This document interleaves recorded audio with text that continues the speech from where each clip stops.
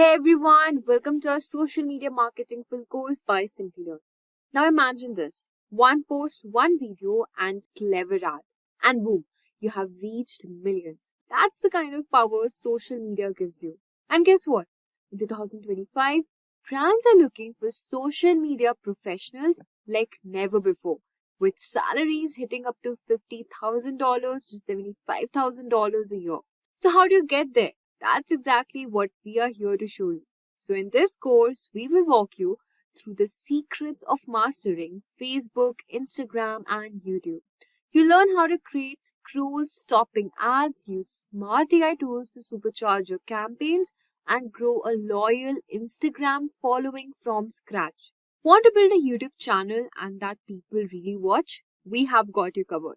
By the end, you won't just understand social media, you'll know how to own it. So let's get started. Now, before we commence, if you are interested in building a career in digital marketing, then the Professional Certification in Digital Marketing by SP Jain School of Global Management is a great place to begin. Ranked 7 by APAC Bloomberg Business Week, SP Jain's 8-month live online program will help you master all the key skills like SEO, SEM, social media, mobile marketing, marketing analytics, and even the latest Gen AI tools.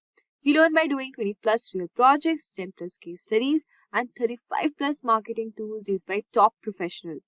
And by the end, you'll earn a certificate from SP Jain and Simplilearn, and you will be fully prepared for a job in digital marketing. So whether you're a beginner looking to upgrade your skills, this program will give you the hands-on experience and industry exposure you need to stand out. Okay, so let's have a look at what social media marketing actually means. What is it? Yeah, and we got to put this in the context of the definition of marketing. Yeah, I studied marketing in the very early days in the 80s, and my main sort of guru in marketing was Philip Kotler. And over the years, marketing has sort of developed from traditional marketing to online marketing, but the basic concept has not changed. If you look at the definition of marketing, it's the activity of creating, communicating, delivering and exchanging offerings that have value for customers. Yeah, so you supply, you deliver, you exchange products or services that have a value for your customers. So, two very important aspects here. There is value and there is customer.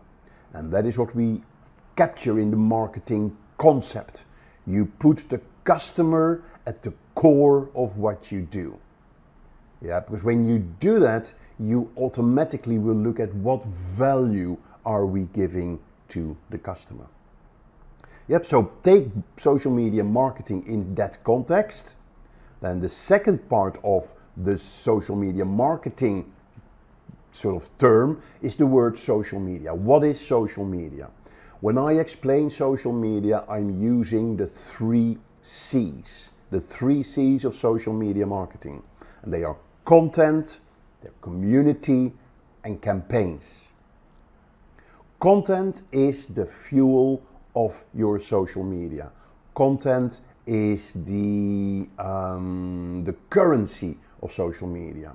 If you have really good content that you can share on the internet, using various multiple social media channels like Facebook, like YouTube, or like video, or like Instagram, or blogging, you name it, people will engage with your content. And then when people start engaging with your content, they may come back for more content that you supply, and they will then become part of your community. So community is a very important aspect of your social media definition. With really good content, you can create communities. And then you can push that process by running campaigns. And a campaign makes it relevant for businesses. Because when you run a campaign, you have a goal for your campaign, you have an objective, you have a start date, you have an end date. Yep, and that is what social media marketing is. It's all about running campaigns to develop your communities with really exciting content. And then you put it into the marketing context. You do that with the customer in the core of what you do. Yeah, so if I then take that to a definition of social media marketing, is very basic. It says the use of social media to develop a company's brand, increase website traffic and boost sales. That is what we call social media marketing. Yeah, the most important aspect here is that you need to have an outcome. You need to have a result which is customer related. And that is where the sales element comes in. You do this to get the customer to do something, and in the end, that is buying your product or your service. Yeah, so social media marketing is not the tactical combination of your social media networks, yeah, to reach as many people. There needs to be a goal to it. And when we talk about marketing, it comes down to selling your product or service with a value.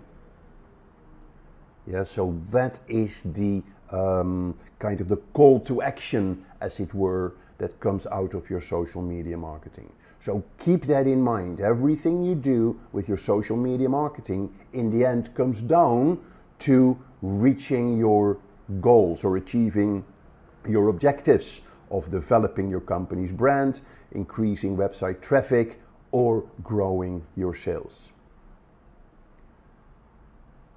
Now, a big benefit that you're getting these days in digital marketing and social media marketing is data, is intelligence, is knowledge.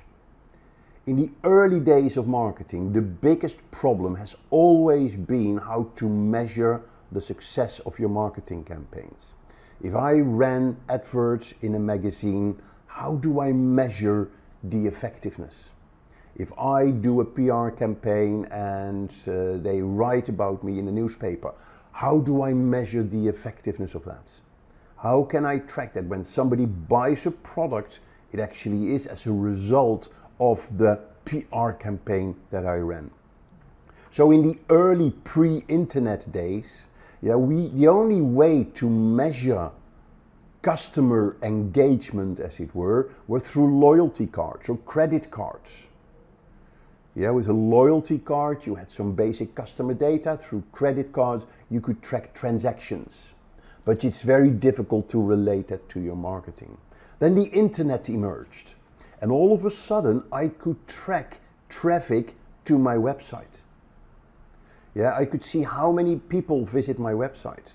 Are these people that visit my website for the first time? Are they returning visitors? What are the most popular pages that they see? How long do they stay on my website? And are they actually buying my products? Yeah, so that was a major advancement of marketing in the early 2000s. And then when social media emerged, it all of a sudden became possible to measure engagement. How many people are having conversations with us? I could even measure sentiments. Are people positive about my brand? Are they negative about my brands? I could track the effectiveness of my marketing campaigns.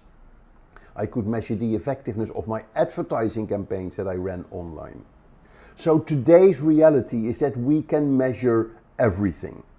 We can measure clicks, we can measure transactions, we can measure engagements, we can measure return on investments. Yep, and we can now even take that a step further through artificial intelligence, that we can actually start making predictions how people may respond to campaigns that we're going to be running. So it's a very important aspect of your digital, your social media marketing. So, as I mentioned earlier, social media is a completely new way for businesses to engage with their customers. Yeah, you can no longer go without it. It's a new channel to market. It is a new channel for engagement with your customers. It is a new channel to learn. It's a new channel to listen, to find out what's happening in the market. So it's there in every aspect of your business. And not only for the marketing department, it's there for the sales department, it's there for logistics, it's there for the customer service department, it's there for the HR department. Using social media for your recruitment is a very important element of social media marketing. Yes, so keep that in mind, that social media marketing is not a fad. It is there and it's there to stay, and it touches every aspect of your business. Now, to summarize this, there are 3 areas where social media has changed the way businesses operate.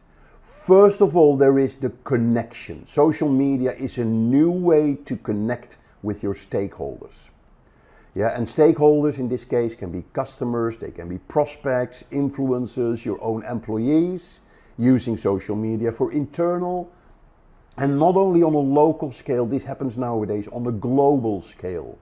The internet allows you to sell locally to a global audience if you want to. Yeah, so you can cover the world. You can target specific audiences wherever they are. So the connection aspect, the targeting aspect, yeah, the market where you want to sell your product is opened up through social media, and that is a big benefit for business. The second area where social media has changed businesses fundamentally is in the interaction side. It's not just about connecting with your stakeholders, you can also interact with them, and they can interact with you on their terms, on their preferred platform. And remember, in social media land, the customer is in the driving seat. If you're not interacting with them on their terms, you're going to miss the train. It's not about you don't liking Facebook or LinkedIn. Yeah, as long as your customers are on Facebook, you better be on Facebook, otherwise you're going to miss the boat. Yeah, because if you don't interact with them, they will move on to your competitors who are very likely engaging with them. Yep, so it's the connection aspect, it's the interaction aspect, and then the third part is the customer data aspect. All of this, yeah, what we talked about can be done, and you can track every aspect of your social media marketing at a customer level. And it gives you the key performance indicators like conversion ratios, sales ratios, customer satisfaction ratios, and ultimately return on investment. And there are tools nowadays that let you manage and track all these areas in one conglomerated system. Yeah, HubSpot is, for instance, a tool that you can use for that. And they integrate all your marketing and customer data and campaigns in one system that you can use for that. So now, having learned about these sort of fundamentals of social media marketing, let's now have a look at how do you put together your social media marketing strategy? How do you set it up? How do you develop it? Now, with my over 40 years of experience in marketing, digital marketing and social media, I developed a simple 5-step methodology to set your business or to set up yourself for social media. And it's called FLIRT. Yeah, and FLIRT is an acronym. FLIRT, the first letter, the F, is for focus. Yeah, and in the focus phase, what you do, you look at various things. The first thing you do in developing your social media marketing strategy is look at what is your niche. What market are you targeting? And the more you focus in your market, your targeting, your niche, the easier it will be to reach them. Yes, so it's very important that you focus on a very particular niche. Once you've identified that niche, you look at your positioning. Why should they buy from you? What is your unique value proposition? Remember the definition of marketing. Yeah, the value for your customer is key in this. And you put it in what we call a positioning statement. You also look at your customers. You create customer personas, where you look at your customers and you kind of map their interests, their pain points, the typical questions that they would ask, so you get a good understanding of your customers. Yeah, so you look at your niche, you look at your positioning, you look at your focus, you look at your customers. Yep, and then you're going to ask yourself, why am I going to use social media? Yeah, am I going to use it to build awareness? Am I going to use it to drive traffic to my website? Am I going to use it to generate sales? Am I going to use it to improve customer service? Am I going to use it to recruit new staff? Am I going to use it to communicate with my employees? Yeah, so lots of reasons why you could use social media, and it's your challenge to identify one or two objectives for your social media. And then a very important aspect of your social media marketing strategy, even your overall digital marketing strategy, what are the keywords that you will be focusing on? In other words, what are the keywords that you want to be recognized for? Google wants to know, Facebook wants to know, LinkedIn wants to know, and it's all about repetition. The more often you use those keywords, the more those social media platforms and Google will associate you with those keywords. When people search for them, they will then show you higher up in the search results. We call this search engine optimization or search engine marketing. Yeah, so keywords is like a whole course in itself, but it's very important part of your social media marketing strategy in the focus phase. So that is the F for focus. Think about your niche, your positioning, who is your customers, why are you on social media, and what are your main keywords. The next is the L for listen. Listen is so important. Yeah, we tend to talk too much. Yeah, where social media can give you fantastic listening opportunities. And when I say listen, I mean read articles online, listen on Facebook and on Twitter, on LinkedIn, listen on Google, yeah, watch videos, listen to podcasts. There's dozens of ways that you can listen online. Because when you listen, you learn, and when you learn, you get better and you develop. So, what does that mean from you? Some practical tips when it comes to listening. First, you need to listen to where your customers hang out. Are your customers on Facebook? Are they on Twitter? Are they on LinkedIn? And later in this session, when we go through the various social media platforms, I'll give you an overview of what type of people are on the various social media platforms. The next thing that you want to know when you listen is who are your top 10 bloggers or influencers in your niche. Do you know your top 10 bloggers? Do you know your top Instagram influencers? Because you want to learn from them, but you may also want to build relation with them, to use them in your marketing outreach. You also want to look at the trends in your niche. Google Trends is a really useful tool that you can check to find out what are the trends in your niche. And you're looking at your competitors and your customers. What are they doing? What are they talking about? Yes, so a very important stage. And if you're doing it properly, you would actually set up a social media listening dashboard where you bring all your listening channels together in one dashboard. And then instead of having to go to all those social media networks or websites, you let them come to you. InnoReader is a very good dashboard, online dashboard, a free dashboard that you can use for this. We're then looking at the I for integration. Yeah, so you know your strategy, you know where your customers are, you know which social media networks you're going to focus on. Then you're going to integrate them. You're going to set up your social media networks.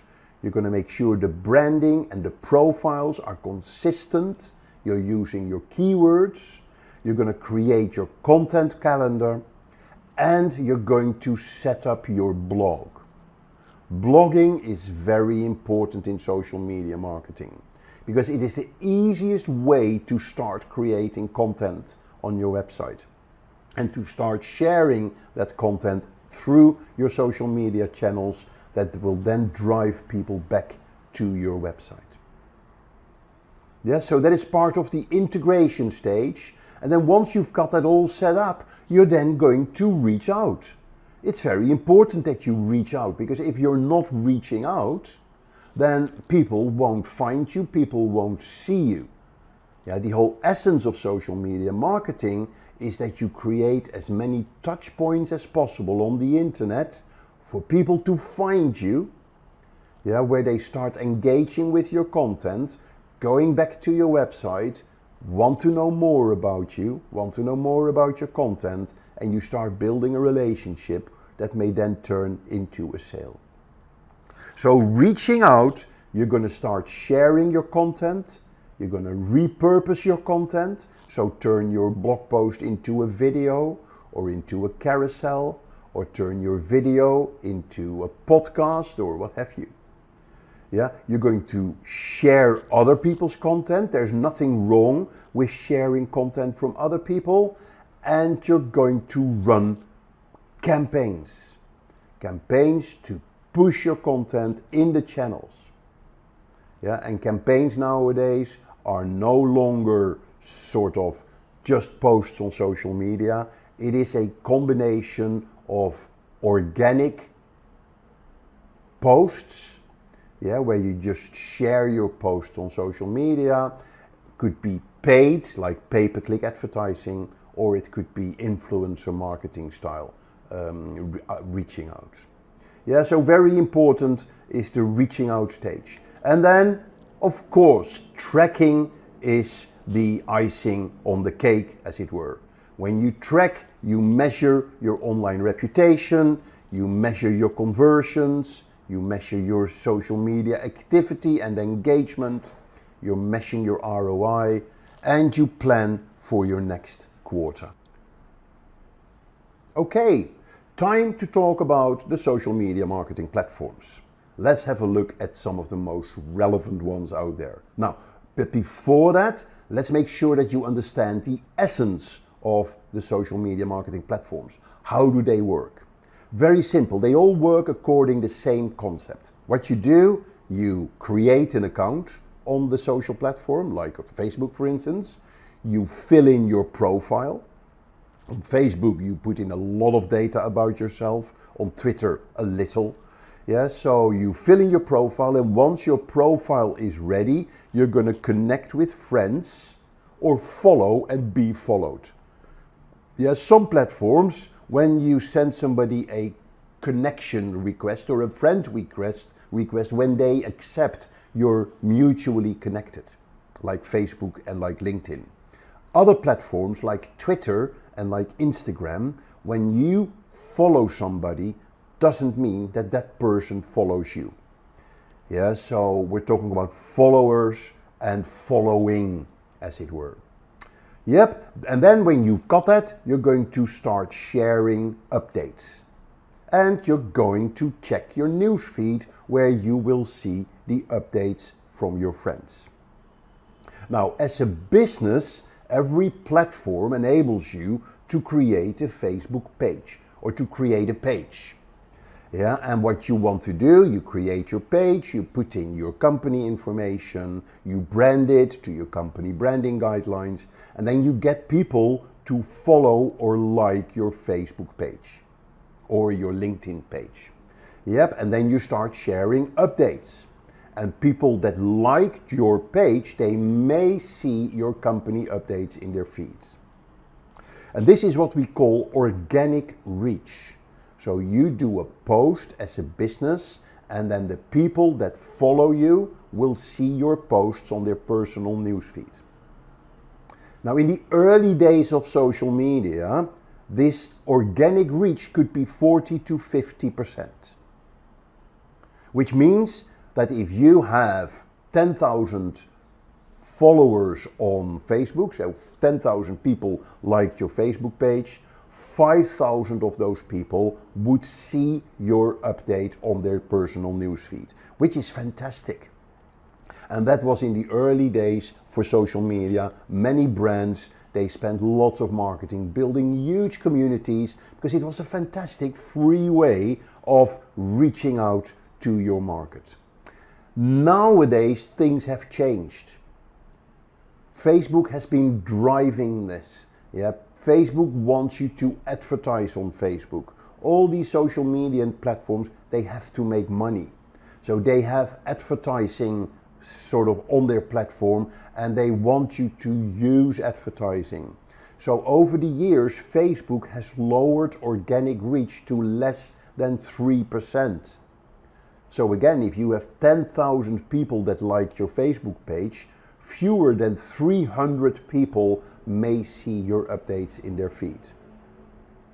And Facebook says, hey, that's the way it is. We offer you a fantastic marketing environment and we need to make money as well. So hey, yeah, start advertise on Facebook to reach your entire audience. And businesses now understand that. They now know that social media is pay to play. To reach your audience, it's no longer relying on organic reach. You have to pay to use pay-per-click advertising or PPC. But we're going to talk about that in the next videos. Alright, so it's very important that you understand this concept of how social media marketing platforms work. So let's start with the first one, the biggest one, Facebook, with 1.9 billion active users worldwide. Fact is that over the years, the younger generation has left Facebook. Yeah, why have they left Facebook? Because it's not cool anymore. Yeah, and their parents are on it. Yeah, so if you want to reach the young teens, late teens, early 20s, don't go to Facebook. You want to be on social networks like Snapchat or TikTok, if that's available in your market. Now, there's still markets where Facebook is enormous. Yes, so they are the leading social media network in your market. If that is the case, then of course you have to be on Facebook. But in general, we can say that the audience for Facebook is now a slightly older audience, Generation X or millennials. It's still a really good network to reach these people, particularly when you talk about consumer type products. Now, what does Facebook offer you as a business to use? Facebook has the Facebook page that you can create to reach your audience. Nowadays, Facebook really would like you to use Facebook groups. Facebook groups is a fantastic area in Facebook where you can get really good engagement. And as a business, you can offer a group to your customers as a VIP area, or a product knowledge area, or a pre-launch area, or just for your customers. Yeah, lots of reasons, lots of areas where you can use a group to reach your customers. Then there's Facebook Messenger, of course, that you can use for your business, where you can set up bots. Yeah, so you can have sort of automated conversations with your customers on Facebook Messenger. And there is Facebook Live. Don't ignore Facebook Live. Facebook loves you to use Facebook Live. The beauty about using the Facebook Live, it gives you sort of buzz and engagement before the event, during the event, and after the event. Yeah, we call this tentpole marketing. You can build up excitement leading up to the event and after the event as well. And then finally, of course, Facebook is betting heavily on the metaverse. Yeah, so it's Mark Zuckerberg's vision that instead of engaging with your friends in the news feed, you engage with them in a virtual world. Now, the verdict is out if this is going to work, but fact is that although we've been talking about virtual and augmented reality for years, it is here now. Yeah, there's more and more apps becoming available on your mobile, on your desktop, that use augmented reality and virtual reality. I can now download IKEA Place, I think it's called, where you just open up the app, you pick a product from the catalog, like a table, and then you can just position that table in your living room. Yeah, and then you can move it, change the color of it or whatever. Yeah, using augmented reality through your camera. Okay, so that is Facebook. Let's look at the next one, Instagram. I love Instagram.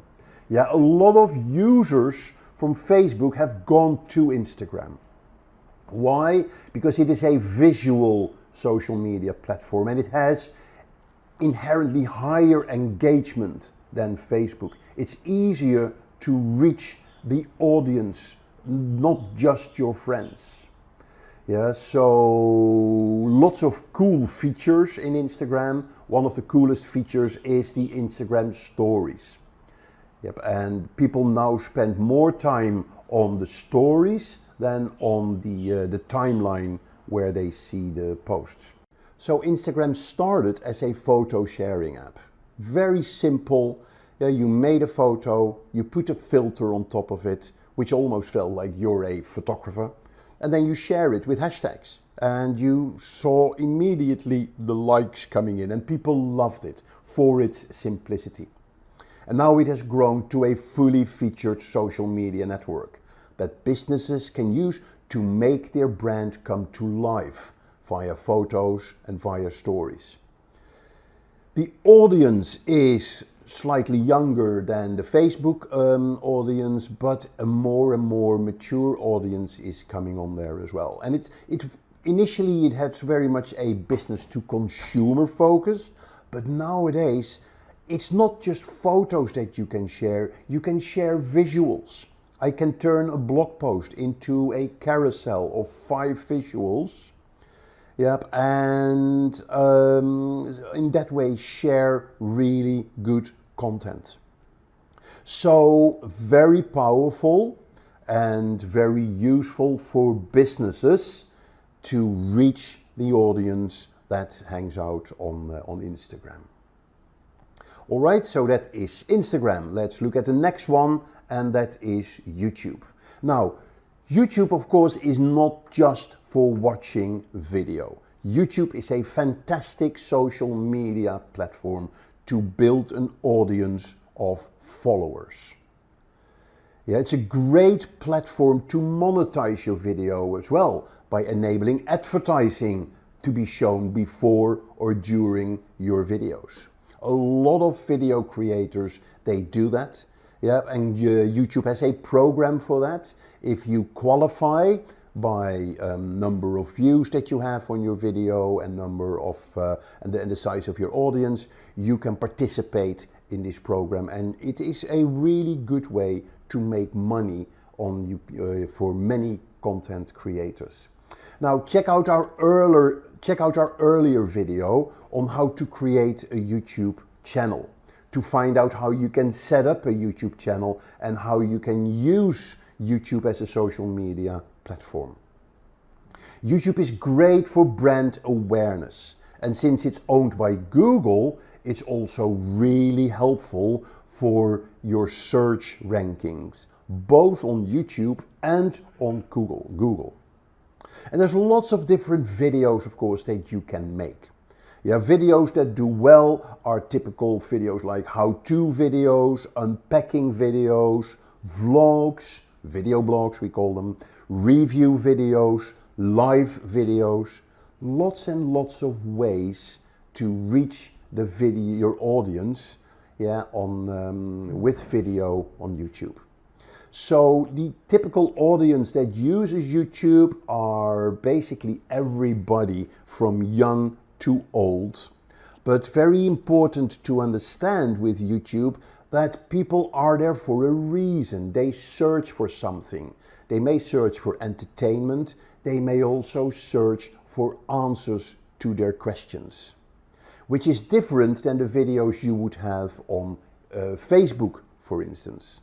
Yeah, so Facebook is very good for brand awareness, where YouTube videos are very good for lead generation, for instance, and for building relationship with your audience.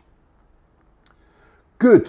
A very interesting social media platform that emerged around 10 years ago is Snapchat.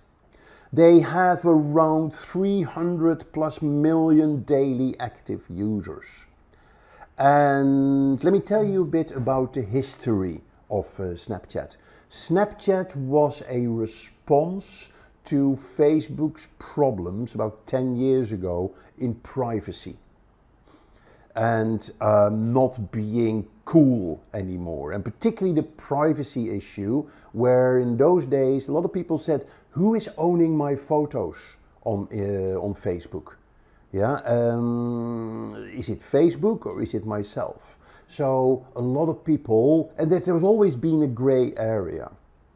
Yeah, combined with Facebook not being cool anymore, and you know how important being cool is for the younger generation. Yep, so two guys who came up with the idea of doing something radically different. And they came up with a social media platform, Snapchat, where posts would delete themselves within 24 hours. They built a user interface around this, which was fairly difficult to use. Yeah, but that was for a reason. Kids, they love to explain to each other how it works, and if it's complicated enough, then their parents won't be able to get on it. Yeah, so kids love that idea. It's too complicated to use for my parents, so I really have my own social media world, yeah, in Snapchat that nobody else has access to. So particularly the teens, the Generation Z, yeah, was very keen, and they were very hot on on Snapchat. So it was the new place for Facebook users to go to, and they grew ever since steadily. Not huge, but they are there, and they are a very powerful social network, particularly when you want to target the younger generation. Now, there are two major features that they sort of drove into social media land, which was the stories, and second, the vertical videos. So you all know the concept of the story. It self-deletes in 24 hours, but it turned social media, instead of sort of scrolling through your news feed, you swipe from story to story. Much more visual, much more fun, much more engaging. Yep, and you would swipe those stories vertically, and that automatically led to using vertical video. And vertical video is a major trend in social media content, yeah, which is picked up by TikTok as the main format for videos on TikTok. YouTube have shorts, so all social media now networks, they now have stories and they have vertical video as a key element. Yeah, so vertical video, particularly for short 10, 12-second videos, which we call snackable content, is very important. Why would you tilt your phone to watch a video? Why not just use it vertical? Which is also quite an interesting sort of form factor to get a good engagement on your videos. Finally, Snapchat has very innovative advertising features. Yeah, they have lenses, they have stories, they have filters. You can put a filter over your face. BMW had a really good campaign to launch a new car where you could place the car through a lens anywhere that you liked in augmented reality, and you could actually put a filter where you gave yourself a golden face. Yeah, so very powerful advertising. I think the WhatsApp advertising platforms is one of the best advertising platforms out there. It's also probably one of the most expensive advertising platforms of all social media networks. Right, so let's look at Twitter. I call Twitter SMS on steroids. Yeah, it was one of the first, besides Facebook, one of the first social media platforms that came out. And it was a very exciting platform when it launched. And Twitter relied heavily on celebrities using it to drive acceptance on a global scale. Yep, and many music stars, rock stars, actors, they started using Twitter, and that drove the global adoption of the platform. Now, what makes Twitter so powerful? There are three aspects on Twitter. First of all, you can retweet a tweet. Yeah, so when you send a tweet and I follow you, I receive your tweet. If I just click on retweet, it'll go to all my followers.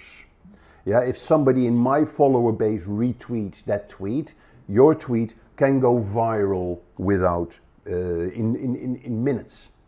Yep, and there's various examples of tweets that went viral within minutes. Yeah, like the which was it, a selfie tweet during the Oscar ceremony a few years ago. Yes, so it is. So the retweeting is very powerful. It also makes it instant. Yeah, because of this retweeting aspect, news goes on on Twitter instantly, and it shares to a global audience instantly. So that makes it very, very powerful for news agencies as well.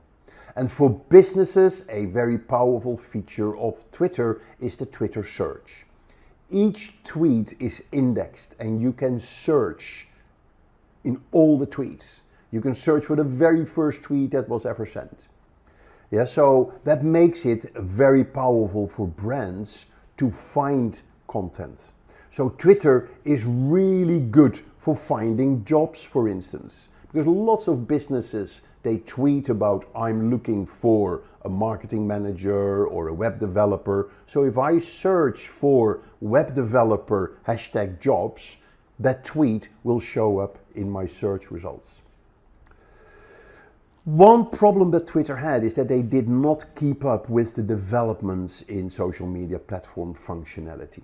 Yeah, so most celebrities went to Instagram because Instagram was much more visual, much better place for celebrities to engage with their fans. So Twitter lagged behind, and in the last few years it clearly repositioned itself. So it now is seen as a great way for businesses to use as a communication and service channel with their customers, and for media companies to share the latest news. So if you want to find out what is happening in the world now, or what businesses are doing now, or if you have a problem with a product from a business, Twitter is the best place to be. And for you individual, as I always say, you don't need to be on Twitter to tweet, but you must be on Twitter to find great content, to search. whether you want to search for jobs or whether you're searching for opportunities. If you're a photographer, yeah, and in London, for instance, and you go to Twitter and you search for looking for wedding photographer, London, you get a list of tweets of people who are tweeting, I'm looking for a wedding photographer. Does anybody know anybody? Yeah, so extremely powerful to use for lead generation. Right, so what about Pinterest? Pinterest is a visual bookmarking platform. It's very cool. The concept is simple. You see a photo on the website that you like. Yeah, what you can then do, you can pin that photo on Pinterest in a board. Yeah, and you're not copying the photo, you're just copying the link in your board. So by doing that, you can build fantastic collections of visuals that you like and want to organize. So I bought a house in Marrakesh a number of years ago in Morocco, and we needed to design the interior. So we had a board with Morocco design, we had a board with Morocco riads, we had a board with a tiling and what have you. And we just built up a whole collection of ideas that we liked. And then we got the people that helped us in making the things that we wanted, and we could just share them the links on Pinterest of the ideas that we had. Worked really well. Now, because you can save those boards, of course, you can then share them as well. Yeah, so everybody can access your boards, which means that it becomes a great tool for getting ideas and inspirations from boards from other people. So if you want ideas for home design or your wedding or fashion, Pinterest is a fantastic place to get inspiration. Another major benefit for businesses is that you can put your product catalog on Pinterest as visuals organized in boards. Yep, and then when people find those products on Pinterest and they click on them, it will take them to the catalog of your website where they can buy your product. So it's a great way to drive additional traffic to your website. If you want to see a good example for that, go to the IKEA UK Pinterest page and look at their boards. You see boards for small living room ideas, back to school, Christmas, holiday celebrations, and then you get lots of ideas with, for instance, for small living rooms, and then you click on some of the products that you see, and that takes you to the page on the IKEA catalog website where you can buy the product. Now, Pinterest is very popular amongst women, amongst millennials, and it also has very powerful advertising features. And then LinkedIn. LinkedIn is serious. Yeah, I call LinkedIn Facebook with a tie. Where Facebook is fun, LinkedIn is serious. In Facebook, you can get away with a funny profile photo. In LinkedIn, your photo needs to be professional. Now, if you go to linkedin.com/sales/SSI, you get your social selling index. And that is a score between 1 and 100 of how good you are on LinkedIn. And you will see in the score, in the summary, that there are 4 components that contribute to your SSI score, or 4 components that contribute to how well you do on LinkedIn. So those 4 are your profile, yeah, your activity level in connecting with people, how much content you share, and your activity level in building relationships with people. Yeah, so the better you do in those 4 areas, the higher your score. Your profile, of course, is very important. Make sure that your LinkedIn profile is as complete as possible. Now, LinkedIn's biggest challenge, as I mentioned earlier, is to get people to engage and share content. So how does LinkedIn make money? Very simple. There are 4 areas where they make money. First of all, they allow people to upgrade their LinkedIn account to a premium account where they get more features. There is a whole section in LinkedIn specifically for recruiters. Yeah, so a recruiting version of LinkedIn. There is a whole area for sales. We call this Sales Navigator. Yeah, if you run a sales team that use LinkedIn, of course you want to keep the customer data. So you're getting a sort of customer relationship management system within LinkedIn when you sign up for Sales Navigator. And then there is LinkedIn advertising. LinkedIn, of course, is best for business to business, and it's really good for developing your personal online profile. As long as you share content through publishing articles and sharing posts. So I've been operational on LinkedIn from the very beginning, and I shared lots and lots of content and articles on LinkedIn, and I got lots of business coming in through LinkedIn. Yeah, we're talking about serious amounts of business that I did by being on LinkedIn. So you got to be on LinkedIn if you are in business. Right. Now, one thing that I will not talk about here is TikTok. Yeah, we haven't got a slide for that, but bear in mind TikTok, although it's not available in India, TikTok is a very important social media network these days, which drives a whole new format of engaging and communication. But more about that later. Right, so let's look at the pros and cons of social media. What is good and what is bad about it? The biggest advantage of social media marketing is that it can lead you to new audiences. Yeah, wherever they are in the world, whatever type of business you are, you can reach them through organic, paid, or influencer outreach. Yeah, influencer outreach has become a very powerful element of your social media marketing strategy. It is about collaborating with, for instance, Instagram users with many followers to market your products or services. So there's the pros out there, and they are far better than the cons. But there are cons. It's not all positive. You need to be aware that when you are on social media, you are opening yourself up as a business. People can see what you do, they can see how you do it, and they can also see when you're doing things wrongly. Yeah, when you're doing things not the way it should be done. It's okay when things go well, but it can be disastrous when things go bad. As we say, it takes years to build a brand, but on social media you can ruin it overnight. Yeah, there's lots of examples of that.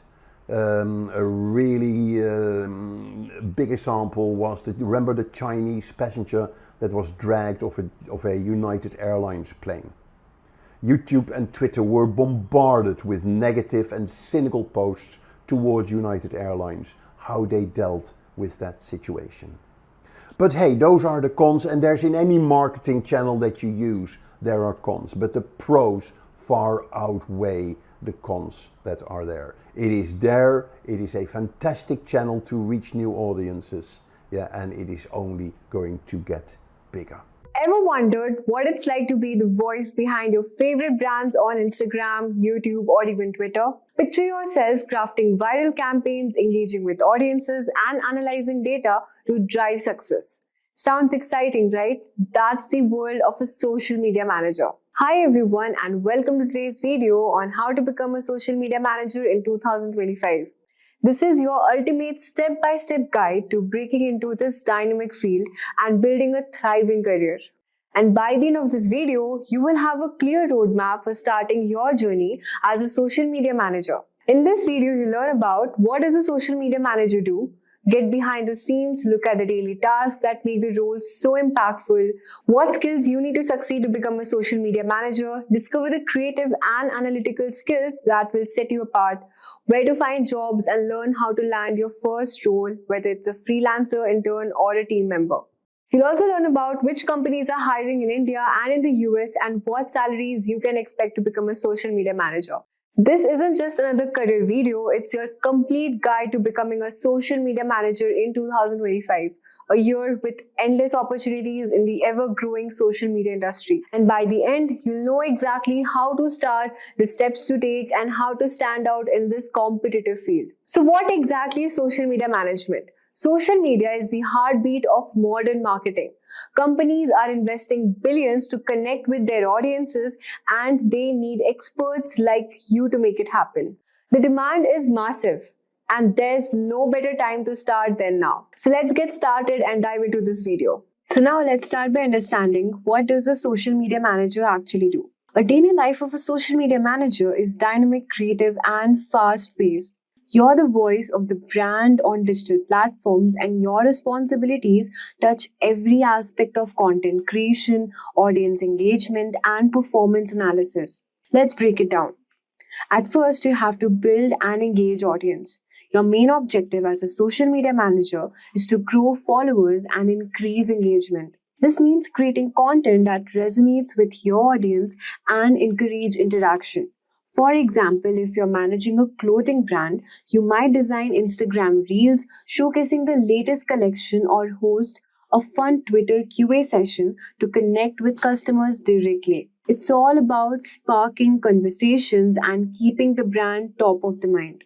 Second is strategizing content and campaigns. Strategy is at the heart of social media management. You'll align campaigns with marketing goals and find creative ways to captivate your audience. Let's say you're working for a food delivery app. You could organize a contest like Best Food Compos, where users share photos of their meals for a chance to win discounts. This might not only engage your audience but also promote user generated content. The third is analyzing data. Social media is a mix of art and science, we all know that. And the science lies in analytics. Tracking metrics like reach, engagement, and follower growth helps you understand what's working and where you can improve. So tools like Google Analytics or Hootsuite makes it easier to measure success. Fourth one we are talking about is posting and monitoring platforms. Consistency is key in social media, and scheduling posts ensures your audience always has fresh content to interact with. But it doesn't stop there. You also need to monitor components, messages, and trends. For example, if a trending hashtag aligns with your brand's identity, jumping in quickly can maximize your visibility and engagement. Fifth one is understanding brand consistency. A strong brand identity is very important, and it's your job to maintain it across all the platforms. Think of Nike's famous tagline, "Just do it." Every post they share, from motivational quotes to campaign videos, it reflects the same tone and style. Your job as a social media manager is to ensure the same level of consistency for your brand. Sixth one is communicating with stakeholders, a very important step. Your work doesn't end on the platform themselves. As a social media manager, you often share performance reports with marketing teams or company leadership. These reports demonstrate how your effort drive results, such as growing followers, increasing engagement, or generating leads. Clear communication ensures that your contributions are understood and appreciated. Now we'll talk about the skills that you need to become a successful social media manager. Becoming a successful social media manager requires a combination of creativity, analytical thinking, and the ability to adapt ever-changing trends. At its core, social media is about communication, writing, and copywriting. Your ability to write, engage caption, post, and messages is paramount. Great copywriting isn't just about perfect grammar, it's all about telling a story, sparking curiosity, or evoking emotions that align with your brand. For example, imagine you're managing the account for a skincare brand. A simple post showing a product bottle might not get much attention. But pair it with a caption like glow like never before, a vitamin C serum, say goodbye to dull skin and hello to radiance, shop now, and you have created something that speaks directly to the audience's desires. That's the power of effective copywriting. It's also important to adapt your tone to different platforms. On LinkedIn, a professional tone works best, while Instagram might demand a playful or some trendy approach. The second one we're talking about is having design awareness. Social media is highly visual space, so having an eye for design is very important. Even if you're not a graphic designer, understanding the basics of what makes your post visually appealing, like color schemes, typography, and layout, can help you create scroll stopping content. Let's say you're promoting a new coffee flavor for a cafe. A well designed post featuring a steaming cup of coffee with a bold headline like pumpkin spices back grabs attention immediately. Tools like Canva make it easy to create such designs, but having an inherent sense of balance and aesthetic ensures your post looks polished and professional. The third skill we're talking about is analytics proficiency. Success in social media isn't just about creativity, it's also about results. Understanding and interpreting analytics is crucial to knowing what works and where to improve. This involves using tools like Google Analytics, HubSpot, or Hootsuite to track metrics such as read engagement and follower growth. Imagine you have run two similar posts, one on LinkedIn and another one on Instagram. The LinkedIn post receives a lot of clicks but minimal likes, while the Instagram post has high likes but low clicks. By analyzing this data, you might realize LinkedIn is better for driving traffic, while Instagram is more effective for building brand awareness. These insights can help you tailor future campaigns to maximize results. The fourth on the list is adaptability and timelessness. The world of social media is unpredictable, with trends and algorithms changing constantly. As a social media manager, you need to be quick on your feet and ready to adapt. For example, remember the ice bucket challenge? Social media managers who jumped on this viral trend helped their brands gain massive engagement while contributed to a good cause. On the flip side, posting tone deaf content during sensitive times like major world events can backfire. Staying updated on current events and online conversations is very important of staying ahead in the relevant and avoiding missteps. The fifth skill you need to have is definitely management skill. As you grow in your career, you're likely to find yourself managing a team of writers, designers, and analysts. Strong leadership and communication skills are very important to keep your team motivated and aligned with the brand's goal. For example, suppose you're leading a holiday campaign for a retail brand, you need to design and delegate tasks effectively, assigning the designer to create visuals, while the writer to craft captions, and the analyst to track the campaign's performance. Clear communication ensures everyone understands their role and works cohesively. So, which companies hire social media managers and what salaries do they offer? Let's talk about it in India. Companies and startups like Zomato, Swiggy, tech giants like Infosys, TCS, and e-commerce platform like Flipkart, Amazon regularly hire social media managers. And talking about salaries, entry level roles offer around 3 to 5 lakhs annually, while an experienced managers can earn around 8 lakh to 20 lakh per annum.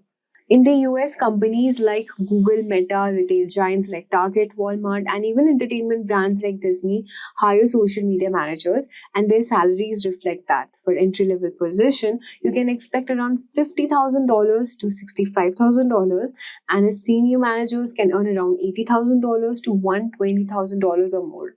But now the question arises is how can you become a social media manager?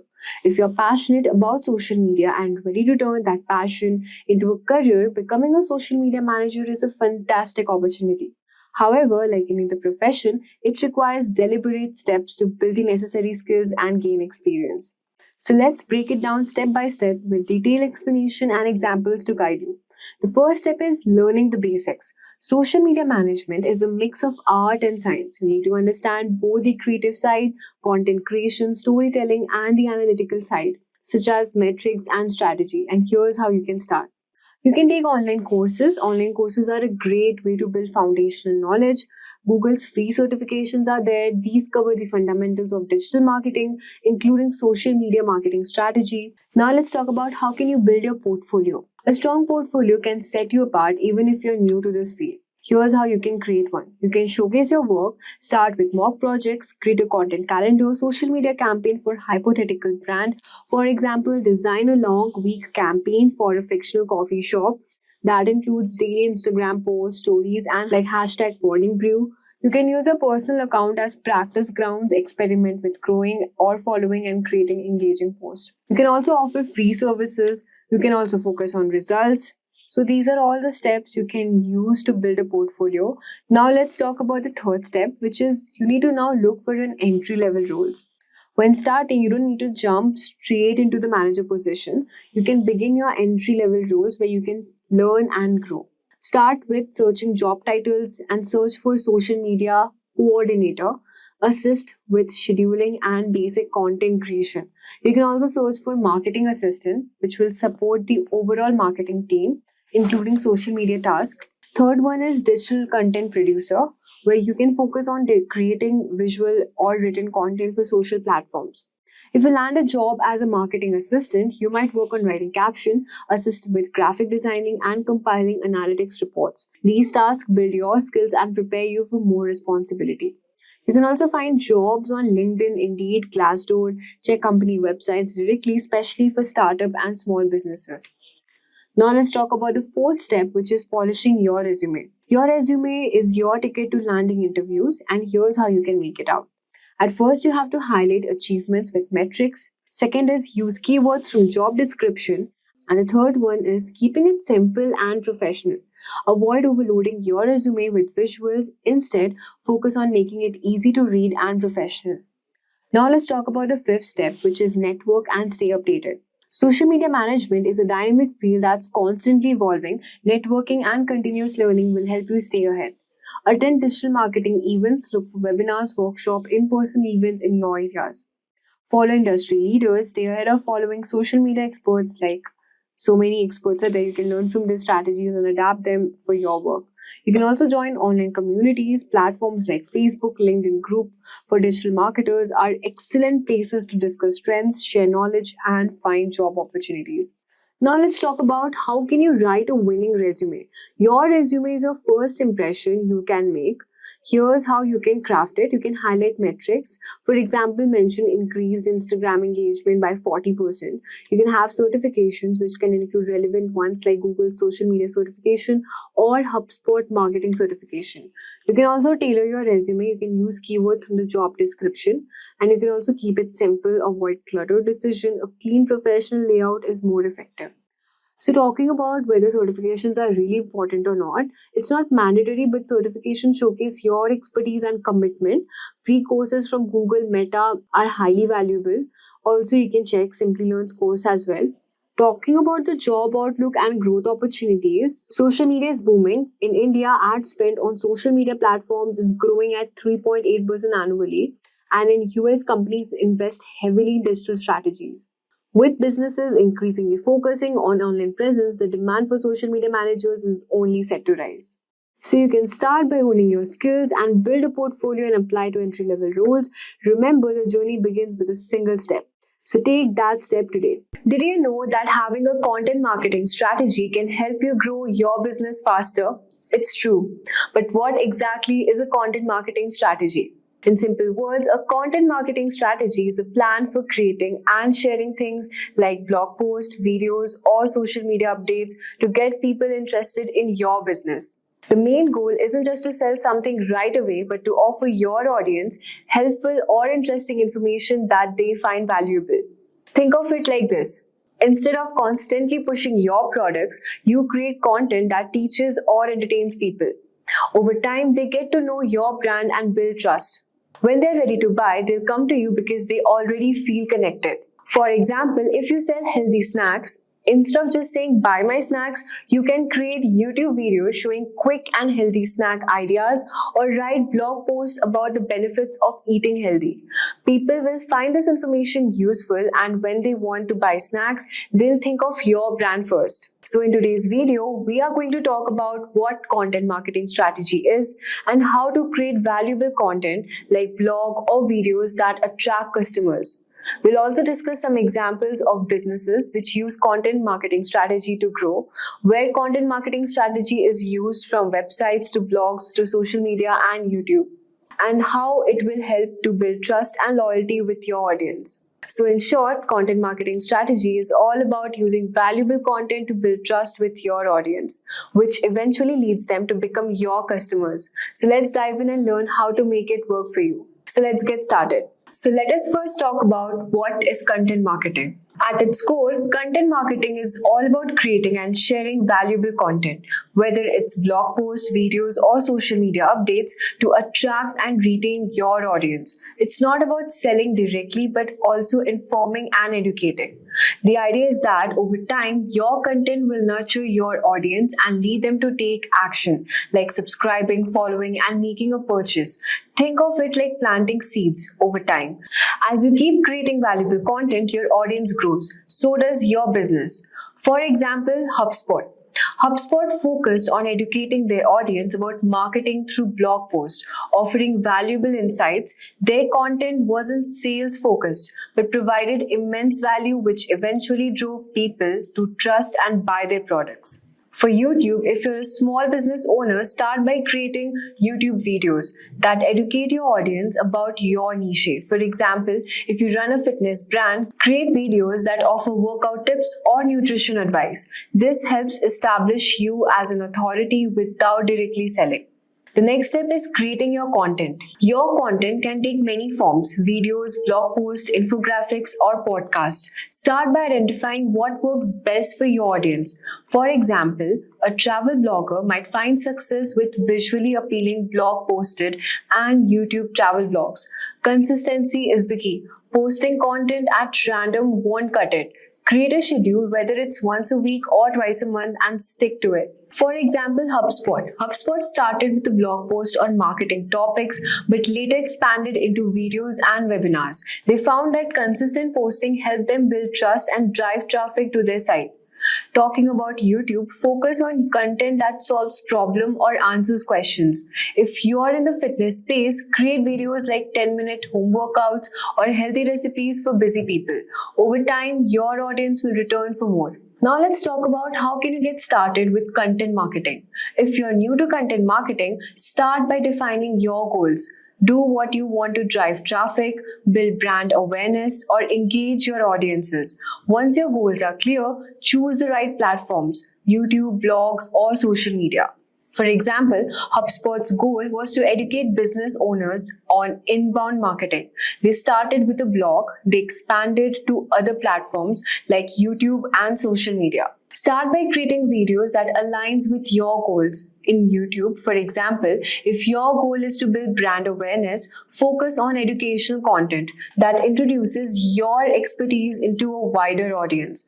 Post consistently and build a content library. The next step is to promote your content blog.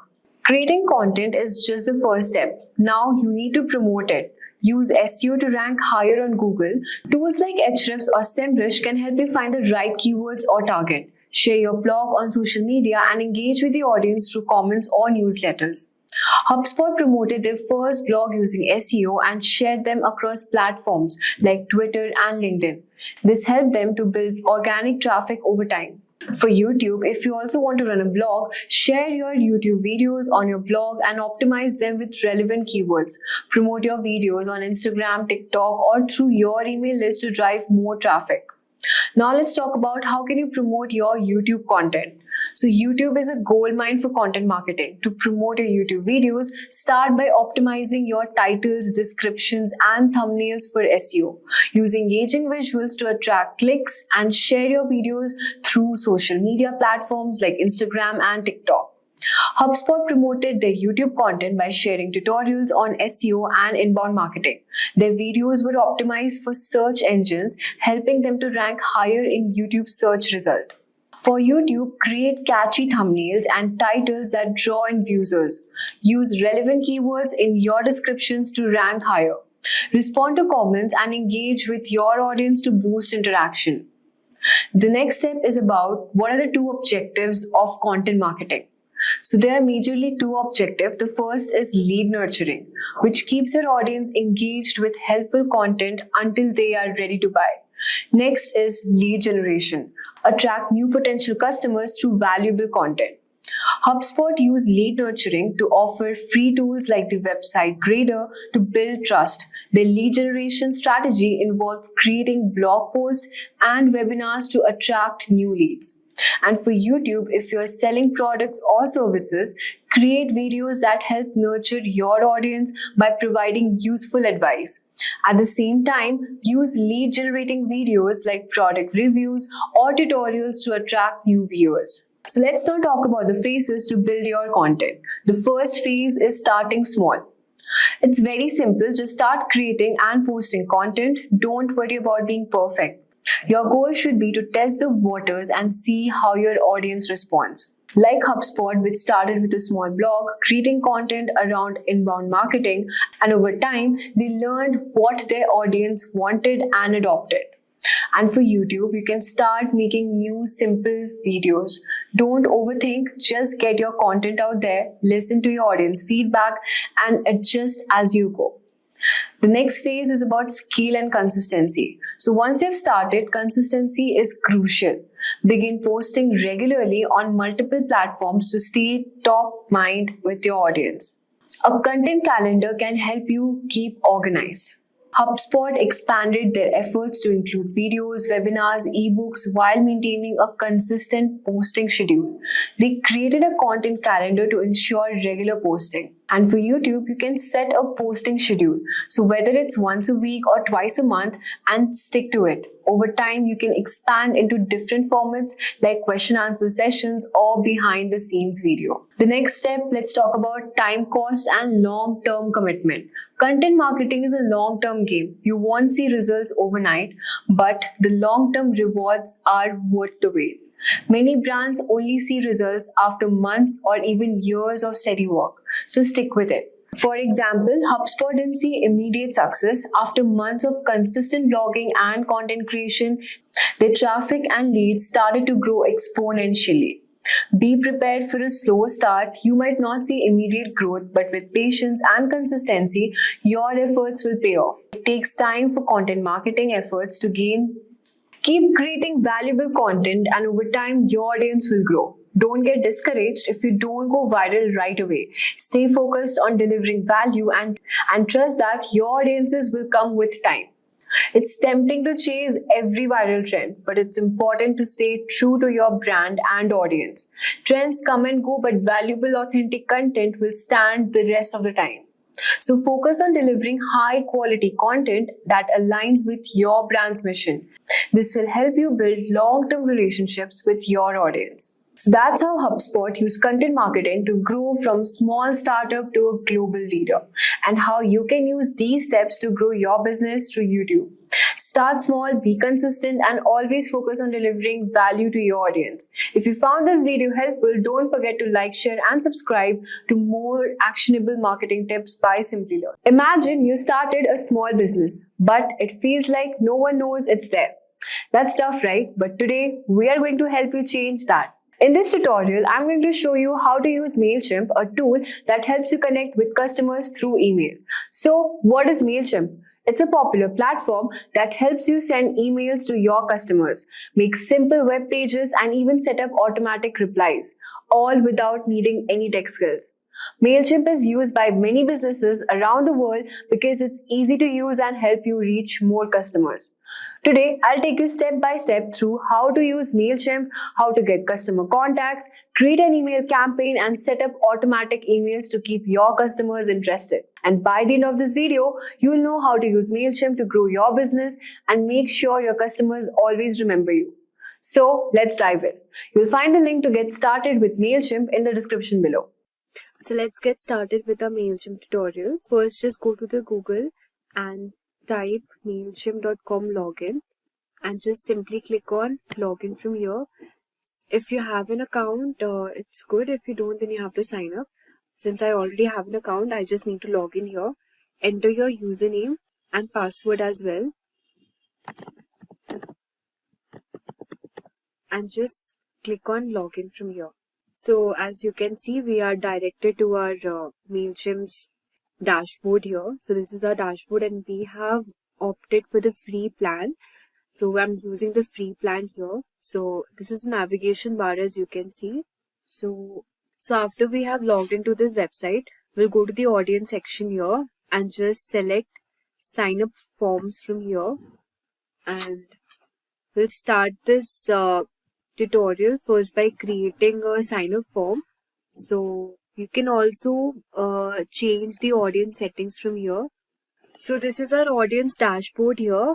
So you can import the contacts. So we'll start this first by looking at the audience section here, where you can manage all your contacts. You can import them, manually add them, or integrate them from another service as well. So if someone emails you to update their profile, like suppose changing a birthday or promotions, you can also do that here. So if you want to add your contact here, you can just simply click on add your contacts and you can set up your audience just by adding your contacts here. So this is how you can add your contact. You can do it from your SMS also, or you can import contacts using a CSV, this TXT file. So just skip this option for now. You can do it if you want to. So the next step is creating a sign up form. So we'll just simply click on sign up forms here and then we will select this option, create new form. So we want a landing page here to be created. So we'll just simply, you have all these options here. You can use form builder, embedded forms on your website and share them on social media. So I'll walk you through setting up a simple sign-up form, collecting essential information like email, name, birthday, business, etc. So we'll just simply go to this create sign-up landing page name, and here you can just, page name is like Tasty Bakes is my landing page name, okay? And I'll just select begin here. From here you can select a template also. So I'll just simply click on the lead generation template. So this is my template here, and from here you can alter the style and the blocks also. So as you can see, if you want buttons, product, promo code, you can also add them. So if you want to add logo, just simply click on edit block. You can replace it with some file if you have. Just select upload here. And since I want a bakery store, I'll just insert this logo. So this is my logo here. And if you want an image to be added at the back of your form, just select image from here. And then you can just simply go on to this upload option. So as you can see, I have uploaded this image here at the back of my page. And I just want to make it small, so I'll just select again image display size, just make it a bit small. Yeah, I want to just keep it like this. Alright, and now if you want to just edit this content here, stay connected with our customers, you can just add whatever you want to be displayed here. Subscribe button is also there, and this is the about us option. So here you can just simply click on this thing.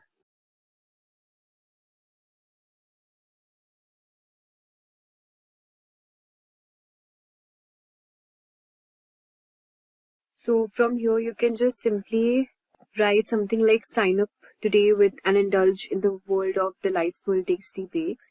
And this is my heading here. Okay, just want to edit the style. So you can just simply click on style here and select color as well. This color is not visible, so the text style also you can change it accordingly. And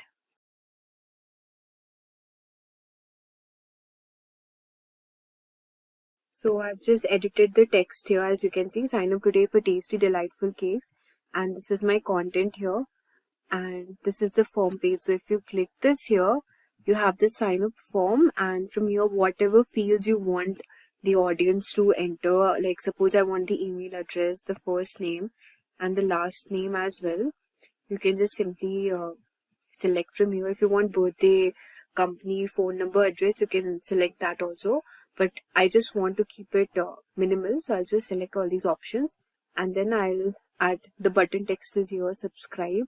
You can also write something like sign up now, hurry up or something. Send it to confirmation message, and this is the font size, and this will be displayed here. Success, you have been added to the audience. If you want to modify it, you can modify also, but I want to keep it like this, and just select save and close here. So as you can see, the page is being created. Now I'll just select save and close. So as you can see that our landing page is now ready. So if you want to publish it, you can also publish, and this is the page title and the site icon.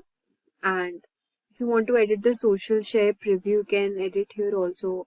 And this is the URL for our page, and the audience and the tag also. If you want to edit the audience, you can keep it the audience bakery store, or if you want whatever audience.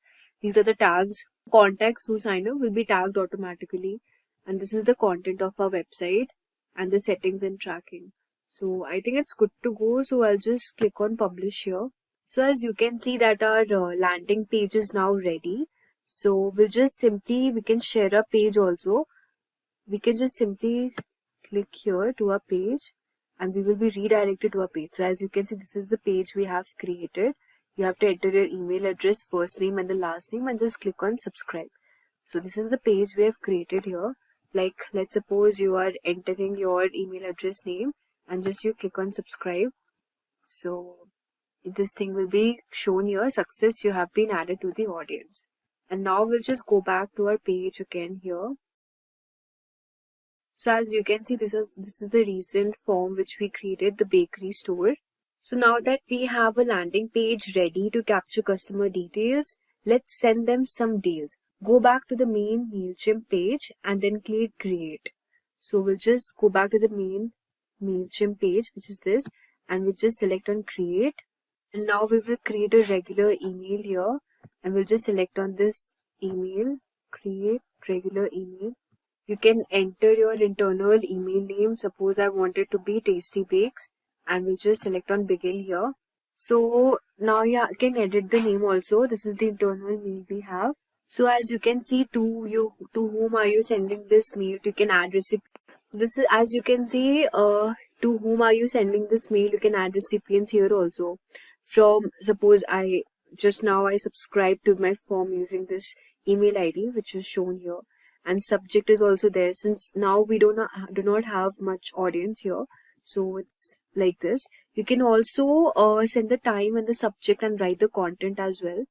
So you can add recipients, whomever you want to, suppose a group of people or contacts, you can just import it from here. And you can add subject also, the subject name if you want to be good. Suppose the subject name I want it to be good cake deals for today. And the preview text should be something like hungry exclamation grab a donut, and just select save here. So this is how our subject would look like. You can also send time. You can edit the time here. You can schedule it actually whenever you want your email to be with your audience. So you can select the time here. So actually to schedule it, you need to upgrade your plan. But for now, I'm just showing you. If you already have an upgraded plan, you can do it. You can just select on upgrade now, and the plans are not that expensive. For standard, it's just around 500 contacts for 575 rupees annually. I mean, you just have to pay 1150 per month. So if you want it, you can just upgrade the plans. And premium, you need to pay 11,500, which is for 12 months. And standard plan is 575, and these are the benefits offered here. So let's close this. And yeah, if you want to send them now, I'll just select on send now and click save here. Next, you have this content option. You can design your email. So we'll just select on design email here, and then you can select a template, your email purpose, style, and the industry. The industry type is food and travel, and style, whatever style you want, basic, minimalistic, designed, colorful. I want it colorful, so I'll just select this. Email purpose, newsletter, whatever you sell, products, thank you, welcome, You can do it accordingly. Suppose you want a welcome template, you can click on this welcome also. So we'll just go with the newsletter one. And here you can see that this is a free template here, and we'll just select apply, wait for a few seconds. And this is our newsletter template. You can actually customize this, set a logo. We'll just set the same logo here. Just select on the logo cake, and from here you can add images, upload image, and then just select on this donuts. I want this donut to be displayed as an image. So this is the donuts which I have displayed here, and you can type the content design if you want to. Tasty donuts,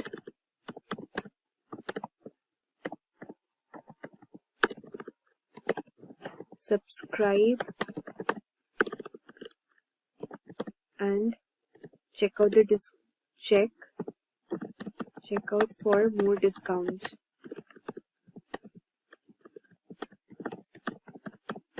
And you just select colors also. You can select here whatever you color you want it to be. Suppose I want to keep it minimalistic, so I'll just go with this. And then I think our newsletter email is ready now. So from here you can just click on save and exit. So this is how we have designed our first email here. And if you want to send this mail, a regular mail newsletter, you can do it. This is our email link here. You can also click and edit your custom URL. And if you want to add a social post, you can also add connect to Facebook or your Twitter and Instagram as well. And you can just send this email to the audiences you want to. And this is our newsletter email here. And we'll just click on send. So this is how we do it. So as you can see, we have learned about how do we set up our audience, and then creating a land page, and also setting up a regular mail, how to create mail. So let's now see what other options are there. Now let's move on to the automations here. So you can also choose automations, just simply you can email tagged customer. These are the pre-built journeys, as you can see. If you want to build from scratch, you can also do that. So we'll just click on build from scratch, and you can just provide a name, the internal name.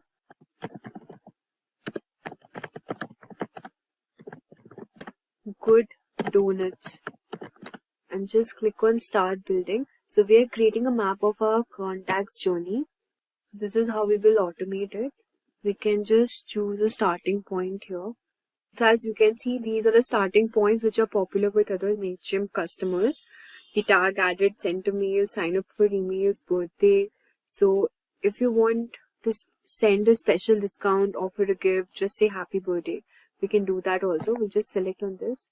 And as you can see, number of days before the date is reached. Suppose I want it to be 30 days. And the field is birthday. You can save the starting point from how you want to automate your page. And you can add a journey point here. You can send a mail, and you can also send an SMS here. And survey also. These are the options. Unsubscribe, update contact. So we'll just select on send mail here. So this is our journey. And yeah, if we want, we can just do for send test emails for now. Now if you want to upgrade your plan, you can do it, and then you can send this mails. So this is how we use tags to segment our audience. And let's go back to our homepage. We have learned on how to start a campaign, automate a page, learn how to create a mail and send it to your audience. Also, we have learned how to create a landing page. Now, this is the audience dashboard. You can see we have also created a sign up form as well. And this is the analytics. Let's move on to the analytics option and check what is there.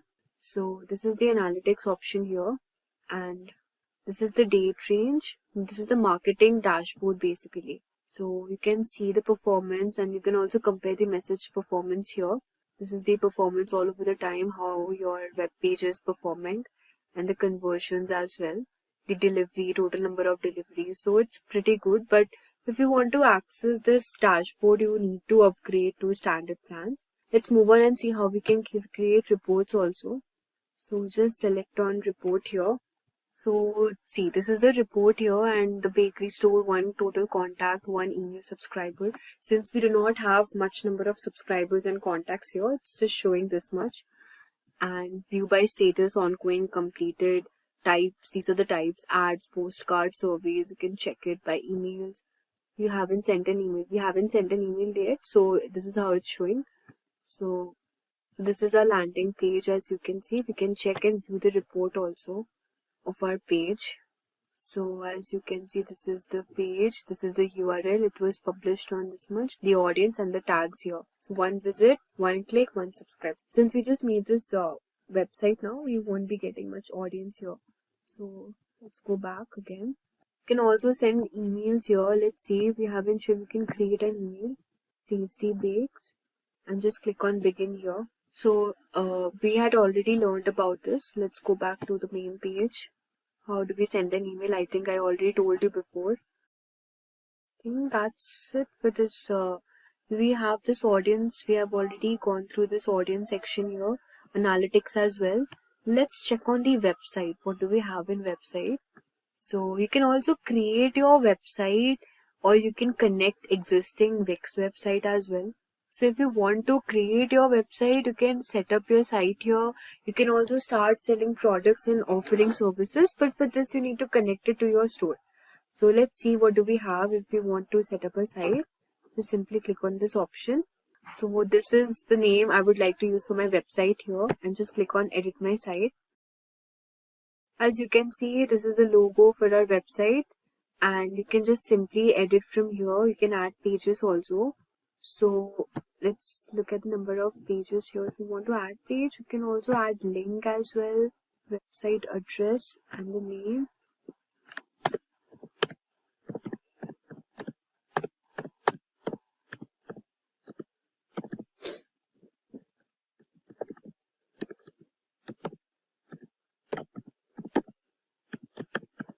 So as you can see, we have added a link over here. This is a website page. You can manage your site, and you can also talk up to your brand. You can edit this accordingly.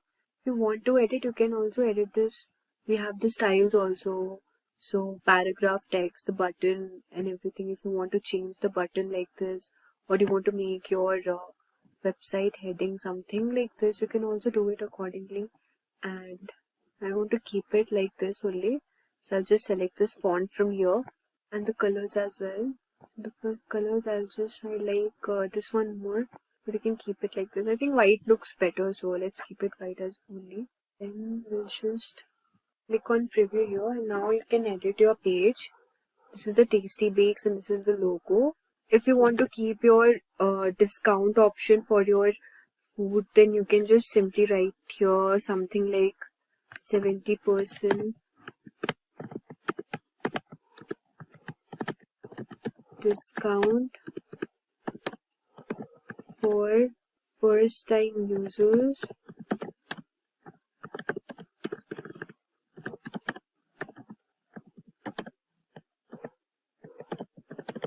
Grab a donut. Delicious cakes. So whatever you wanted your content to be displayed, you can just write here. I think the spelling is wrong. So. And you can just edit this also if you want it to be like this color. You can, if you want to apply a link, you can also apply a link here. If you want to add a link, you can also do that. So this is how we can make a website using MailChimp as well. Like, I think it's really amazing. You can do a lot of stuff using this tool. And now we'll just click on done, and we'll just select publish here, accept the terms and condition. So as you can see, we have a website ready. You can edit your site whenever you want to. And this is our website address, web address, and this is the traffic highlights you get. So we have learned everything now, how to create a page, write an email, organize campaigns, automations, audience, surveys, analytics, website as well. Let's check out what is there in Content Assistant. So from here, custom designs in just a few clicks. You can just enter your website URL, and if you want to import a brand, you can just do it, or if you want to set up your own brand, you can also do that. For this, you have to just simply click on set it up, and let's see what we have got. You can upload your logos. Just simply click on add logo, and now you can just select on continue. You can add your colors. Just click on next. You can choose your fonts also. Just click next here. Your brand kit is complete. So this is how we can also create a brand kit. These are the email templates here, and then we also have the integrations at last. So you can connect your apps and integrate it. So you can create, we have already learned how to create a website here. Also, you can do a lot of stuff using this, and you can also import your site by using the Shopify store if you want to sync Shopify customers' products to MailChimp and create highly targeted campaigns. You can also do this. You can connect your store with MailChimp as well. Just simply you have to click on get started, and if you want to do it, you can just do it accordingly. So yeah. So we have covered a lot today, from setting up email campaigns, creating automation, building a website, and also scheduling appointments. But for that, you need to have an upgraded plan. According to Forbes, the global digital marketing industry is expected to cross $786 billion by 2026. Think about that for a moment. $786 billion. And that's what's fueling this massive growth. Two words: artificial intelligence. AI is transforming the way brands connect with their audiences, making campaigns even smarter and more personalized, and incredibly efficient. But here's the kicker. This isn't just about big brands dominating the market. Small and medium businesses are leveraging these tools to compete on a level playing field, reaching audiences they never could before. It's a digital revolution, and you have a front row seat to be a part of it. Entrepreneurs like Jeff Bezos have embraced digital marketing to create customer-centric empires, proving that authentic storytelling through social media is the ultimate game changer. Even Forbes highlights how AI-powered tools like ChatGPT are reshaping ad strategies, customer experiences, and content creation. And what does all of these mean for you? If you're looking to grow your career, the future of digital marketing is calling. It's exciting, dynamic, and packed with opportunities. So let's dive into the roadmap for mastering digital marketing in 2025. In today's video, we will cover why digital marketing is thriving and is in high demand, the core skills you need to succeed, and the future trends like AI and voice-activated marketing. I'll walk you through a step-by-step roadmap to kickstart your career, discuss essential certifications and tools like Google Analytics, and explore career levels and salaries. So let's break down these step by step and answer all your burning questions. So first, let's start by understanding why digital marketing is thriving in 2025. So as we know, by 2025, 75% of global ad spend will be on digital platforms, because businesses need to go where their customers are, and today customers are always online. This is happening because of the rise of e-commerce. Platforms like Amazon and Flipkart are driving massive online shopping trends, and digital marketers are essential for capturing this audience. The second one is data-driven advertising. Companies now have the ability to understand customer behavior better than ever before. Global reach. A small business in India can now sell products to customers in the US with just a few clicks. This is all happening because of digital marketing. This growth is creating a huge demand for skilled digital marketers who can drive results, and the best part is you can start your journey today. Now let's talk about the core skills that are required for every digital marketer, especially in 2025. Well, to thrive as a digital marketer in 2025, you will need a mix of technical, analytical, and creative skills. Let's break it down. At first, you need to have a strong understanding of SEO, which is search engine optimization. You must learn how to optimize websites so that they rank higher on search engines like Google. Second one, you should know about PPC, which is pay per click advertising. You should master platforms like Google Ads, that create paid campaigns and deliver instant results. Content marketing.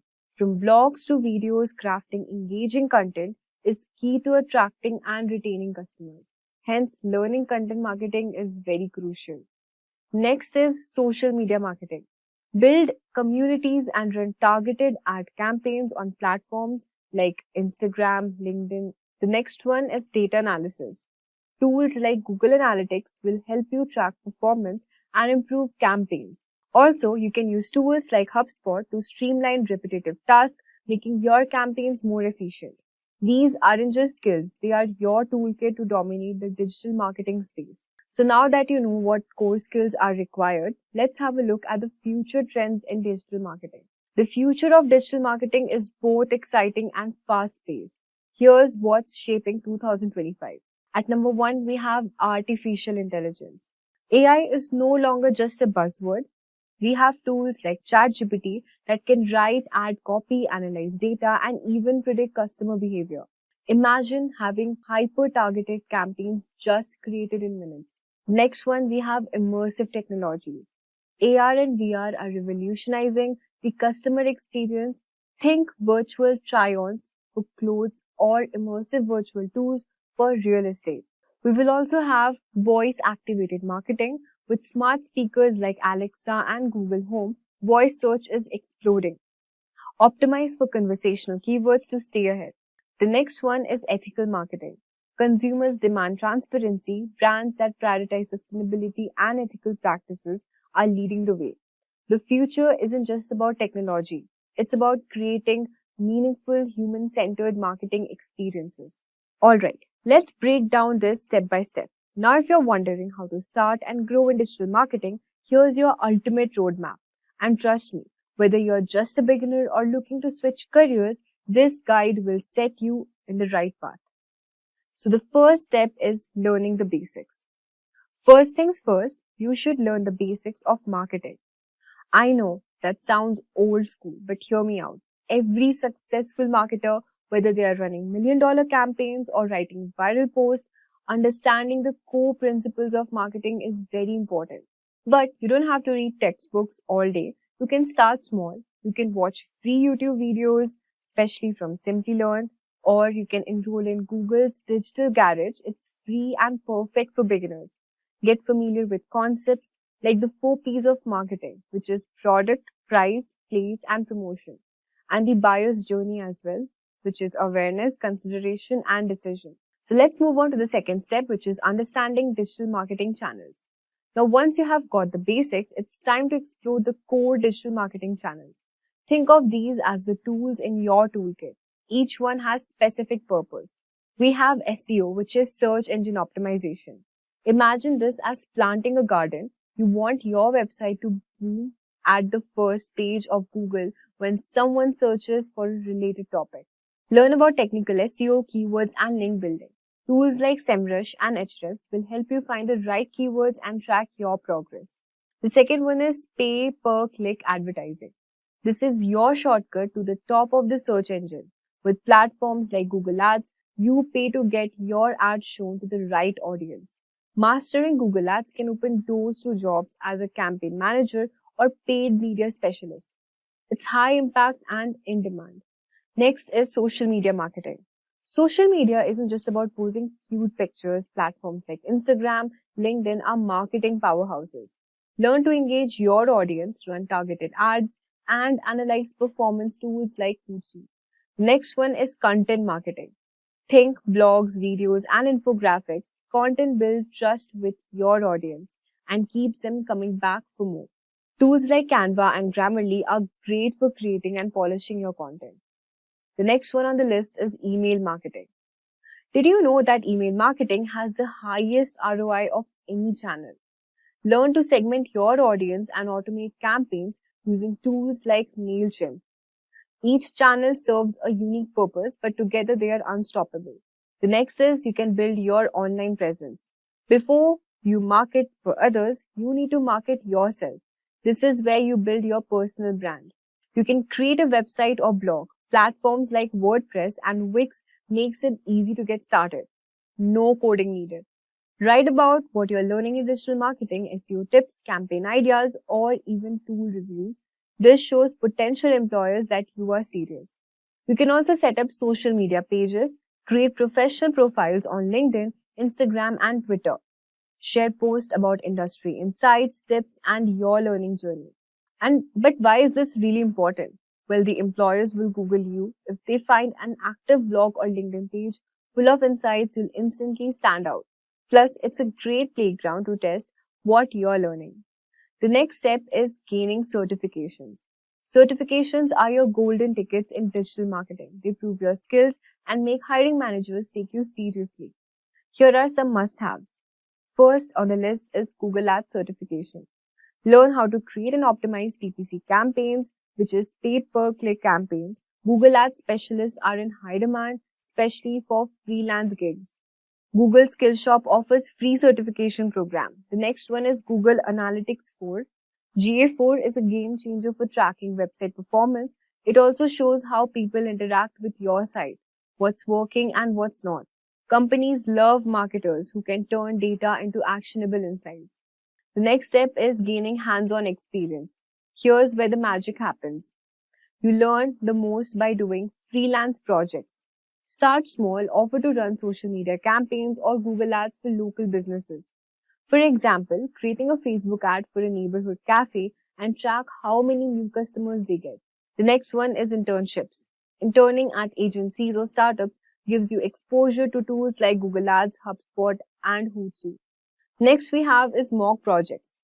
If you can't find clients, create hypothetical campaigns. For example, designing a strategy for a fictional online store and including it in your portfolio. Experience builds confidence and credibility. When you show real results, even for small projects, you're already ahead of the competition. The next step is specializing in a particular niche. As you gain experience, you'll discover what excites you the most. Maybe it's SEO or maybe you love creating content. Specialization makes you an expert and experts are paid more. SEO specialist. Help website rank higher on Google. You can also specialize yourself in PPC manager who will manage high budget ad campaigns and drive ROI. You can also think of becoming a content strategist if you love creating engaging content that build brand loyalty. Specialization doesn't mean limiting yourself, it means being the go-to person in your chosen field. And thus, by following all these steps, you'll have the skills, certifications, and experience to thrive in digital marketing. The next we are going to talk about is career levels and salaries in digital marketing. Your salary in digital marketing depends on your experience and specialization. Let's talk about the entry-level roles. Roles like SEO analyst, social media coordinator, content writer, you can expect around 3 to 6 LP in India and around $50,000 to $70,000 in the US.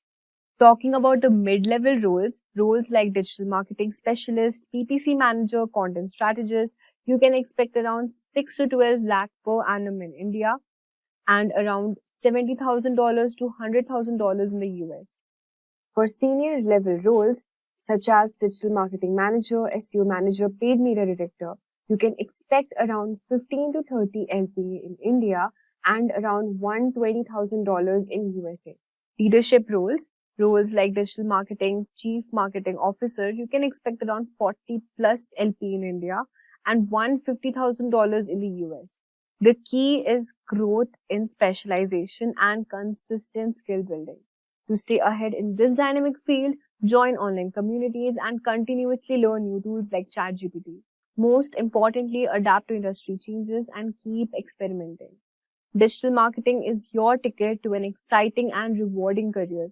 Whether you're starting fresh or looking to scale up, this roadmap will guide you every step of the way. Alright, so let's first understand what are ads and its purpose. Ads, short for advertisements, are messages created by companies, organizations, or individuals to promote products, services, or ideas.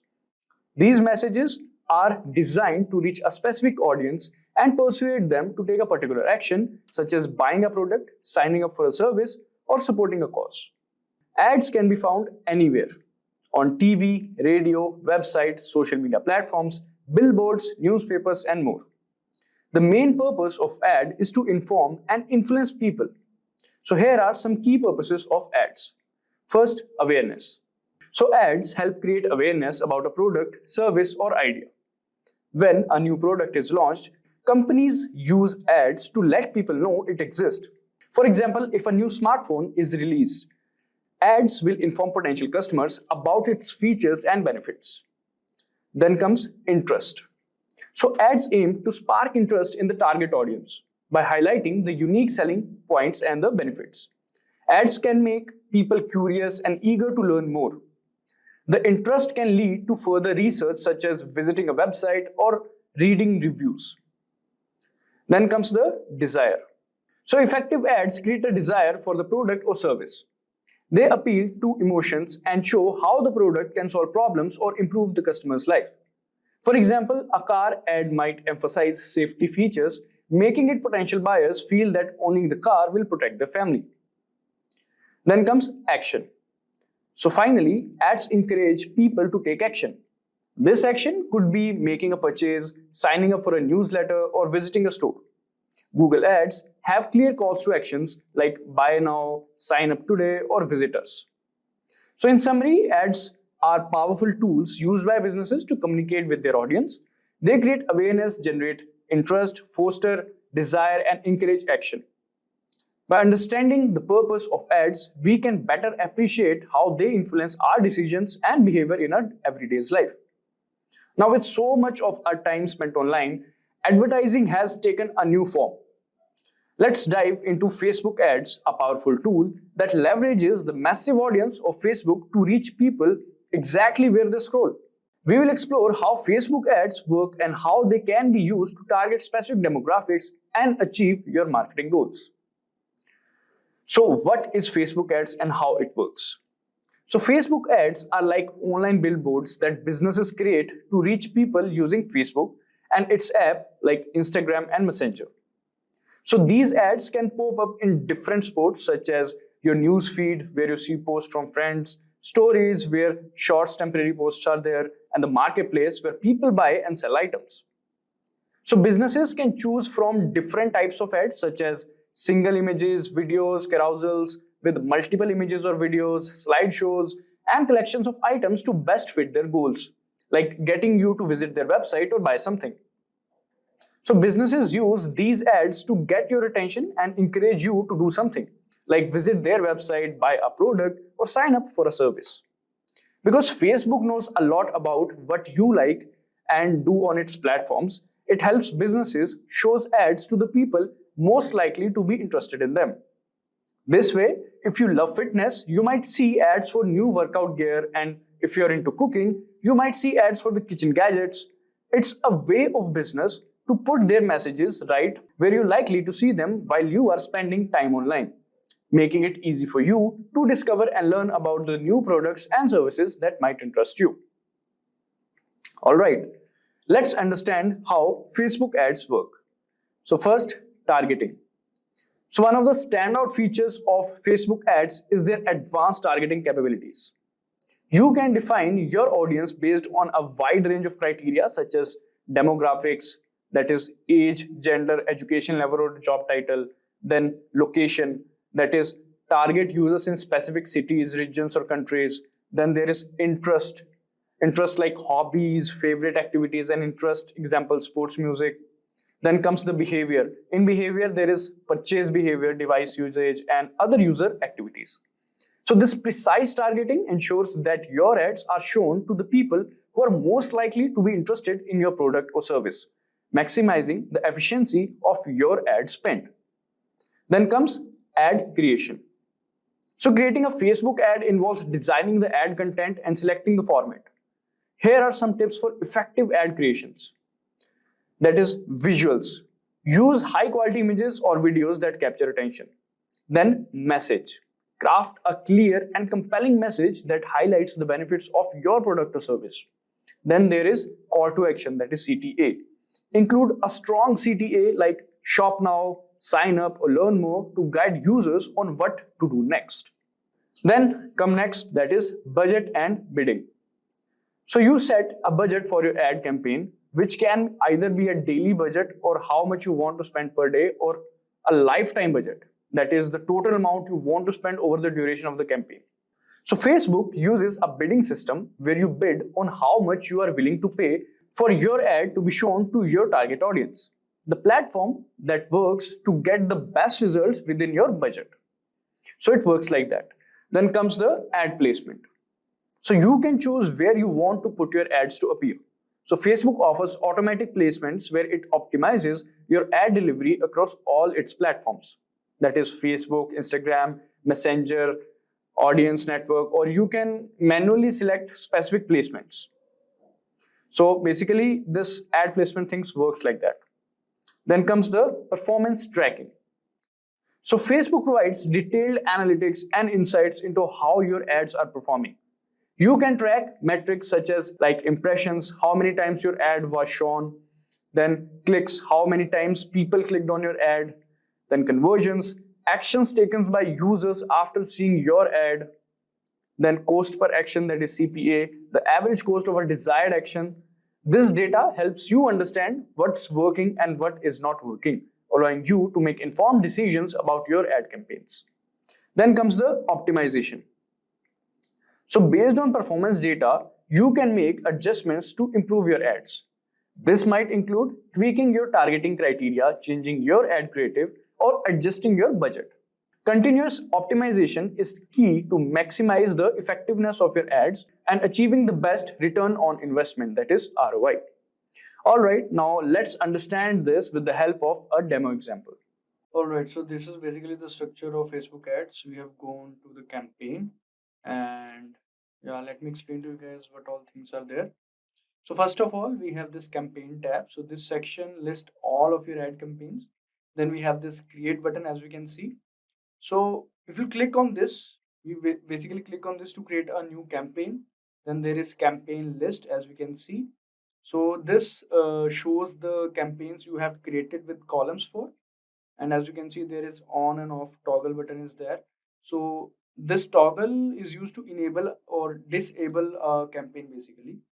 So this is why it is used. Then this campaign names that you have created, you can name your campaign as per your choice. Then there is delivery status, as you can see. So status of the campaign, example in draft or etc., is the delivery status basically. You can check that. Then comes the bid strategy, as we can see. So it basically tells us what bidding strategy we have used. And then comes the budget, as we can see. So this is basically the budget settings for the campaign that you have put. And then there is attribution setting is how conversions are attributed. So results, reach, etc., it basically tells us performance metrics of each campaign. All right, so this is basically the structure. Now we'll click on this to create a campaign. We'll click on create. As we can see, these all metrics are there. Awareness, this is basically an objective. So you can decide the objective, and if here we'll see this is account info needed, so you can link your account to it. Then here we can see buying type. Basically this is a method used to bid for ad placements. Auction, as we can see, auction here basically means your ads compare with others for placement based on your bid relevance. So it's like that. Now comes the campaign objective. So the purpose basically of first we can see here is awareness. So for the awareness, its purpose is to make people aware of your brand or product. It is used best for new businesses or products that need to build recognition. As you can see, here it is written as well, brand awareness. So then comes the traffic. So the purpose of traffic is to drive visitors to your website or app. And the uses, basically it is used for, it works great for increasing website visitors or getting people to download your app. So increasing the traffic, basically it helps. All right, then comes the another one, that is the engagement. So the purpose of engagement is to get people to engage with your content, like comments, likes, and shares. And its use is, it's basically ideal for increasing interactions with your post or growing your page followers. So if you want to do that, you can go for engagement. Next is, as you can see, leads. So the purpose of leads is to collect contact information from potential customers. So it is used by those who want to get the information from their customers and then put the mails or generate some data or just give some promotions to those particular individuals. And its use is, it's basically useful for generating email signups, form submissions, or you can say gathering information about potential customers. Then comes the ad promotions, as we can see. So purpose of ad promotions is to get more people to install and use your app. So its use is, it is more focused on increasing app downloads and user activity within the app. All right. Now there is sales. So as you can see, so in sales, its purpose is to increase sales of your product or services. As simple as that. And its use is, it basically targets people who are likely to purchase your product, aiming to boost your revenue. So each objective helps you focus your advertisement efforts on the specific business goals, ensuring your campaign is aligned with what you want to achieve. So you can select among these objectives as per your choice. So in basically Facebook ads, there are two ways to buy ads, as you can see, auction and reservation. So basically, for auction, you compete with other advertisers by bidding for ad spots. So for this, price change based on the competition, giving the flexibility but not guaranteed costs. Then other one is reservation. So you pay in reservations, you basically pay a fixed price for guaranteed ad spots, making it predictable and stable. It is ideal for big campaigns. All right. So in my suggestion, you must always start with the awareness campaign. So we'll click on continue.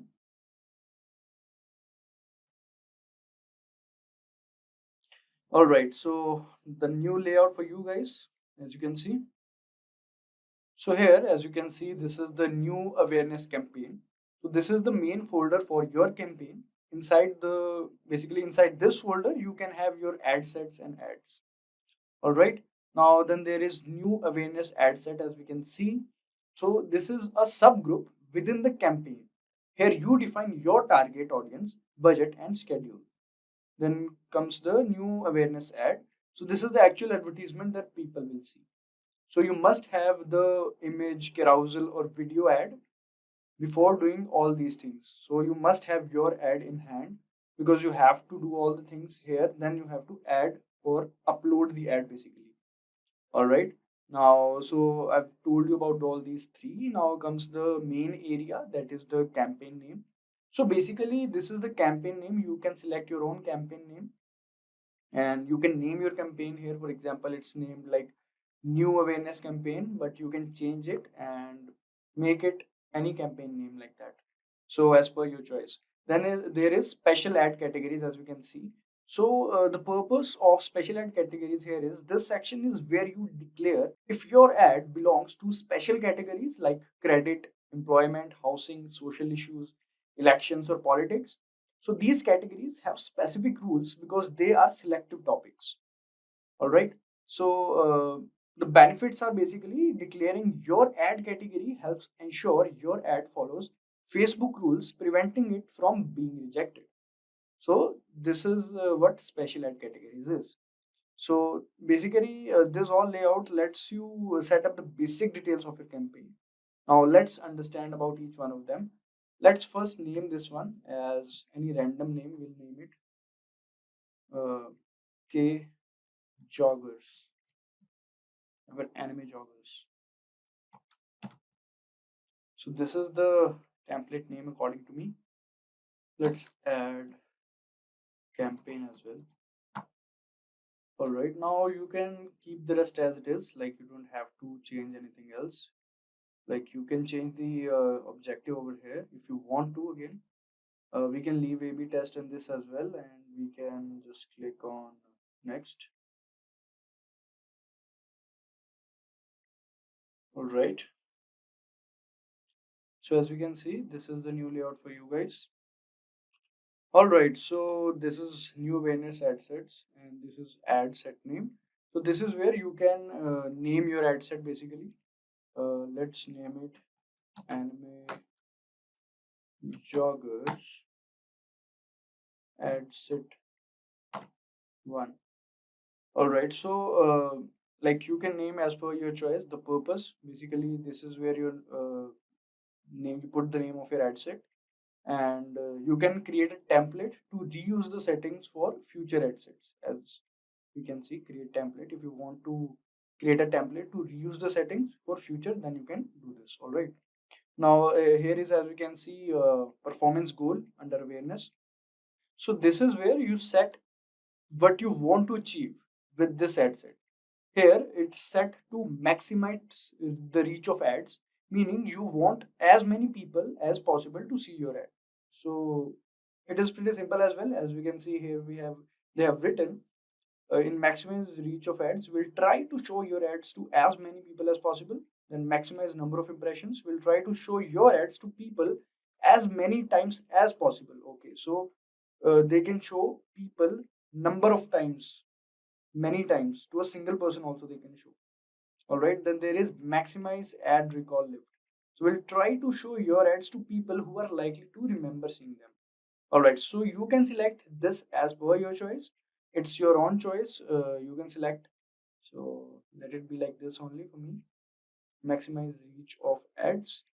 Then comes the under Facebook page. As we can see here, we have it is written demo. So here you select the Facebook page that the ads will be associated with. So in this case, it's set to demo 1 that I named my page for the video purpose. I've created a page like demo 1. So it is naming that.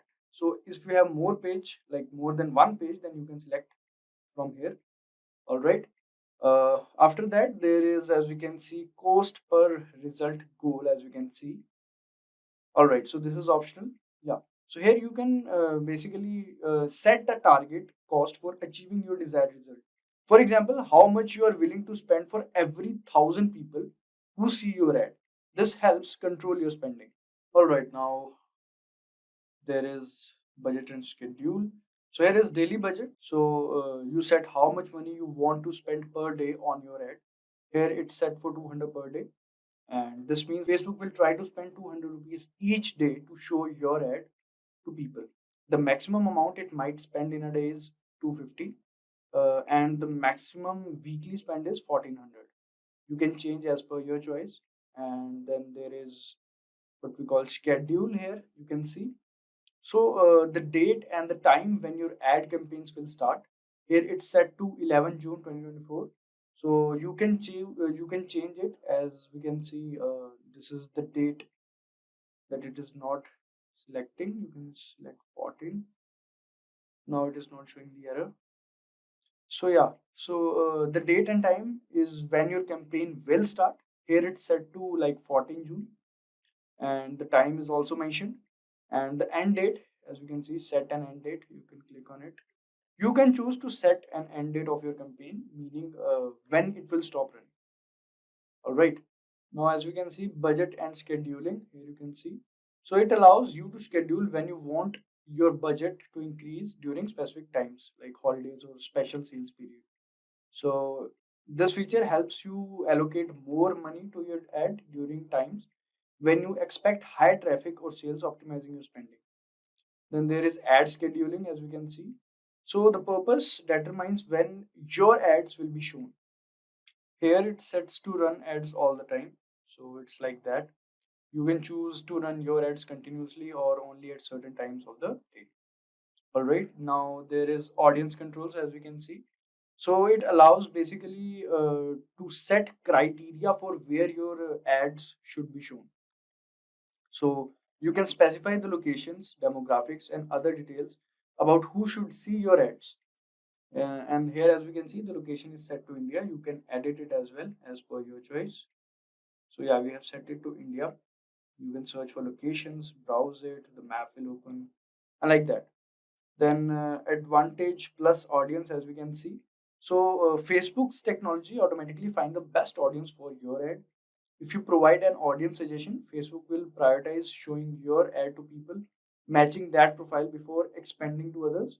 you can save the audience for future use. All right. Now coming to the placement thing, as you can see, advantages plus placements. So here it lets Facebook decide where to place your ads for the best performance. So Facebook system will automatically place your ads across different placements like Facebook, Instagram, etc. based on where they are likely to perform the best. This helps optimize your ad performance without you having to manually select the placements. All right. Now let's try to move on to new awareness ad. Let's understand it. So here, as you can see, ad name, here you can give the name to your ad. Example, we'll give anime joggers ad 1. All right. So you can name your ad over here. Then there is create template again. You can create a template to reuse the settings for future ads. So here we can see the partnership ad. So it allows you to run ads with other brands or businesses featuring both identities in the ad. This is useful if you want to collaborate with other companies or creators. Then under identity, we can see the name of our page, that is demo 1. So Facebook page, basically over here, it selects the Facebook page that the ad will represent. Our page name is demo 1, so that is why it is showing demo 1. This ensures this ad is linked to correct business page. All right. Now, as we can see, Instagram account, you can see, and ad setup is also there. All right. So choose the Instagram account to associate with the ad. Like you can select your business profile on the Instagram ad with it, and you can either use your Facebook page or connect with a different Instagram account. Then there is ad setup, as you can see, create ad. So choose to create a new ad. All right.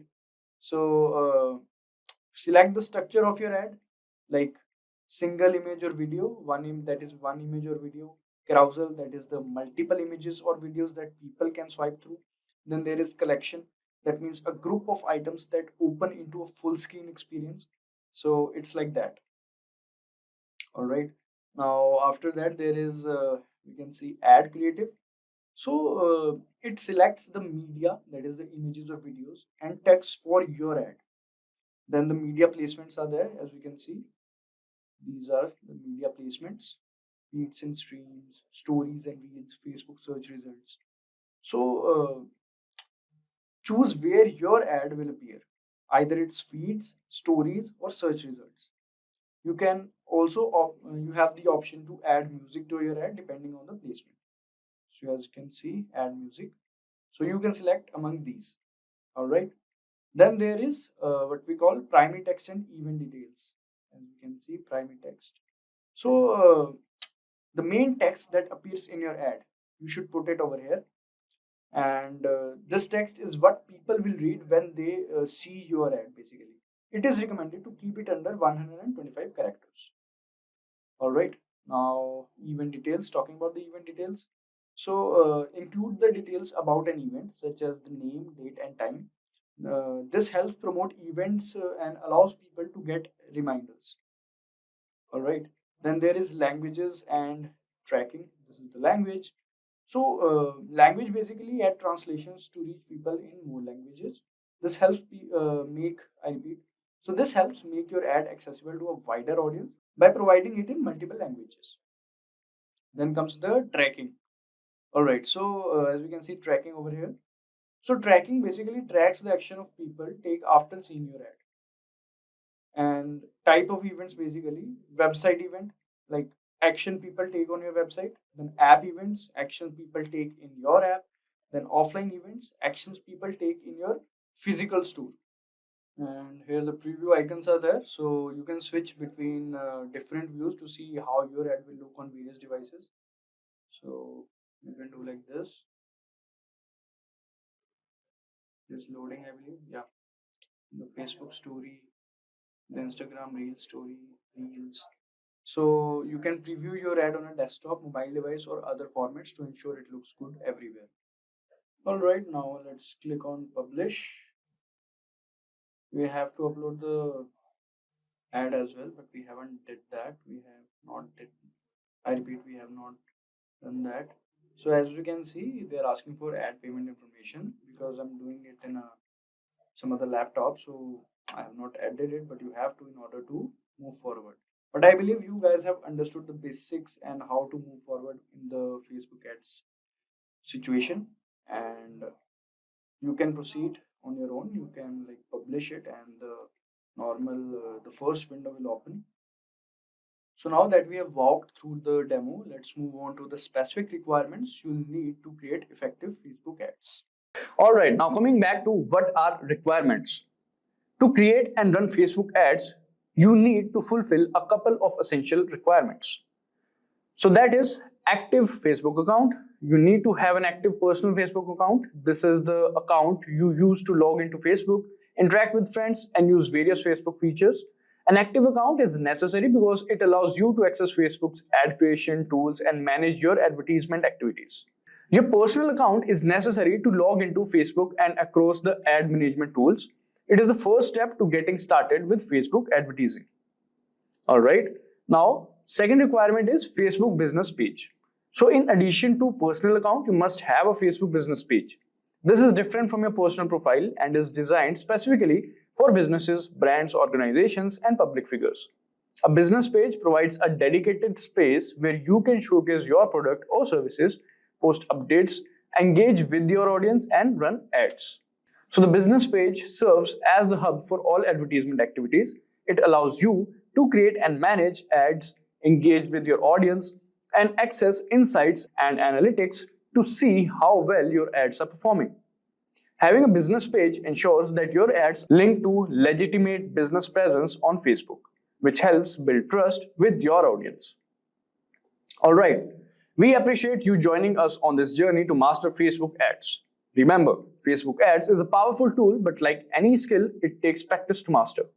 With dedication and practice, you can leverage Facebook ads to grow your business and reach the new heights. If you are looking to boost your website's traffic or dominate search engine rankings, then today's video is just for you.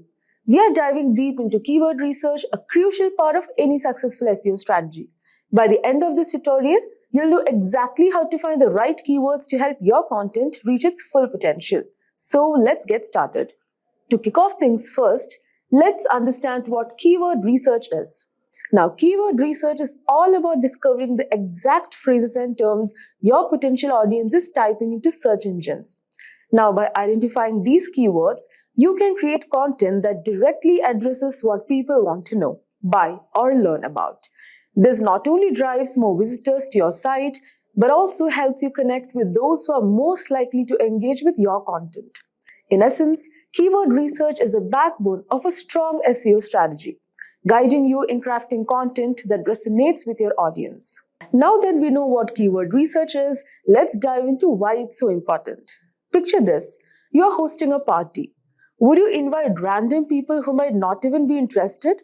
Or would you carefully choose guests who are excited to attend? So keyword research helps you do the latter by attracting the right guests to your website.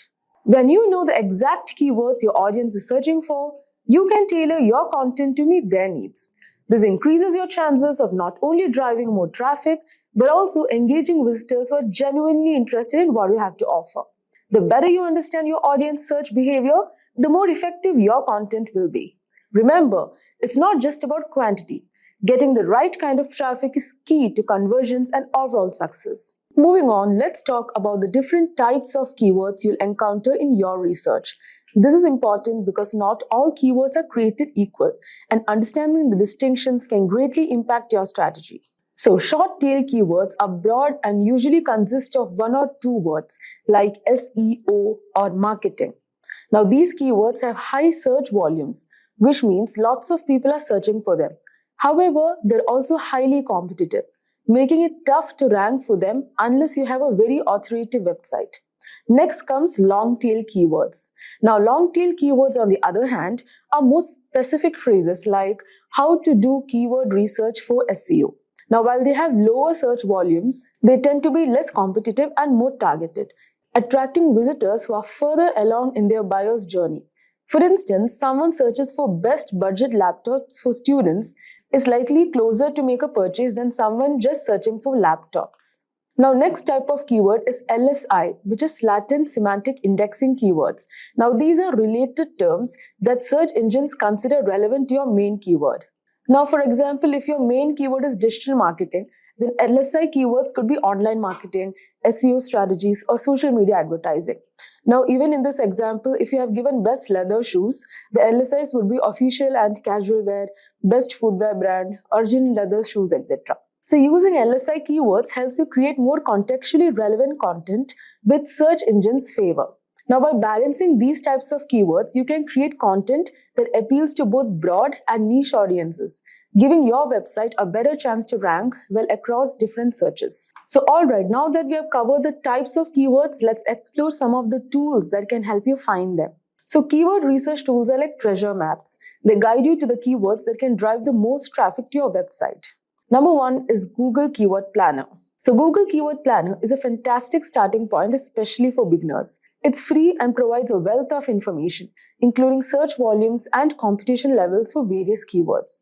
You can also discover new keyword ideas based on what people are already searching for. Next is Ahrefs. Ahrefs is a more advanced paid tool that offers in-depth analysis. It doesn't just give you keyword data, it also provides insights into how difficult it is to rank for a particular keyword, as well as click-through rates, CTR, and related keyword ideas. So Ahrefs is particularly useful for competitor analysis, helping you see which keywords for your competitors are ranking for and identifying gaps in their content that you can exploit. Now next comes SEMrush. Now SEMrush is another powerful tool that goes beyond keyword research. It offers comprehensive data on keywords, including trends over time, and allows you to conduct competitive analysis, track keyword performance, and more.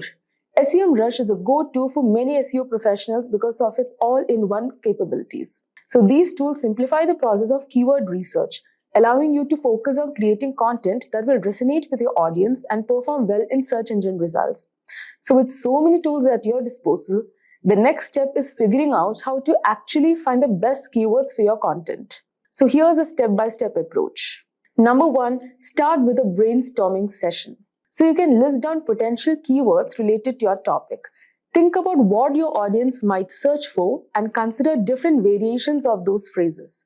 So use the keyword research tools we just discussed to analyze these keywords. Pay close attention to search volume, competition, and user intent. The goal is to find keywords that have a good search volume but aren't too competitive.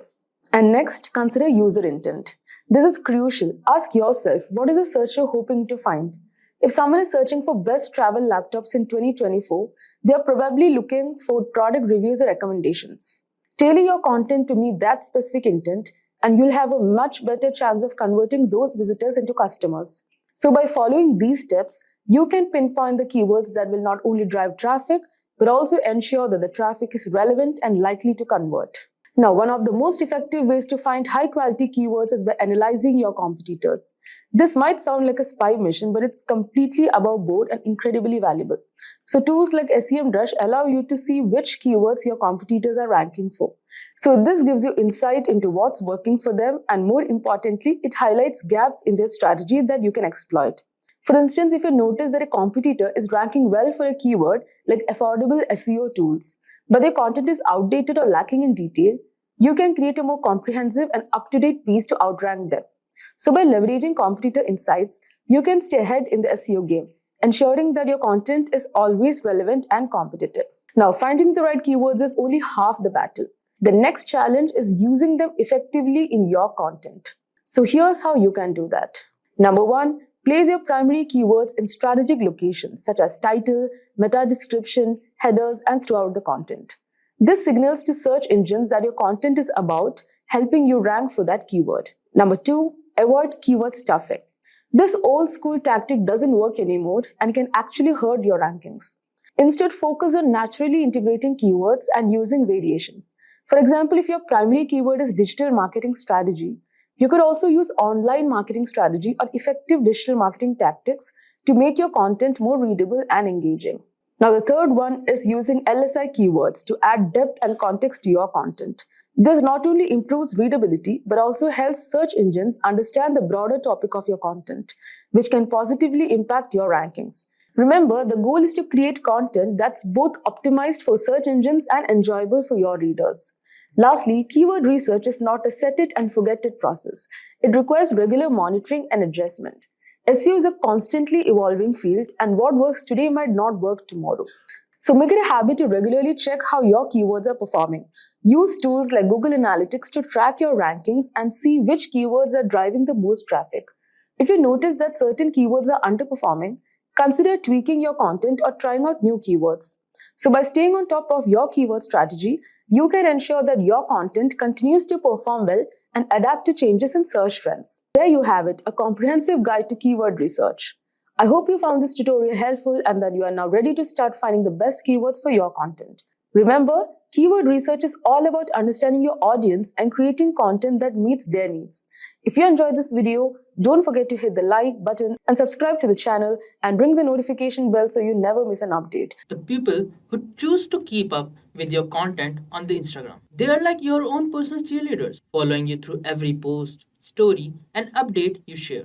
Do you want to boost your popularity on the platform? You need those followers. They are the key to building your audience, increasing your reach, and showing the world what you are all about. Whether you are a business, influencer, or just an average user, getting more followers is the name of the game on Instagram. From clever hashtags to paid promotions, these are plenty of tactics you can use to grow your following and become the talk of the town. So get out there and start building your Insta fan base. Hey everyone, I'm Vaibhav Khandeval and I welcome you all to Simplilearn's YouTube channel. Today, we'll be learning on how to increase Instagram followers. So, first let me ask you a question. Did the Instagram get launched? Is it A, 6 October 2010, or B, 6 October 2011, or C, 6 November 2010, or D, 6 August 2009? You can comment down your answers in the comment section below. Now, without any further ado, let's get started with the agenda for today's session. We will start off the discussion with various steps to increase Instagram followers. Moving forward, we will also discuss best practices to increase followers. Finally, we will wrap this session with the best tools to help get more followers. So, let's get started with a few steps to help increase Instagram followers. First up, you need to lay the groundwork. You need to identify your ideal Instagram customers and create a plan. You can include keywords in your profile and bio. Next, you need to create some interesting and engaging content. We have to craft a stunning Instagram feed. We can use lengthy captions that are both engaging and informative. Then we have to make ourselves discoverable. You can tag your location and other relevant individuals in posts and use hashtags to expand your audience. Afterwards, you have to be able to engage with your community and build relations. You can start by collaborating with similar companies and influential people. Also, you can interact with your community and build trust and loyalty. Finally, you need to keep learning. You don't have to be afraid to use different Instagram features and keep up with the trends to stand out from others. Best way to learn is to keep trying and keep learning. Now, let's check out some of the best practices to keep in mind in your endeavor to increase followers. First up, use relevant hashtags in your posts and stories to reach a wider audience. Next, you need to post high quality, visually appealing content that resonates with your target audience. Then we have to engage with your followers by responding to comments and asking questions. Then we can also collaborate with other users, particularly those who have large or engaged following. Then we have to use Instagram features such as Reels and Instagram Lives to share more personal and interactive content. Next, we have to utilize Instagram's paid promotion options to reach a larger or targeted audience. Then you can also consider using Instagram's Explore feature to discover and engage with users who are interested in similar content as to yours. Afterwards, we can also use Instagram stories to share behind the scene content and give your followers a more personal look at your life or business. Then you have to also post consistently, but you need to be careful not to flood your followers' feed. At last, you can use Instagram's analytics tools to track the success of your posts and adjust your strategy accordingly. Finally, let's close this session with the best tools to help get more followers. The first tool in our agenda is Planopy. This tool allows you to schedule and publish your post as well as analyze their performance. The next tool we have is Hootsuite. This tool offers a variety of features, including the ability to schedule and publish posts, engage with followers, and track analytics. Then we have a tool called Later. This tool is specifically designed for Instagram and allow you to schedule posts, track analytics, and find relevant hashtags. After that, we have Boostgram. This tool can help you to get more Instagram followers by providing a targeted followers through paid promotions. Following that, we have SocialBee. This tool offers the ability to schedule and publish posts, engage with followers, and track analytics. Finally, we have Social Drift. This tool helps you get more Instagram followers by using artificial intelligence to engage with users who are likely to follow you. In today's video, we are going to be talking about Instagram advertising and Instagram Reels. What is it? What do you need to know about them? What ads are available on Instagram? How can you optimize these ads for maximum performance? And how can you use Instagram Reels to grow your following even further? Now, I am Mark Campman, I'm your digital navigator for this video. But before we start, if you like this video, click the like button. And if you want to join our learner community on YouTube, subscribe to our channel by clicking on the link below. So, are you ready? Let me start with giving you some interesting Instagram stats that will show you that Instagram has to be part of your digital marketing strategy. Now, Instagram is only 12 years old. It is now the 7th most visited website in the world. Yes, listen to this. It's the 7th most visited website in the world. And it is the 4th most used social media platform by monthly active users, 1.22 billion users every month. They're ninth, Instagram is ninth on the Google's most search terms list. It's the second most downloaded app in the world on the app stores, and Instagram is most popular amongst the Gen Z population, Generation Z. Generation X males are the fastest growing demographic.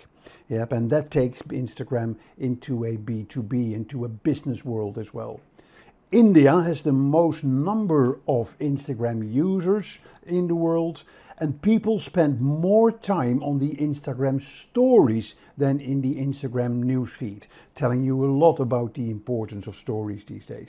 And Instagram stories ads, they generate about 25% of Instagram's advertising revenue.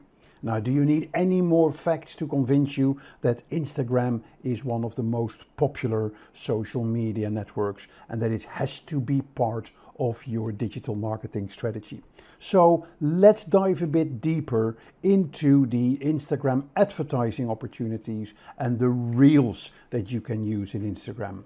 So in this session, we are going to be talking about Instagram ads in digital marketing. Why is it so important? What are the benefits that you can get from Instagram ads? We're then going to look at the different types of Instagram ads that you have available. I'm going to show you some Instagram ad types on Instagram, and I'm also going to show you where on Facebook you can go to create the Instagram ads. We're then going to dig into the Instagram Reels. Yeah, it's a new feature about 2 years ago. It is kind of the follow-up from IGTV. It is Instagram's response to TikTok success.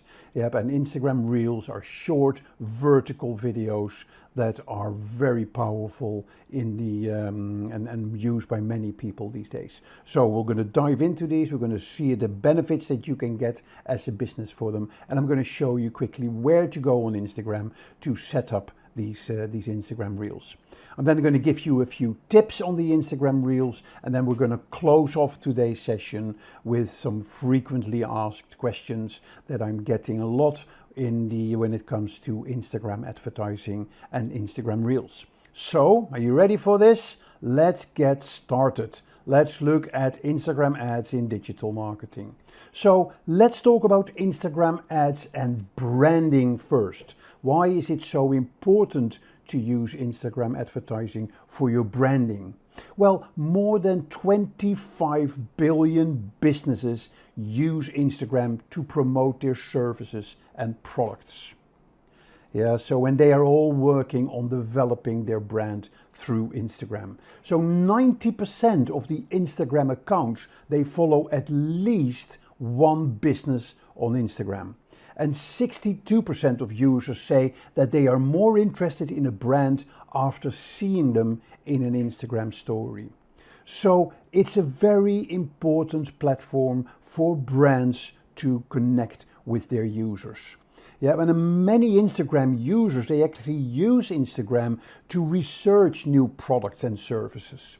And most Instagram users, almost more than 80%, they say they take an action after seeing a product on Instagram.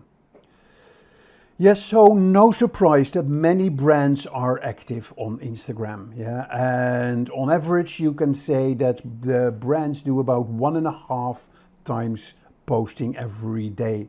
Yeah, so there's no doubt that Instagram should be part of your business. Yeah, it is an effective tool for advertisers to boost brand awareness and increase engagement with their followers and their customers.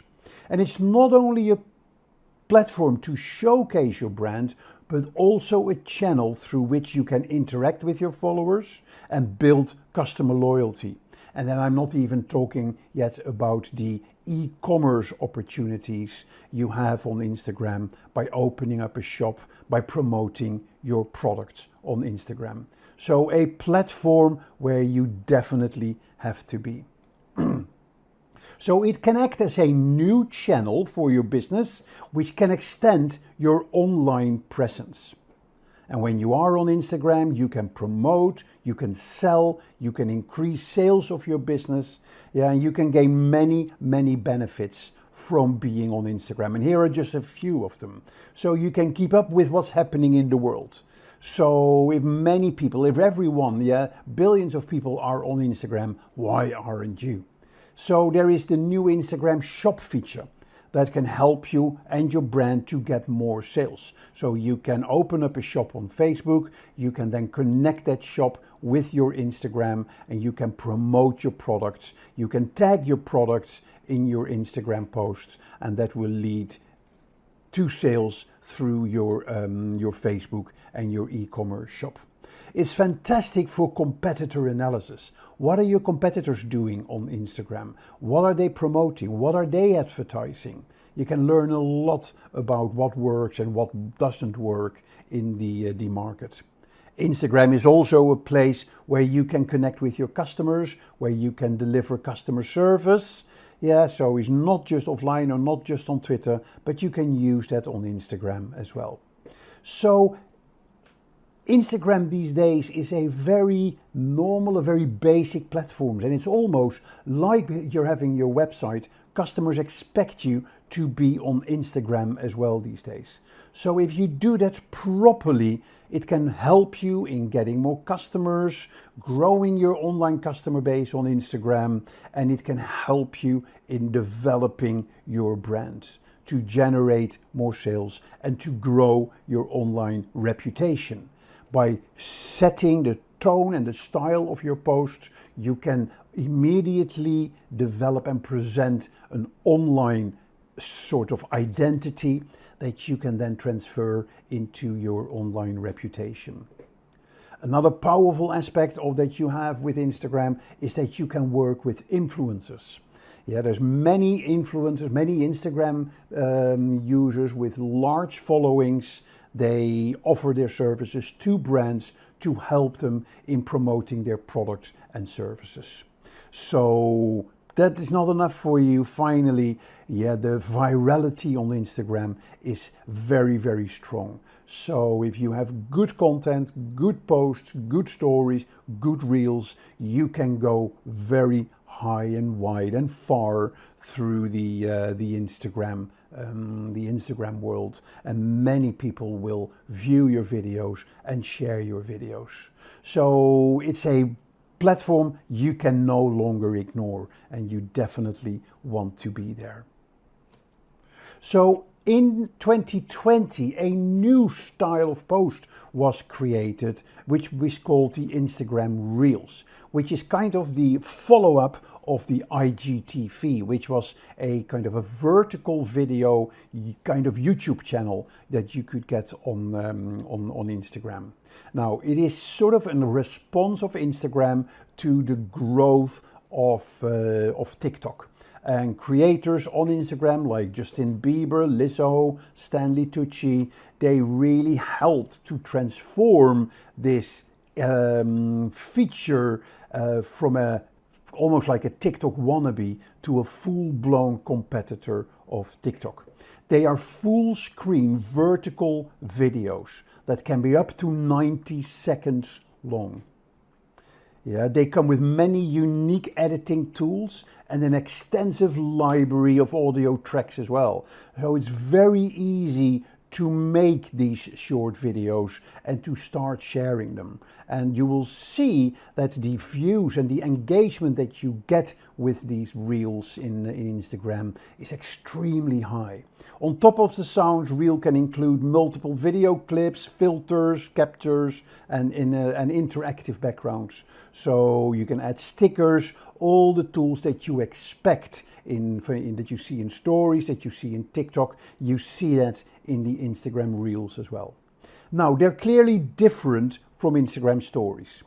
Yeah, Instagram Story, they disappear in 24 hours. Once you post a Reel, it is available on Instagram until you delete it. So they are also favored by the Instagram algorithm. Yeah, which is more likely to recommend them to people who don't follow you.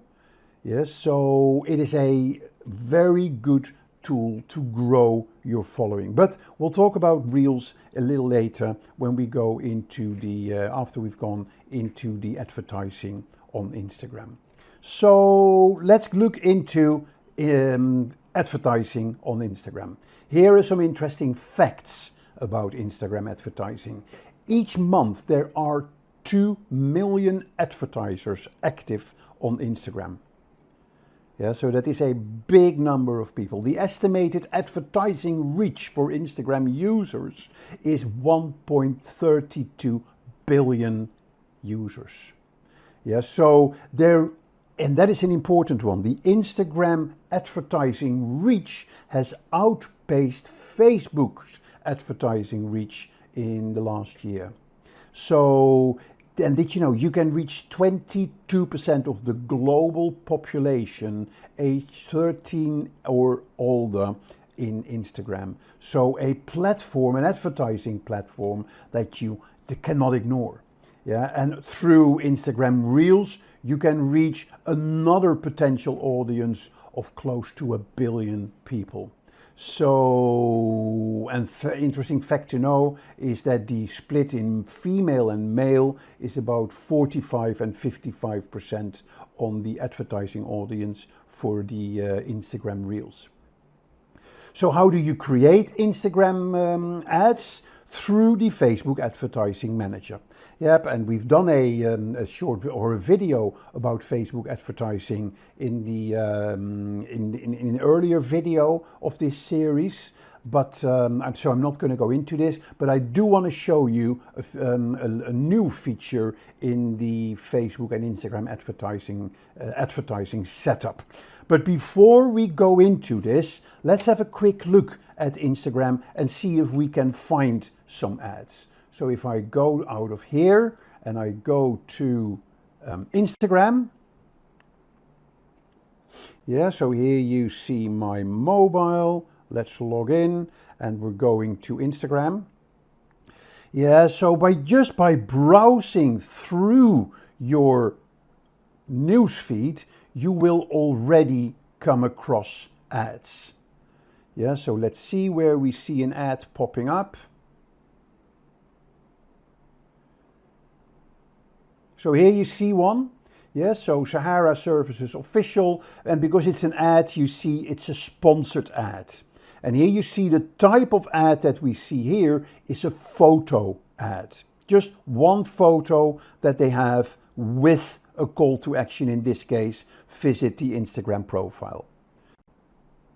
So here you see an ad, yeah, which is again is sponsored, but here you see I can flick through the photo. So this is what we call a carousel ad.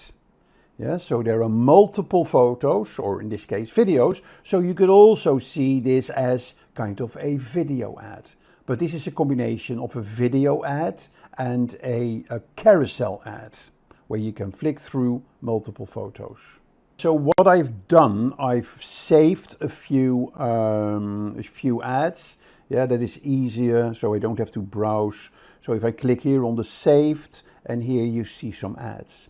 Yeah, so here you see an example of a photo ad, but multiple photos, and that's why we also call this a carousel ad.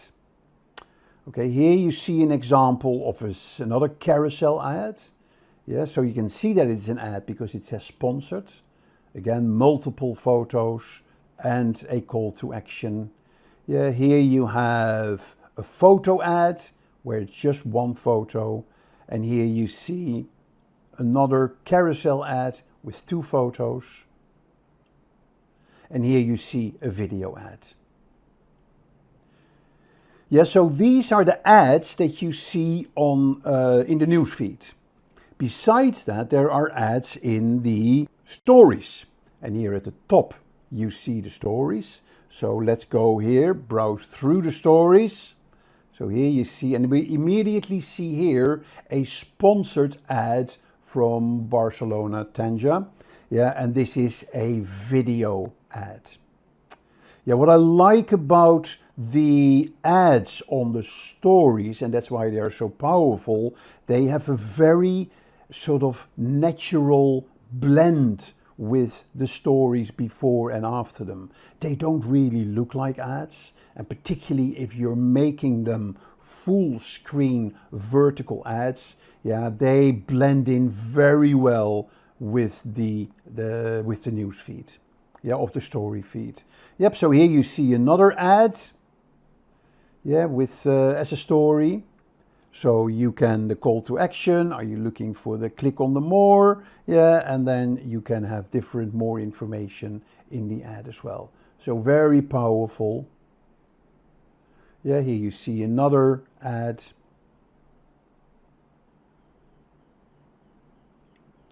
Okay, so those are your ads on the stories. And then here you see the reels.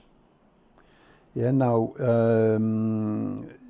yeah, but we'll come back to the reels later. And here in the reels, you will be able to see and to showcase your ads as well. Okay, so that is those are the ads on Instagram. Yeah, so if I summarize this. Yeah, if we look at the Instagram ads, so the first ads that we saw were the photo or the image ads. Yeah, so particularly for campaigns where there is a very strong visual aspect, yeah, strong visual information that you can summarize in one single image. They are the best for creating image ads. These pictures can be produced using your own photographers or designs or illustrations. Or you can even take an existing post that you can promote or that you can boost as an image ad as well. So very straightforward, very simple, but the image ads are the simplest way of creating Instagram ads. Here you have a story ad. So a story ad, multiple visuals that go in a story. Engagement is typically greater with story ads. Yeah, because it sort of gets the entire mobile screen and it's much more engaging than ads in the news feed. Yep, so you see here there is not really video in there, but it is moving kind of images, moving text, yep, and audio in this ad from Spotify. So story ads are extremely powerful, one of the most popular types of ads in Instagram, and again, very easy to create. You then have the video ads. So if you want to give the viewers a more in-depth look of your brand, your products, your services, then run a video ad on Instagram.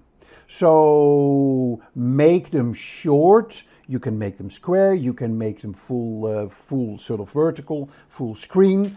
But the important thing is try to make the content engaging.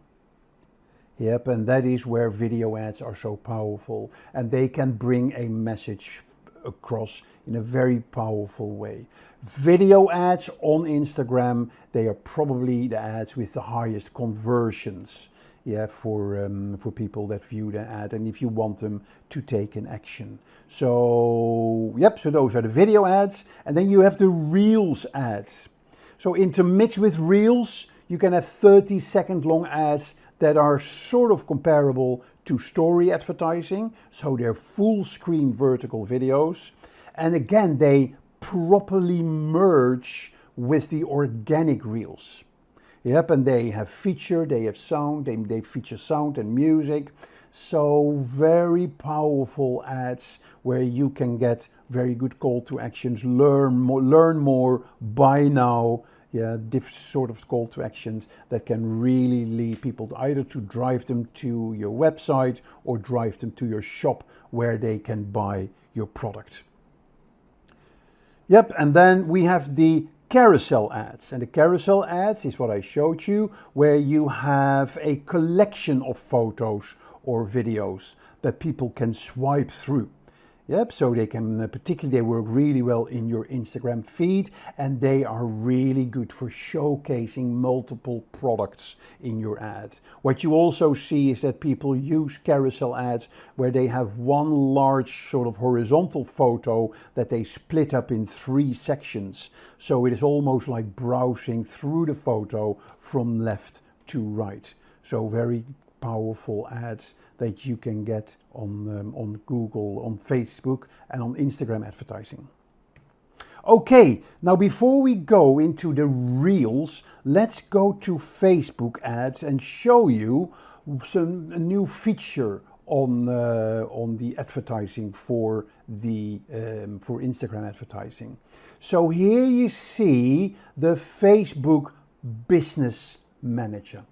Yeah, so it is the Meta Business Suite, which is sort of a new integrated platform which brings together a number of functions. It used to be the Facebook Business Manager, but they now have brought it all under the Meta Business Suite. So if I go there for my Riyad Farasha page, it takes you to everything you need to do and to plan and to manage and to track of your Facebook or your Instagram account.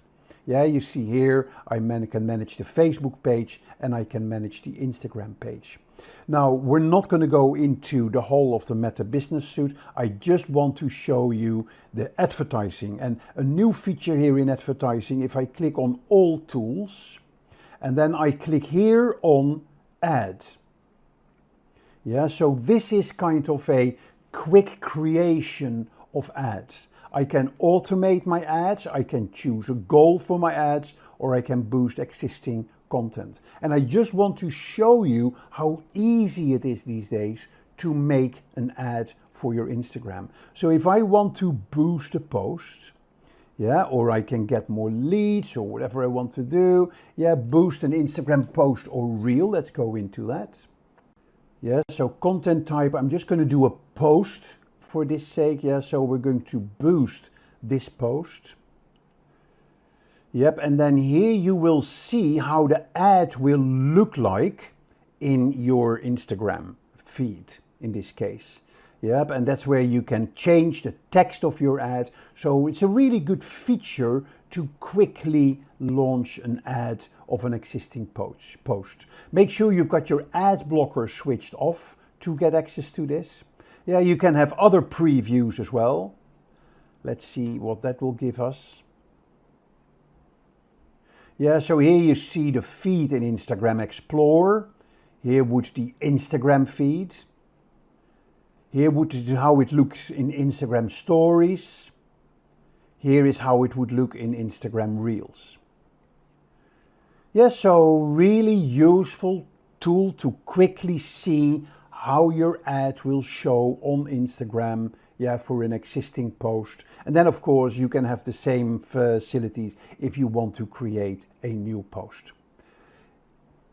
Okay, so that's all I'm going to share with you on Facebook and Instagram advertising and how to create your Instagram ads through the Meta Business Suite. Right, so let's go back to the presentation and let's look at the Instagram Reels. So, yeah, so where are the Reels in Instagram? If I click here on Instagram and then here is my home.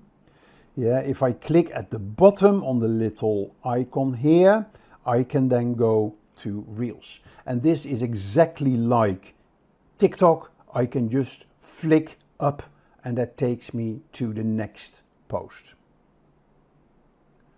Okay, so very useful and very simple way of creating and sharing content, and very popular way. And a lot of people spend time on the Reels to find really cool content. Okay, so here I can go to the search and I can search for items. So I can search, for instance, look at marketing how to. Yeah, and here you see books to master marketing, which is in a Reels format. So this is how I can then access posts in relation to marketing, yeah, and other elements, yeah, books to read. Yeah, so lots of stuff here on the Reels that you can use to find content in every topic that you're interested in. Yep, so here is more Reels on Morocco. Yeah, so very useful tool. Now, how do you create a reel? You click on the plus icon and you basically select here at the bottom, post, story, reel or live. You click reel. And then you see the 5 options that you have here for the audio, the length of the video, the speed, yeah, the grid that you want to change, the scale, and there's even a timer. So there's lots of functionality that you can use here in your in developing your video. Then by pressing the center button, you can start recording the video. Yeah, and there is also opportunities to get, take for instance, do little characters dancing on your desk, yeah, or on your keyboard. You can make them slightly bigger. Yeah, we lost the character. Where was he? And now we're recording. We've lost, so here's our character. I can blow him up a bit. Yep, and we then see him dancing on our screen. Yeah, happy with that. Stop it. Do next. Yeah, I'm gonna not add a sticker. Here is the video that we've just created. Yeah, I can edit a clip if I want to. I click next and then I can share it to Reels. I can write a caption, I can add stickers and all the standard stuff that you can do on your on the Reels. Yeah, so very cool, very like TikTok, and the best thing about it, it is so simple to make. It's very intuitive. Okay, so that is a quick introduction of the Reels. So How do you fit Reels into your digital marketing strategy? Let's have a look at that in a bit more detail. Yes, so it is a really good way to give your audience a behind the scenes overview. Yes, so which works well to get engagement and to get trust on your brand. Yes, so look at the culture in the company, how you make your product, how hard people work, look at the customer services, how they work. It's a really good way to give people a behind the scenes look of the company, and again to build this brand trust. People really appreciate that. Yeah, so that is one of the things that you can do with Instagram Reels. Another very powerful aspect of Instagram Reels is that you can use it to generate what we call user-generated content. Why not ask your customers or your users to create Reels around a topic that you work on, yeah, and share it with a hashtag. Yes, so it's a great way for people to getting to know the company, getting to know the products, start using influencers, yeah, get competitions going where you do photo contests or maybe video contests, and you can turn those into reels with the pictures or make them actually let the user share the reels they created themselves. Yes, so sharing user-generated content is a second big benefit that you can get from using Instagram Reels. Now, Instagram Reels, because they're short, people have short attention span, they're also really good to educate your customers. Yeah, or educate your audience. They're a great way to develop yourself as an expert in your field by giving your audience value. Yeah, on how to use your products, how to answer questions about your products. Yeah, on how to do specific things in using your products. So get people to learn around your product, and if you make that a recurring type of reel, people will come back for them because they want to learn more about your products. It's also good to see your products in actions. So combined with user-generated content, why not ask your audience, your customers, to make short reels on how they use your products? Yes, so, but if you want to do it yourself, you can really try to highlight what sets your product apart from your competition. So, yeah, use that to your advantage in using Instagram Reels to highlight your products and to see your products in action. And of course, it goes without saying, if you make it fun, if you make it more personalized, yeah, that is a fantastic way to connect with your audience. Yep, and that is where children work really well, where pets, cats, dogs work really well. Try to get casual. Try to interact with your followers through very sort of emotional, casual content. So, and often what you will see that these type of reels will have very high number of views because people just love to browse through that type of content. Yeah, create your own challenge or create your own trends. Encourage your fans to participate and use a special hashtag to share the content they create, yeah, for you. So that's the big benefits that you can get from the reels. Yes, so use that to your advantage. Good, so let's look at some tips and tricks on Instagram advertising. Now remember, most people watch content on their mobile. Instagram is a mobile app. So make sure that you design your ads with mobile in mind. Make sure that you optimize your ads for mobile.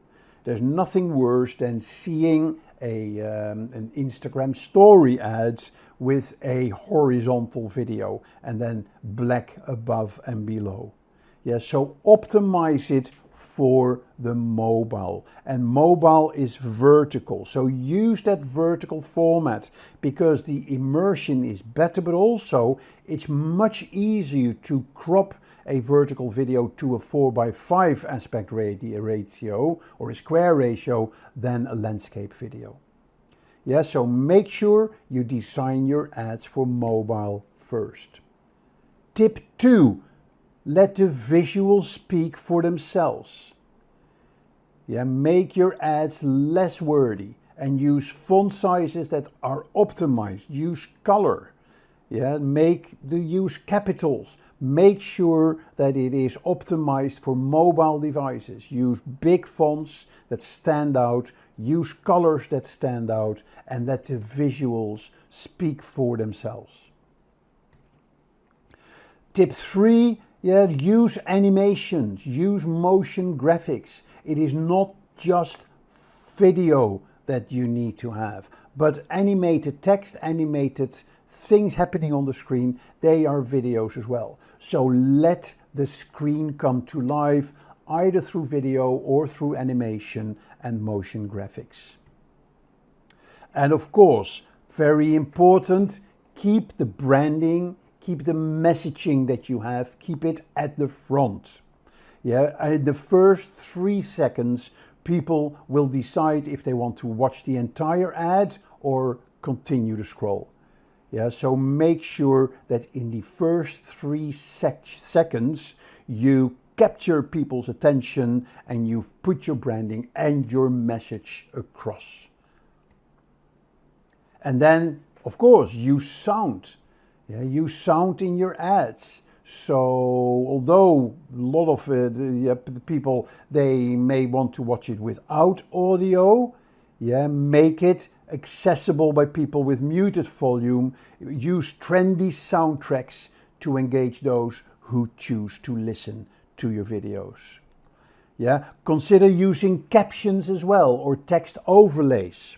That's very important. If you have somebody speaking in your ads, always use captions or overlay of text to make sure that if people have the sound off, that they can still understand what the ad is all about.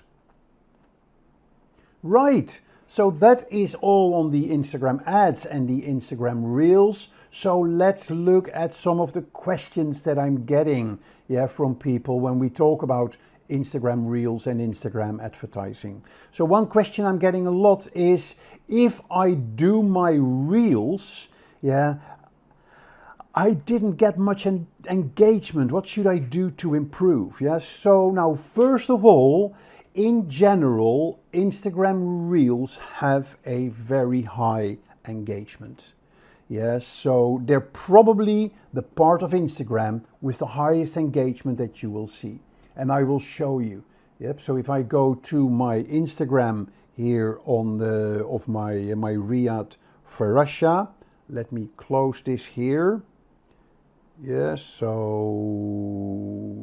save the draft, close. So I'm going to my Instagram. So this is my profile. And here you see my Reels. Now, if I post a video, a normal video, I used to get I get some views, but nothing like thousands of views. So since we've been using Instagram Reels, we've now get views and plays on our videos. Here, 1,244. Here is a view, 11,000 views of the video. Here you see 6,000 views of the video. These were numbers we would never get on the Instagram newsfeed or the Instagram stories. So here you see you do get the engagement of your of the Reels on Instagram. And it's one of the big reasons is that the Instagram algorithm favors Reels in your in sharing your content. Okay, so make sure that your video content is up to scratch, maybe the music could be improved. A really good way is to look at what your competitors are doing. Yeah, and maybe they do things that you're not doing. So try to learn from that. Okay, question 2. How do I choose the right soundtrack for my Instagram Reels? Good question. Yeah, it's very important that you get the right sound for your Instagram Reels. Now, Instagram has a whole library of sounds that you can choose from in creating your Reels. Facebook has a huge library of thousands and thousands of sounds that you can download royalty free and use in your posts, in your ads. Yes, so very important, first of all, is that you look at what's trending in the world when it comes to picking a soundtrack. Yes, so learn from that. What are the hits at the moment? What are the most popular Sound of Music videos on YouTube? What's the most popular music on Instagram? Learn from that, yep, and then make your decision on what music you want to use in your video. Okay, will Reels get me organic audience, or do I need to promote them as well? So the beauty about digital marketing is that you decide what you want to do. Yeah, whether you just want organic or whether you want to advertise. Yeah, so just to be clear for everybody, when I say organic audience, it means that if I do a post without any advertising, how many people will see my post, how many people will see my video, my reel, and how many people may like it or share it. Yeah, and we know, and as I said earlier, the Reels have a fairly high organic reach. From the 3 areas in Instagram, posts, stories and Reels, Reels gives you the highest organic reach at the moment. But we also know these days, and if you look at some of my other videos that I posted on YouTube on digital marketing, that social media is no longer a free ride. Social media these days is pay to play. Yeah, so if you really want to use Instagram and Instagram Reels to grow your business, to find leads, then you need to combine organic marketing with paid marketing. Yes, so start looking into what we call the pay-per-click advertising and see how much wider and how much bigger the audience is that you can target. Yep, and then try to invest some money in the pay-per-click advertising and see what results you get. So always good to look into that. Have your options open, but the good thing about digital marketing, you decide what you want to do. Instagram is a social media platform that needs no introduction. With nearly 1 billion monthly active users and 500 million daily active users, Instagram is a platform rife with marketing potential. More than $7 billion revenue has been generated from Instagram Mobile, and it's home to more than 2 million advertisers. Not only that, marketing on Instagram has the following advantages too. You have increased conversions. According to research, more than 1/3 of the people using the app have used it to purchase products, which means by marketing your products on the app, there's a higher chance of conversion. You also have advanced targeting options. This is in part thanks to Instagram's parent company, Facebook. Instagram has access to just about all advertising features offered by Facebook ads. With this, you can advertise to people based on their age, location, gender, interests, and much more. You can also build better brand-follower relationships. You can stimulate conversion with your followers and build a connection with them. You'll also get a greater understanding of what your followers like and dislike based on their engagement. This enables you to make content they enjoy more and increase the chance of converting a user to a consumer. So let's have a look at how marketing is done on Instagram. Let's start with number 1, optimize your bio. Your bio is the first thing people notice when they get to your page. That's where they make the first impression of your brand, and that's why it's important for your bio to be informative, captivating, and engaging. Use your bio to provide a brief description of your brand or product, the type of content you'll be posting, brand hashtags, links to other social media platforms, and more. Your bio should also include a URL to where you want to drive traffic to, be it your brand's website or a page for a particular product. Make sure to track this link as well to see how much traffic it brings. Here's an example of how Samsung uses its bio effectively. You can see it's a very straightforward. It's got a branded hashtag. It talks about all the services Samsung offers. There are links to other pages and a link to the website as well. It's to the point and covers everything you need to know about it. Next up at number 2, we have create a content calendar. Now, if you ask anyone who works with social media, one of the most important things they'll tell you is to have a content calendar. A content calendar enables you to keep track of your posts. It'll help you plan ahead and automate the process of publishing your posts when your audience is most active. A calendar helps you decide what content, caption, hashtags, videos goes live on what day, date, or time. A consistent post schedule will enable you to make the most out of Instagram. It'll also keep your audience engaged and also give you access to historical posts if you want to repost your older content. Next up, we have number 3, get greater reach with ads. Paid ads can enable you to get more followers, engagement, leads, and conversions. The caveat here being that you'll need to pay for it too. The ad options are pretty similar to what you have on Facebook, like audience segmentation based on likes, interactions, buying habits, and more. You also have a variety of ad formats to choose from, like story ads, image ads, video ads, collection ads, and more. Moreover, they can also be set up from Facebook Ads Manager. Here's an example from an ad from Body Shop, in which they're using a single image ad. The advertising works because of its interesting, creative, and attractive ad copy that attracts the customer to interact with the post and click on the link. Let's go to number 4. Have a visually consistent feed. Instagram is a platform in which people gravitate towards aesthetically pleasing content.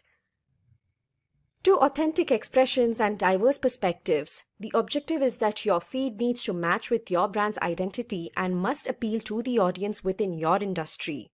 What works nowadays are candid shots, muted, earthly tones with a low-key editing style. Your content must feel down to earth and your brand approachable. As you can see in the images, all of them have aesthetically pleasing images and a somewhat blue or underwater theme. And that's the kind of thing you should aim for. Your content following an understandable and interesting aesthetic depending on the product you're trying to sell. Now for number 5, tell a story. The images, videos, and stories you post need to tell stories that can captivate your audience and establish a connection with them. This makes it more likely that they feel closer to your brand and buy your products. Your captions can tell stories that can help your brand appear more human and build deeper connections with your audience. Your content needs to align with what your audience cares about or solves problems they face.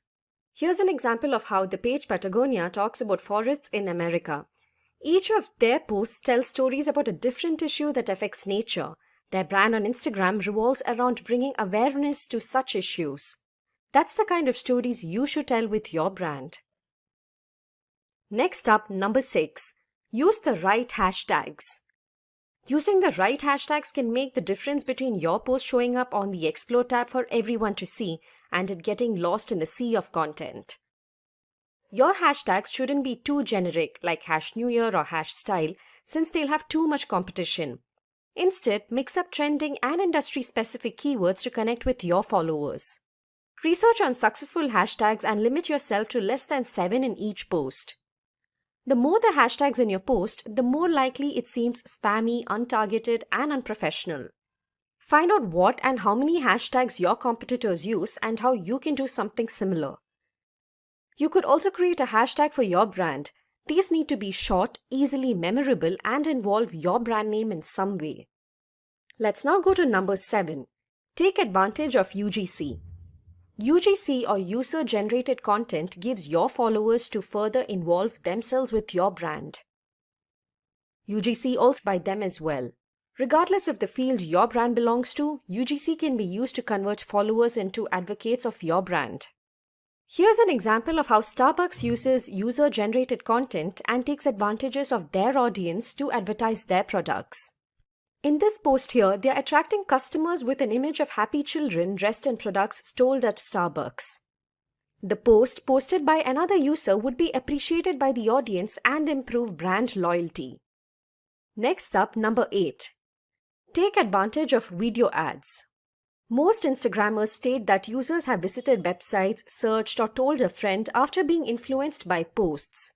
Even though photo ads are still the more popular form of advertising, video advertisements aren't too far behind. There are 3 key video formats when it comes to Instagram ads. Single video ads that can create 60-second ads, carousels are a combination of images and videos, and Instagram stories that enable you to combine images and videos to create visually attractive ads. Here's an example of the brand Pizza 73 using story ads to advertise their pizzas. It's successful because you're showing off the product they are advertising with well-shot videos and captions. Now for number 9, partner up with influencers. Connecting with influencers will enable you to connect with thought leaders within the industry and enable you to show off your brand to a larger audience. By connecting with them, your brand will have greater authenticity and authority. Influencers need to be given new tools, resources, and guidance to carry out their role effectively and to work together as partners. Micro-influencers are also considered to be more affordable and they have a closer connection with their audience. Here we can see how Ralph Lauren have collaborated with an influencer to advertise their products. The influencer is showing off the latest Ralph Lauren has to offer. This encourages his interested followers to check out the page and buy something for themselves. Next, for number 10, host contests and giveaways. Contests enable your audience to engage with your brand with 3.5 times more likes and 64 times the comments. You can give away a product or a service which enables you to boost engagement and brand awareness. Contests and giveaways need to be planned, brands need to be partnered with, contest rules need to be identified, posts need to be created, and much more. Monitoring the contest and then running it is also really important. You would need to track your contest performance and promote the results on other social media platforms as well. Here's an example of a contest run by Domino's Pizza which encourages people to contribute their own short stories and connect better with the brand. Number 11. Take advantage of stories and IGTV.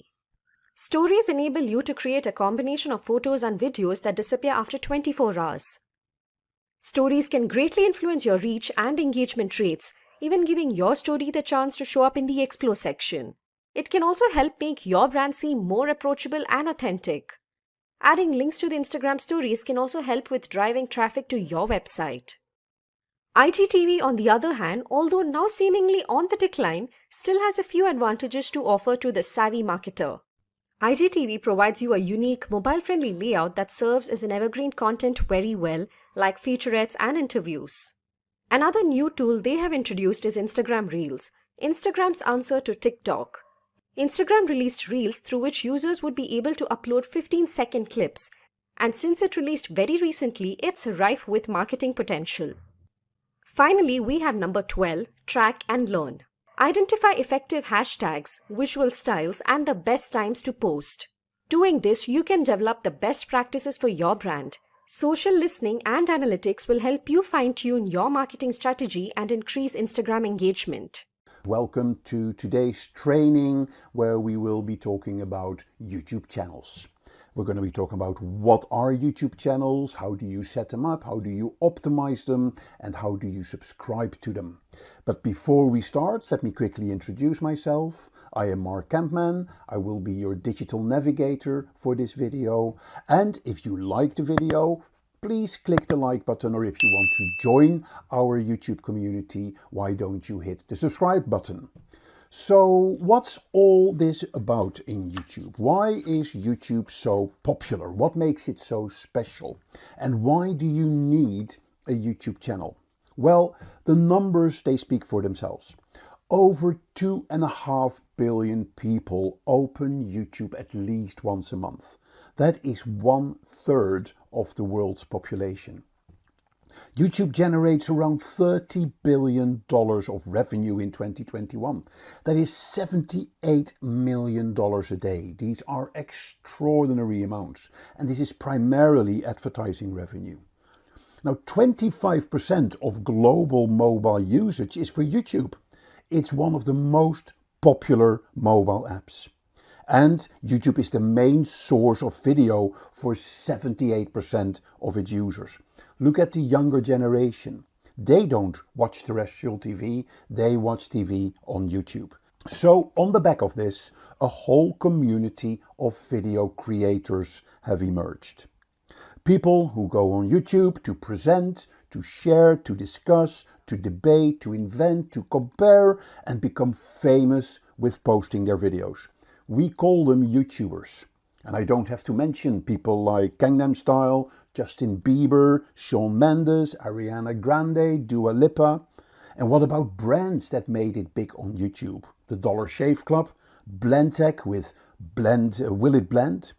And it's the YouTube channel they use as the social platform for their videos. A YouTube channel serves as the homepage for a user's account.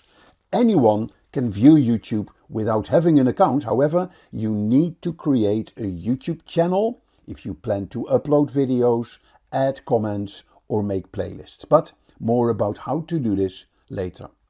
Businesses can also have a YouTube channel. These channels are different from the personal channels because they can have more than one owner or manager. So, how do businesses benefit from YouTube?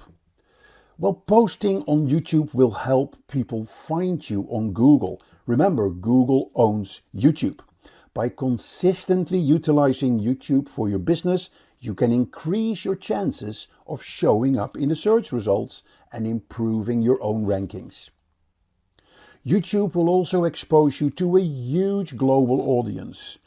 YouTube is available in over 80 languages and it receives more than 30 million visitors a day who watch nearly 5 billion videos. It's the second biggest search engine, coming only after Google itself.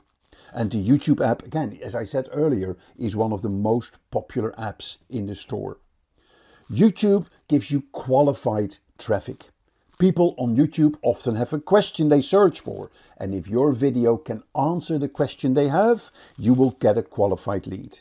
It's much like Google search, but then it's visual. Also, video content is 12 times more likelier to be watched than text to read. Video can evoke emotion. They can make you think, they can make you feel, and if they make you think and feel, you're not likely to forget those videos. And that's much more that can be said for most other types of online marketing.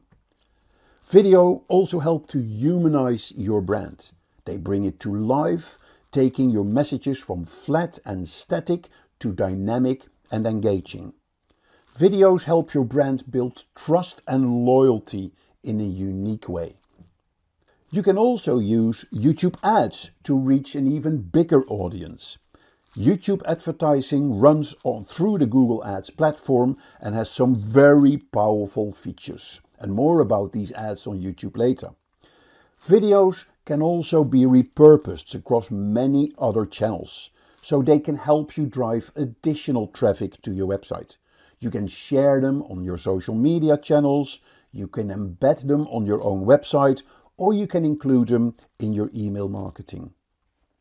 To summarize, video marketing is a must for your business.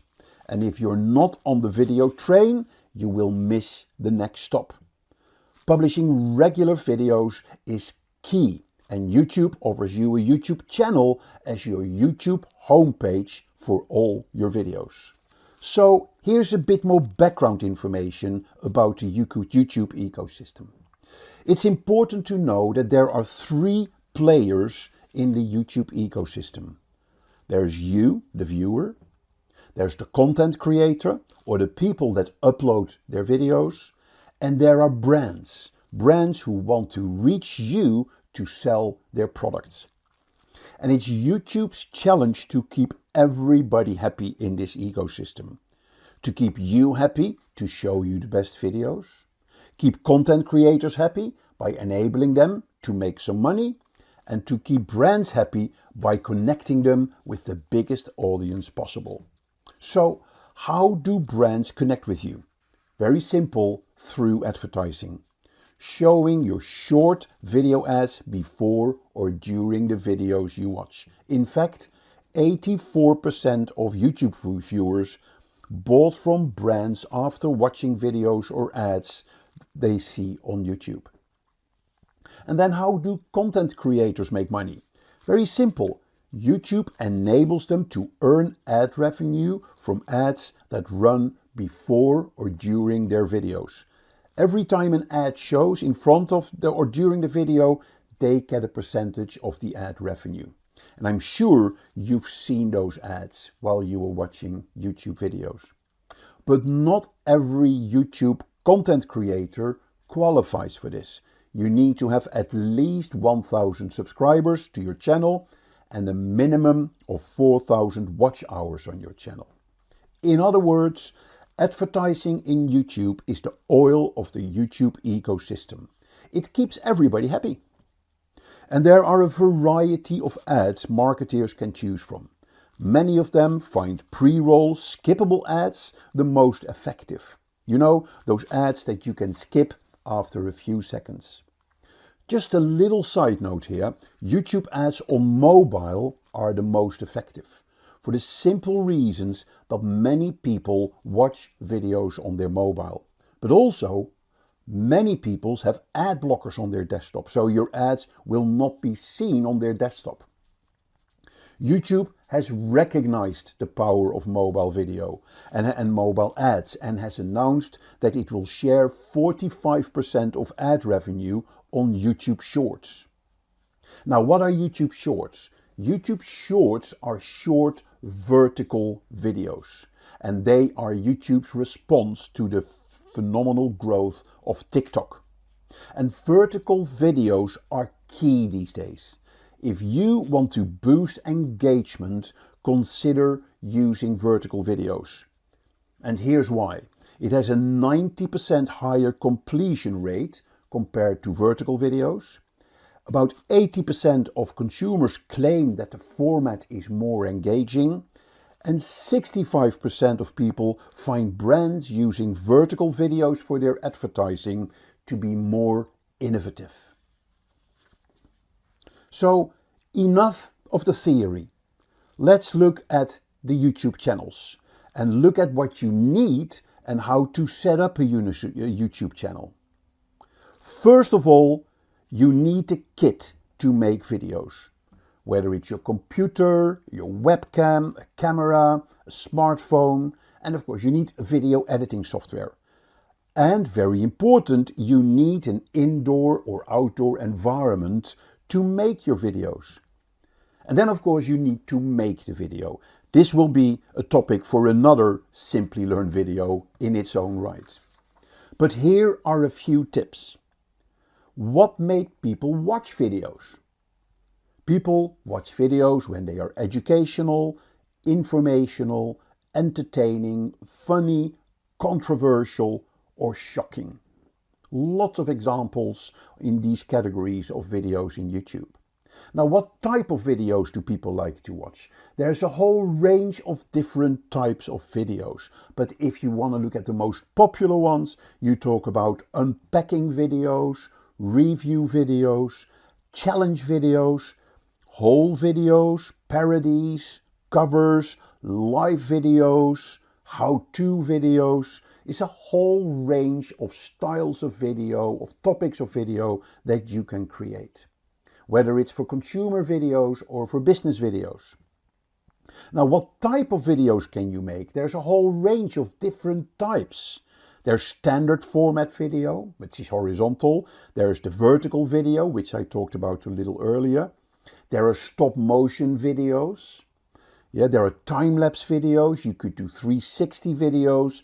And the big growth these days is in augmented reality and virtual reality. And then what do you need to think about when you shoot your video?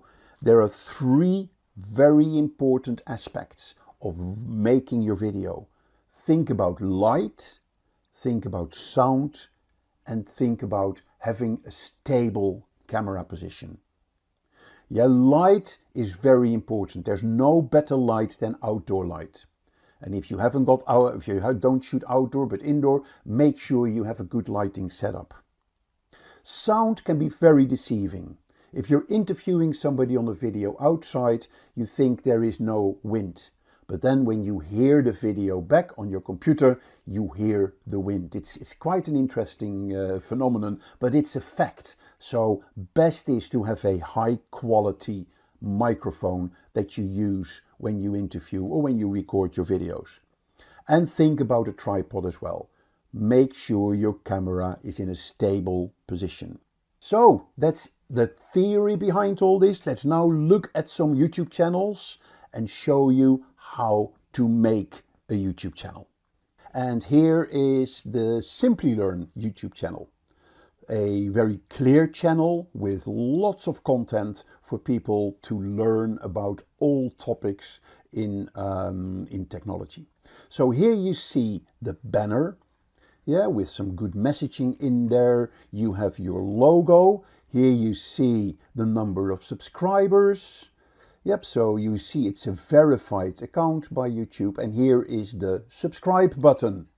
Yep, and when you are subscribed to a video or to a channel, you get sort of personalized notifications, or you can switch off the notifications. But the beauty about people subscribing to your channel is that they will receive a notification when you publish a new video. Then here you have a menu of things that people can go to. There's the home page for all your videos. There is a list of all your videos. You can organize your videos in playlists. You can look at the comments that you're getting in the community section. You can set up different channels and you can group those channels under your account. And here is the About page, where you have about information about the company. Yep, and this is, you can optimize this with keywords, so Google will index this for the search as well. So let's look at this home page again and the branding. Yeah, so here you see a feature video, and there are two elements in this that are important here. First of all, you saw just when I got on the page, before I subscribed, you saw a different video. Yep, and then when you come back to the page, you can see another video. So basically, you have a video that you can put here for first-time visitors, where you can promote your company or your channel, and then you can have another video set up for returning visitors. And then here you have all your videos and you can organize them in playlists. And in a minute I'm going to show you how to set this all up and how to create your own channel. Okay, so this is Simplilearn. Another example would be one of my favorites on social media is Social Media Examiner. Here is the Social Media Examiner YouTube channel. Yeah, so here you see the featured video, here you see the branding, very good branding with strong messages on there, an industry report that people can download. You see here you can put a few links to your social media or your website, or where people can download, for instance, the industry report. Here you see the branding, the logo. Yeah, again, I can subscribe to it. And then here you have the descriptions of the video and the different channels, the different playlists. Okay, so and then here you have the group, the different channels that they have under their main channel, the Social Media Examiner. Okay, so you see, coming back, and I see another video here. So finally, the other one I want to show you is GoPro. GoPro, they are very active on YouTube, very active on having videos from their users, from their subscribers, having very clear playlists. Yeah, so and this could be different playlists from users, the different products, features, and what have you. What you also see here is access to the store, where they sell products. And if I click on this, I can then go to the GoPro website where I can buy this product. So this is an overview of the YouTube channel on the desktop. But as we all know, most people, and particularly the younger generation, they watch YouTube videos on their mobile device. So whatever you do, and in the branding as well, on setting it up, you need to make sure that it looks well and it looks good on the mobile as well. So let's look at these channels on the mobile device.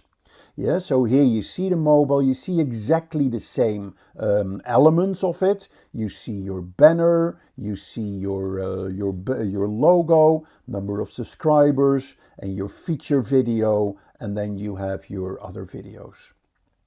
Yeah, so it's a lot easier to navigate through. One thing that you need to be careful of is that the width of the banner is not as wide as the width on the desktop. Yeah, so in your design, you need to take that into consideration. Otherwise, half of this text will be chopped off. Yep, so this is Simplilearn. If we're going to Social Media Examiner. Yep, so here is the Social Media Examiner page. Yeah, their channel. Again, the banner, and you have subscribed. Yep, and then here you see a different color. Yeah, with Simplilearn it was brownish, here it was greenish. You cannot change this color. That is something that YouTube will decide based on the overall color it will pick up on your desktop, on your YouTube channel. Okay, so and again, remember the banner, how wide you go. And then the other one was the GoPro. Yep, here is the GoPro channel.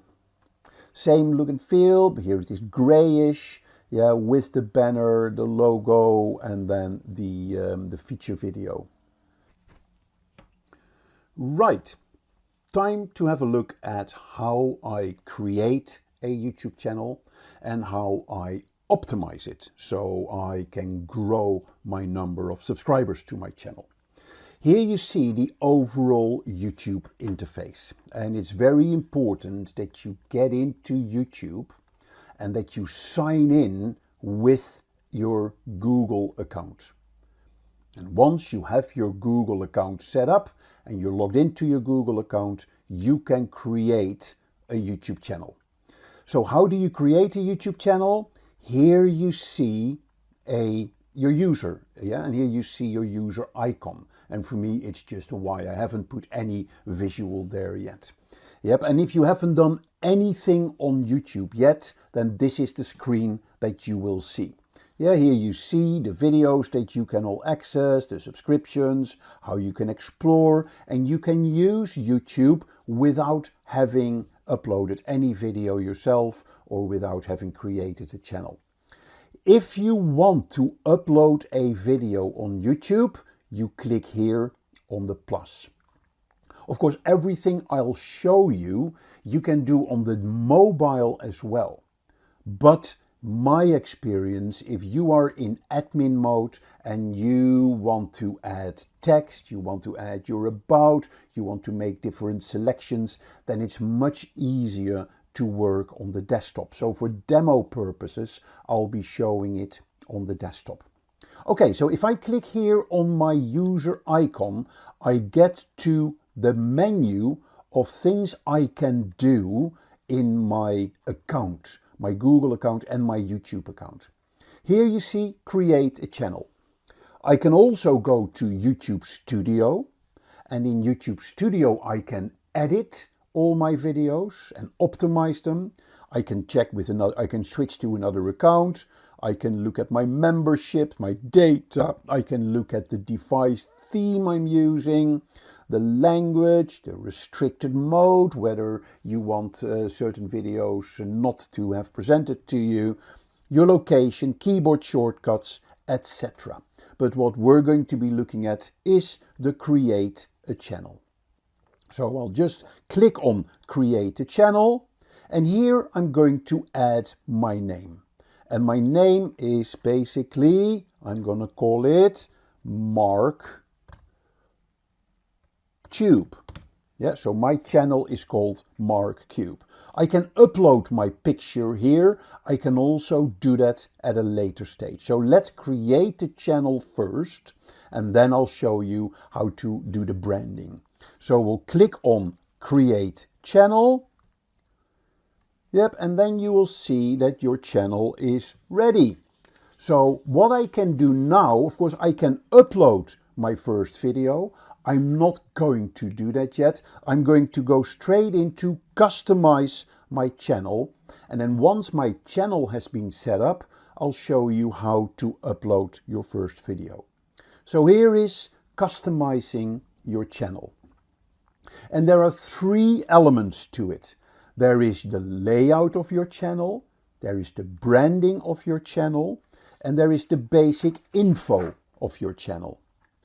Yeah, so let's look at the branding first. But before, remember we had the video spotlight, which was your featured video. So here you can specify which two videos you want to have in the featured section, whether it is a video for people who haven't subscribed, and then the feature video for the people who come back and have subscribed. And then here you have your featured sections. Remember, you can have the videos, you can have different sections that you can add here, like popular uploads, live, past live streams, upcoming live stream, the playlists, subscriptions, featured channels, all in the menu that I showed you earlier. But we'll come back to that in a little bit. Yeah, here is your menu on the left, which is also important. Yeah, so, and we'll come back to that in a minute as well. So first we're going to do is look at the branding. Yeah, and here I can add my logo, I can add my banner image, and I can add a video watermark, which is standard watermark that will show in all your videos. So very simple, we're going to upload the images. So here you see I created these in advance.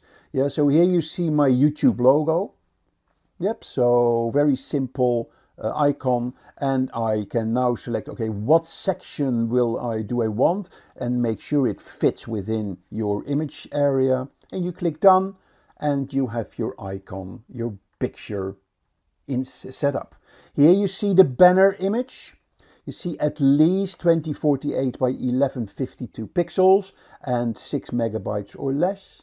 If I click upload, I then have my banner image. I click open. Yeah, and here remember what you see on the desktop and what you see on the mobile. So here it is important that you look at the text that you have on your banner and make sure that it is viewable on all devices. I'm happy with this, so I click done. I'm not going to do the watermark, and then I'm going to click publish.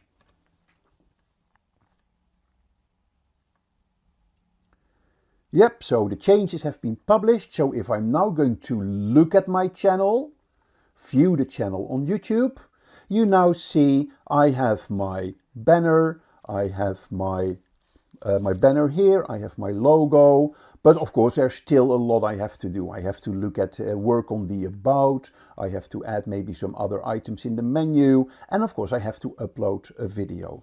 So let's go back to the customize the channel, and what I'm going to look now is to the basic info. So first of all, I have my description. So in the description, I'm going to tell people what my channel is all about. Welcome to my YouTube channel, a place to learn everything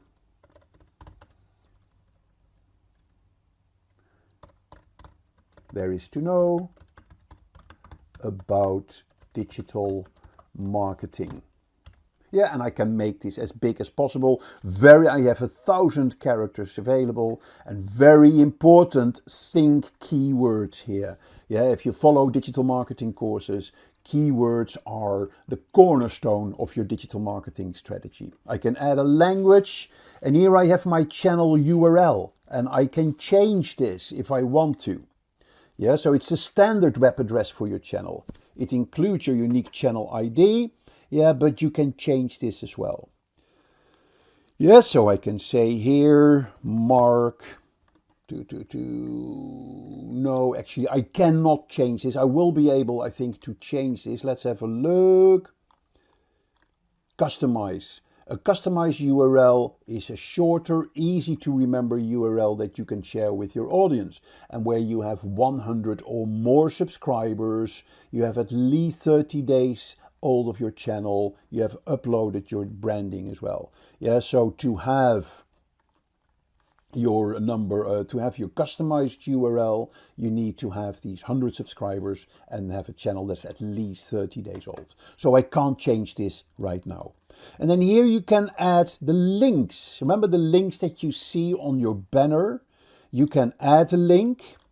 Yeah, so here I can say the link is Mark Campman, or let's say Simplilearn.com, and I can say https Simplilearn.com.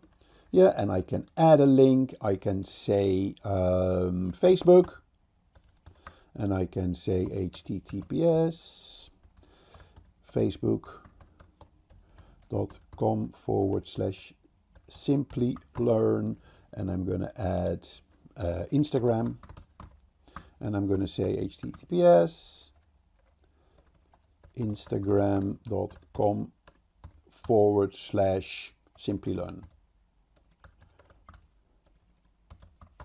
Okay, yep, and then here I can say which links do I want to show on the banner. Yeah, I can add a whole load of links here, but then I can say just show me the first 3 links on the banner. Here's the contact info, that is mark@simplilearn.com. Yep, so here is my about section ready, and then here I can click publish. And now I can go back to my channel. And what you see now, my channel is ready. We have the banner, we have the home, the logo. And now here you see simplilearn.com, the website, the Facebook and the Instagram. It will automatically pick up the logos from the Facebook and the Instagram and the other social networks that you want to add here. All right, so the next thing is that we need to look here at the topics that we want here. Yeah, we have home, videos, playlists, channels, and about, so I can add multiple channels if I want. But let's go back to customizing. Yeah, so we've done the layout. We're going to look at the layout now. We've done the branding. We've done the basic info. So here is the channel trailer we're going to do in a minute when we've uploaded our first videos. So let's add a section, and that would be the created playlists. Yep, and we want to add a section, let's say popular uploads. Okay, and then I can say, give me the created playlist I want to the top. Yeah, I want the uploaded videos, and then I have the shorts and I have the popular uploads. Okay, and again, I'm going to click publish. I'm going back to my channel.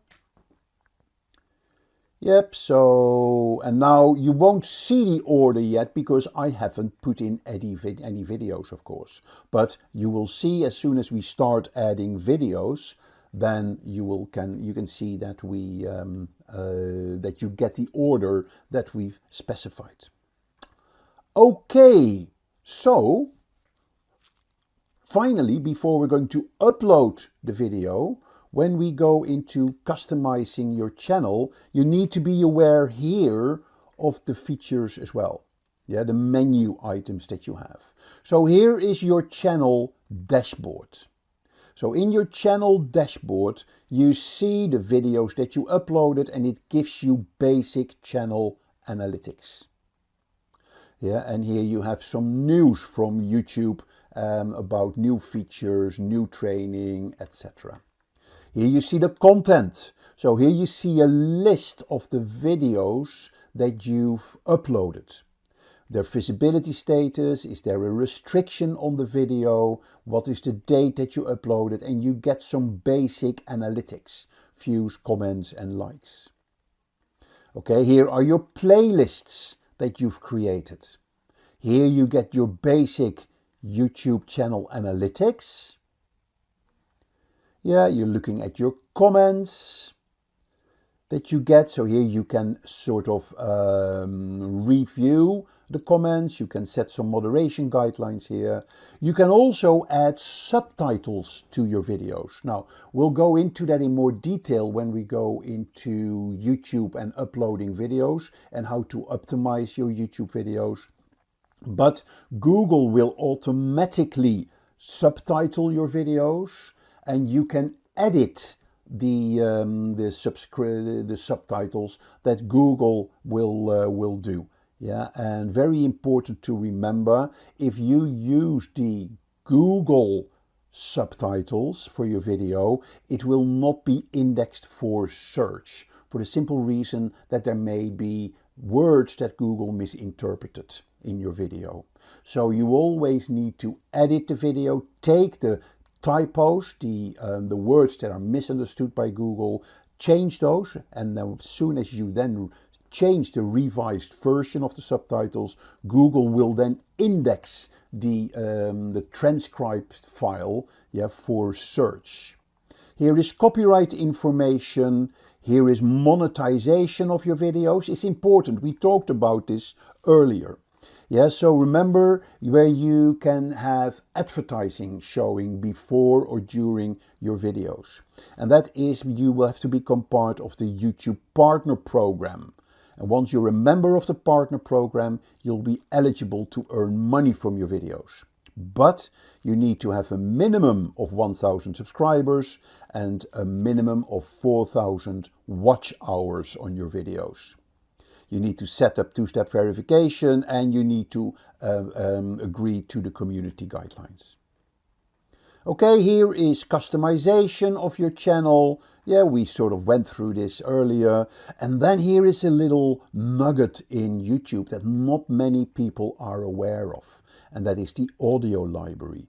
YouTube holds a huge audio library of tracks and sound files, yeah, and sound effects that you can actually download and add to your videos. You can search the library, yeah, so it is a huge library that you can add for free to add to all your videos. And then finally there is the settings of your channel. So you can specify the conversion or the currency for your channel that you'll be using. You can specify the basic info of your channel. Yeah, you can have the country of residence. In my case, we can set that on the United Kingdom. Yep, and it can add keywords, which is digital marketing. Yeah, and I can say social media, and I can say YouTube, etc. Yep, there is upload defaults. So for every video that you upload, you can specify a standard element in the title, standard element in the description, the visibility you can specify, and public, private or unlisted. So unlisted means it will not show in the YouTube search results. There is advanced settings that you can say. You can also in your video specify chapters. And you can those chapters will then be sort of summarized in the description of your video. And that will be noted in the timeline of your video as well. So it's really good to structure your videos. There's permissions. Yeah, and this is where you can invite other people to make changes or to edit your channel. There is your community. That's where you can set moderation guidelines. And then there are agreements. Yeah, there's the subject to the terms of service. Okay, so those are your settings. So very important that you understand this menu. Right, so our channel is ready. However, we haven't got any video in our channel yet. So let's go and add a video. So here to add a video, we click plus. Okay, and we're going to upload the video, or we can also go live.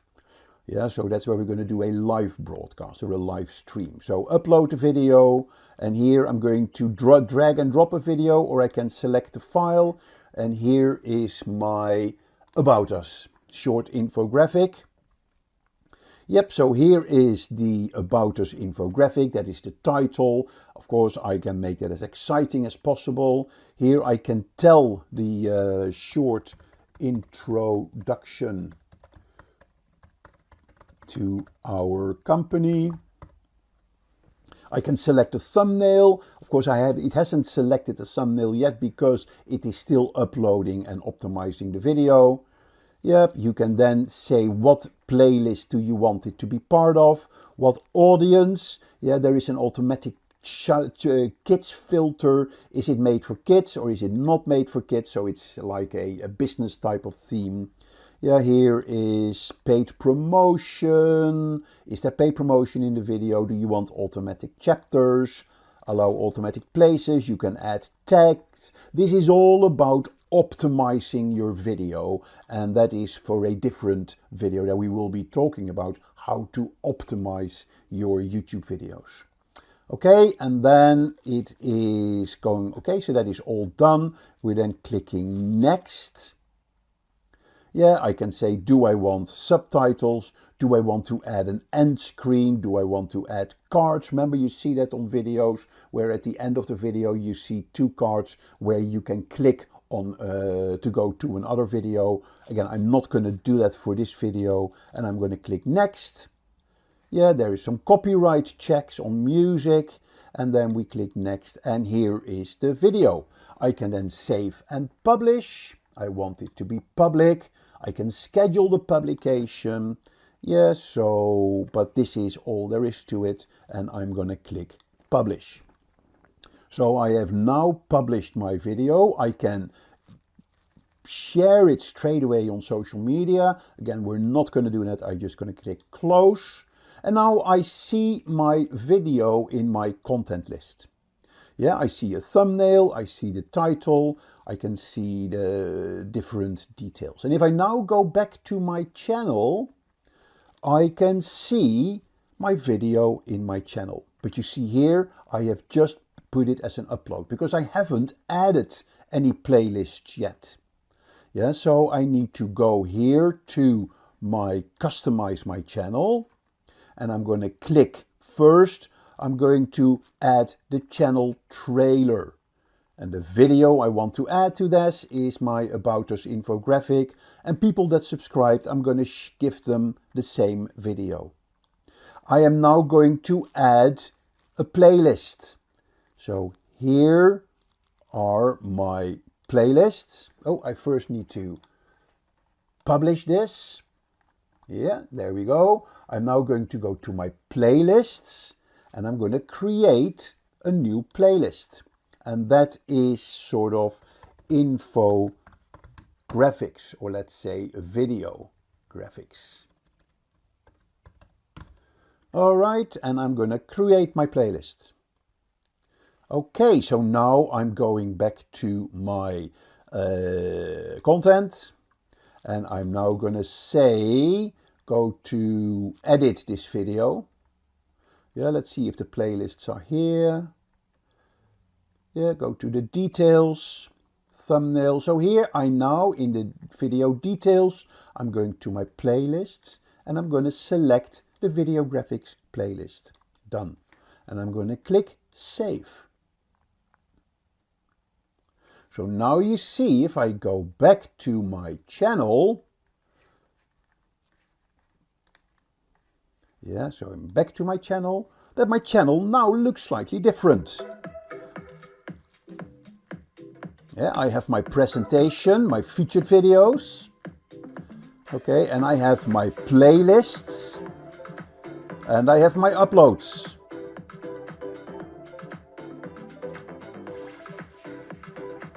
Yep, so this is how you can build your channel, how you can optimize your channel, add videos to your channel, add playlists to your channel. So I hope that was a simple yet effective overview for you how to set up your channel.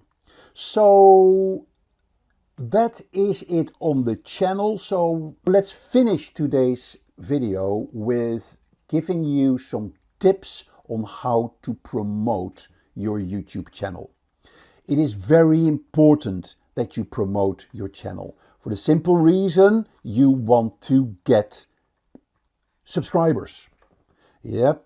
Remember, your YouTube channel is your YouTube social media network. It is where you can develop your brand. It is where you can get people excited. It is where you can build relationships with people who watch your videos. So it's very important that you do everything that's possible to promote your YouTube channel. So how do you go about promoting it? First of all, very important in video marketing is the title of your video. Yeah, you see here the About Us infographics. You see that is the title of this video. It's pretty boring. If you look at most titles of videos on YouTube, yeah, let's say if I search on YouTube for, let's say, social media, you immediately see the titles that are powerful. How social media rewires your brain. Is social media hurting your mental health? Yeah, like selfies and self-promotion, the hidden dangers of social media. 5 crazy ways social media is changing your brain right away. Yeah, here a bit more neutral, but still powerful. How to develop a social media strategy step by step. These are the type of things that people like to watch because those titles are very engaging. Yeah, hand in hand with the title is also the thumbnail that you're using for your videos. Yeah, so here you see a good example, 365 days of journaling. That's the thumbnail that they use. Yeah, if you go to Social Media Examiner, you see good examples of thumbnails. Yeah, and they have the same color style, they have the same bold text, bold titles, they still show people. Yeah, so these are very powerful thumbnails for your video. And look at yourself. If you're doing a search on YouTube, yeah, what videos will you most likely watch? Videos where you like the title and videos where you like the thumbnail. When they spring out, when they scream out of the search results. Okay, so very important that you look at that. Okay, next thing, how do you optimize your channel is by making sure that your videos are optimized. Yeah, so if I go to my videos, your videos, and then here you have your video and I go to edit the details, I can edit the title, the description, remember, keywords, I can edit the thumbnail, I can edit tags, yeah, I can edit language, lots of stuff that you can optimize about your videos. Another important factor is make videos that your audience wants to see. Understand your audience. Yeah, in digital marketing terms, we advise our clients to make customer personas. And customer personas, you specify their pains, their needs, and everything that is important for them when they buy your product. Yeah, so by understanding what your audience wants, you then can tailor the content of your videos to their requirements. The next important aspect of your YouTube channel is engaging with the community. Yeah, it's very important that when people start adding comments in your videos, that you engage with them.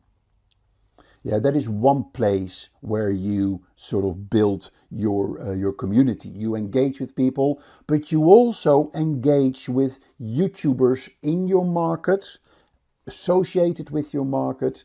Yeah, comment on other people's videos. So start engaging with other content creators in building your online YouTube reputation, as it were, and start sharing your videos, yeah, with them. So that is an important one. Another important aspect of your channel is that you need to cross-promote your own videos within your videos. Yeah, so it's very common if I go to Simplilearn, yeah, I go to their channel and I'm sure they have it on one of their videos. If I go to, let's say here, data analytics, yeah, so it's a long course, but if I go to the end of the video, I'm sure you see that here at the end.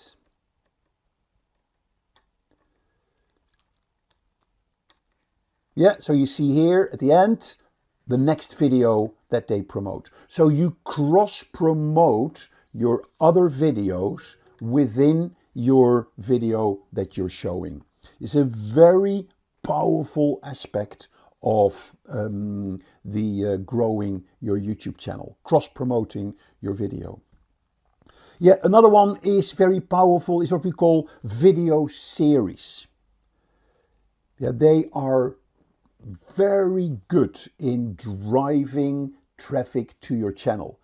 Yeah, why? Because people want to, if they like it, they will come back for the second episode. Or if they jump in, for instance, for the first time in the fourth episode, if they see the episode, if they like the episode, then they say, hey, I want to watch episode 1, 2 and 3 as well. So very important is to create series of videos. A good example is Social Media Examiner. Yeah, when you go to the Social Media Examiner YouTube page and you go to the playlists, here you see the journey. And the journey is basically a series of videos of the history of the company. Yeah, so you see episode 1, episode 2, episode 3. Yeah, they even have multiple seasons, yeah, of this. And this was very successful in their marketing promotion. Yeah, so create YouTube series. Okay, so back to my channel. Another way of promoting your channel and promoting your videos is to make sure that your videos are outside YouTube as well. So if I click on the video, yeah, and I click share, instead of just sharing the code here, yeah, the URL, I'm actually going to take the embed code. So the embed code gives you an iframe, which will actually show the video on your website if you add this iframe code to your web page. Yeah, and people can watch the video on your website, but it will count as a view on YouTube.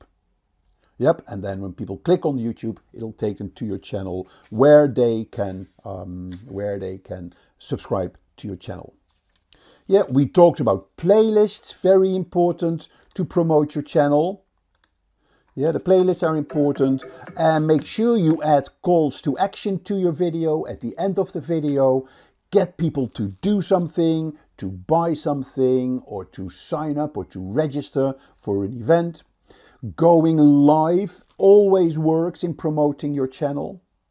Yeah, doing live broadcasts, live behind the scenes, or when you're at an event, do live broadcasts. Really good way to promote your channel. You can promote the event, you can announce the event. It will lead to buzz before the broadcast, during the broadcast, and after the broadcast.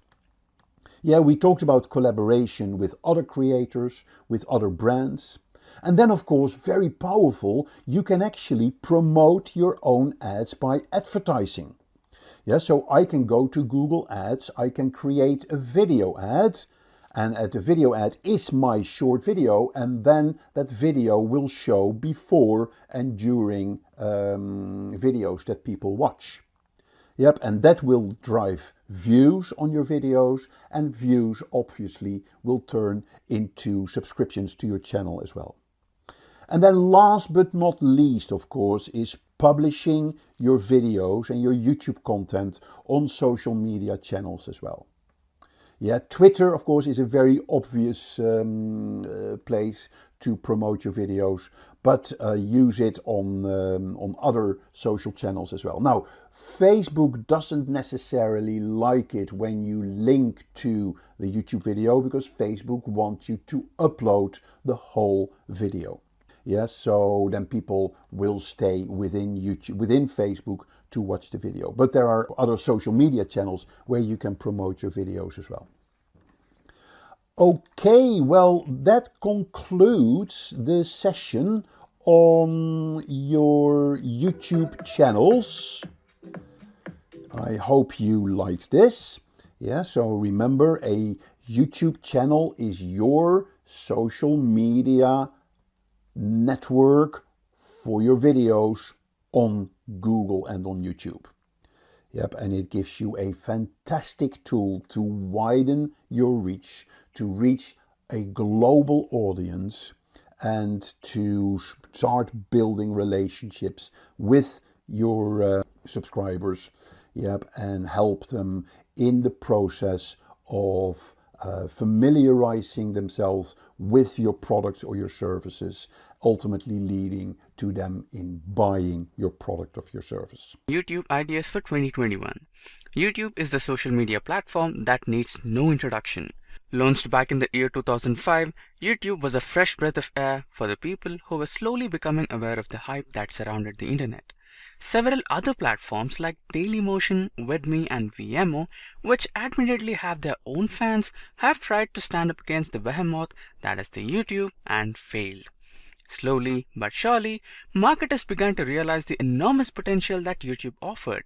They could add small advertisements like they do in the cable TV, they could show banner ads and do much more, and all of the thanks to the robust advertisement features that Google already offered. If you're not already sold on why it's important to advertise on YouTube, here are some facts that might change your mind. YouTube has more than 2 billion users across the world. A good fraction of that audience could be shown your product and could turn from users to customers. Next important fact is that 8 out of 10 marketers consider YouTube to be one of the best platforms to advertise their products and services. Followed by that, people watch 1 billion hours of YouTube per day. As you watch this video, you are contributing to that number. Next, 62% of the business use YouTube to post content. This could be just videos on their products, tutorials, event announcements, and much more. 70% of the YouTube watch time comes from mobile. This means that when you create an advertisement for YouTube, you keep the mobile users in your mind.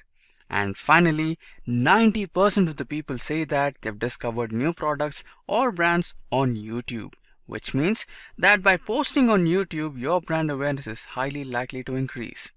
Now, let's talk about the video ideas. The first one is behind the scene videos. These videos give you the opportunity to showcase your audience how your business or brand operates. A creatively made video on the inner workings of your business will show off a more human side of your brand and make you more relatable to your audience. It is also guaranteed to get you loads of views and engagement. Here's an example how Amazon showcases the warehousing and distribution aspects of its products. It takes the viewers into the factories and involves the various people working there. This shows to the audience that even a large organization like Amazon, how each individual has an important role to play in the overall process. Next, we have the company culture. A video that highlights your company culture will tell the audience what your business goals are, what its values are, and why it exists. It can also focus on the various people who make sure the company works in the way it does. This can help better connect with your audience. Here's an example, a company culture video created by GoDaddy, the popular domain registrar. The video talks about how GoDaddy creates a fun, inclusive, and energetic environment for its employees.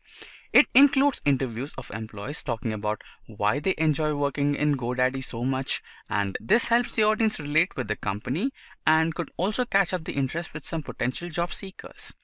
Next, we have the third idea, that is the marketing team. A brand is nothing without the people working behind it, and that's where these videos come in.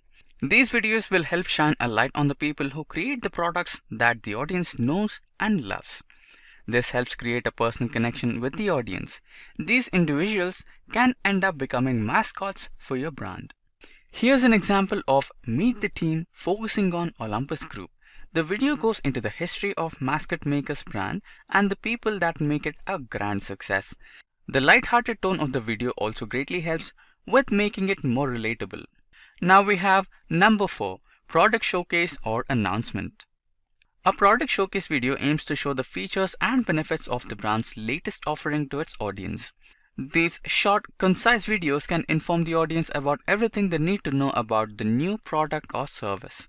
A product announcement video, on the other hand, can be used to give the audience a more detailed look into the product or service than the product showcase. It can include comparisons to older versions or competitors. The aim of such video is to show customers how the new product works and why they need it. Now, this video needs no introduction. Apple's iPhone videos have always been short but smooth, sleek and concise representations of what the product would be like. Next, at number 5, we have event announcements. These videos can build a hype regarding an upcoming event. It will also give you the opportunity to engage with your audience and build their interest. This promo video for the Data Innovation Summit 2020 hypes up the event, boasting the greatest minds in the tech, the most innovative companies, and much more. The next video idea we have at number 6 is the explainer videos. These videos are aimed to tell users how a particular product or a service works. These tend to be much more useful than wall of text explaining how something works. They also have an added advantage of simplifying complex concepts and features to your audience. For example, we have our own video on digital marketing. We cover a number of different concepts like SEO, social media marketing, search engine marketing, and more on a visual manner, making it more likely to grab the attention of a viewer. Next, at number 7, we have tutorials. Tutorial videos give users some actionable insights and knowledge that your users can learn from. These videos aim to be guides to information, complex concepts, hints, tips and tricks relating to your industry. Here we have our own digital marketing course video as an example. Unlike the previous example I mentioned, this video goes into much more detail regarding each of the concepts of digital marketing. On that note, if you guys are interested in learning about digital marketing, I suggest you start from this video. It's a great one to get started with. Now, on the next video idea at number 8, we have the product tutorial. A product tutorial video will take your audience through the various features of your product offers alongside its intricacies. It can also detail some additional insights about your product. You can also explain the best way the product can be used. Here's a video of how the meditation app Headspace explains the app's usage with an interesting and creative animated video. Now, let's go ahead with number 9. At the number 9, we have the webinar. A webinar, thanks to its nature, provides your brand with loads of opportunities to interact with your audience. They are usually very accessible and easy to make. They are also very cost effective and can be reused as video content after the session is complete. Here's an example of Simplilearn's webinar, where we talk to the industry experts regarding a wide variety of topics while involving the audience by having the guest answer the audience questions whenever possible. Next, at number 10, we have the live streams. Live streams for an event will help build excitement and hype for the event. It can be advertised on other social media platforms to generate some hype as well. These videos can also help you bring up your product to a larger audience and at a reduced cost. Here's an example of a live stream that constantly keeps a track of subscribers increasing for some of the most popular YouTube channels. Next, at number 11, we have AMA, or Ask Me Anything sessions. The AMA or Ask Me Anything sessions are usually live streams or pre-recorded sessions that feature questions collected from the audience. Although it originated from Reddit, these videos are finding a success on YouTube thanks to the interactivity that it offers. These sessions can also give your audience the opportunity to interact with you, provide suggestions, feedback, and much more. Here's an example of AMA session with the actor Matt Damon, where questions covering a wide variety of topics collected from Reddit were answered by him. Next, at number 12, we have interviews. Interviewing someone interesting or of an authority within your niche can go a long way to grow your audience. These sessions are doubly advantageous too. Firstly, you and by extension your audience get to interact with an industry stalwart, and since this video can be shared on your channel as well as theirs, you can expose your channel to a brand new audience. Here's an example of an interview between Marcus Brownlee, a popular tech YouTuber, with Bill Gates. The interview covers a wide variety of topics and maintains a pleasant theme throughout. Let's now go to number 13, testimonials. A testimonial video helps highlight the positive feedback from a client or a customer. They provide social proof and provide a unique perspective on your products and services. These videos can greatly help improve people's trust on your brand, shareability, and credibility. Here's an example of Simplilearn's testimonial video that covers a learner's journey as he grew in his career thanks to Simplilearn's certification. A video like this can be greatly relatable to the audience and even encourage some of them to take up a certification. Let's go to our next video idea, that is the number 14, whiteboard videos. A whiteboard video offers you a visually attractive way of explaining complex concepts. Usually, this involves a trained experts breaking through a complex topic on a whiteboard. Nowadays, there has also been the trend of digital whiteboard videos that work thanks to the visual style and charisma of the narrator. Here's an example of the whiteboard video Simplilearn created covering various concepts of social media marketing with the help of an engaging narrative and interesting visuals. Next up, we have number 15, competitions. Competitions or contest videos give your audience the opportunity to get involved with your channel. These videos enable you to generate fresh and original content with little from your end. In an interesting example for foldable flight channel, users submitted their ideas for paper airplanes that would go to the farthest distance. The channel received a significant amount of submissions and saw considerable growth. Next, we have 16, the lists.